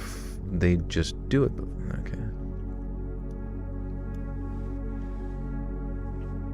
What you want from Japan, I'll drop it off. Can you steal bring a vacuum cleaner, like a miniature vacuum cleaner with you to one of the shrines and suck out a spirit into the vacuum cleaner. I want that spirit. Put it into like a little cup. Clap it out. Okay. Truly miss having a membership of this channel. It brought me so much joy. Don't worry. Eventually I'll take all the bonus content and make it into normal videos. It makes everyone super happy. Sorry. Hey, Scrooge McFucked. What the hell? What's up, dude? I didn't see you earlier. What is poppin'? A jar with a lid, yeah. You gotta do it really quick or the spirit gets out. If they were killing someone out there, they'd do it just before fleeing, right? So it had to be torture. And just writing that out gives me chills. It was the first time that we'd run into anything like that while touring some abandoned places, and while it wasn't the last, nothing ever quite compared to the insanity that happened that day in Lobo. Keep the spirit contained. Can you guys imagine being a spirit just trapped in a fucking fart jar? Fuck that, dude. Dude, fuck all that shit, bro. You shouldn't be trapped in this fart jar. That's just like not you. Alright guys, we're gonna read the outro and then we're gonna get you guys to your next class. Mr. Nightmare class. Onision class.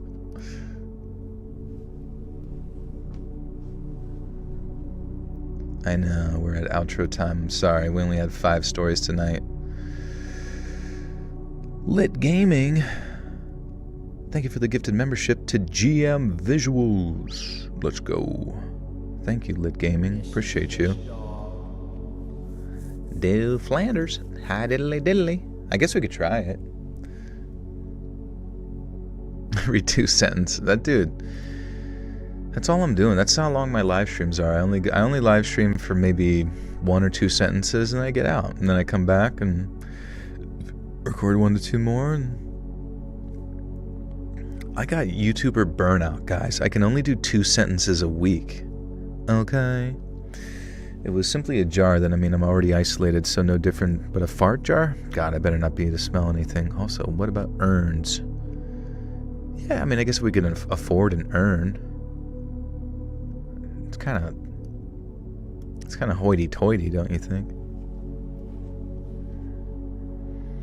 And Simply Sims, thank you for the gifter. 2 Double Agent X1. Thank you, Simply. Thanks, guys.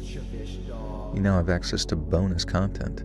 All right, what are we saying? Should we say... I was trying to say it in my Flanders voice, but can you guys think of funny Flanders shit to say at the end? Hey, friends, thanks for listening. Click that notification bell to be alerted of all future narrations. I release new videos every Monday and Thursday at 9 p.m. Eastern Time, and there are super fun live streams on Sundays and Wednesday nights. If you got a story, be sure to submit them over at my email, letsreadsubmissions@gmail.com, and maybe even hear your story featured on the next video. And if you want to support me even more, grab early access to all future narrations and bonus content over on Patreon, or click that big join button to hear about the extra perks for members of the channel. And check out the Let's Read podcast, where you can hear all of these stories and big compilations located anywhere you listen to podcasts. I also have a true crime channel called Saturn Soul. All links in the description below. Thanks so much, friends. And remember...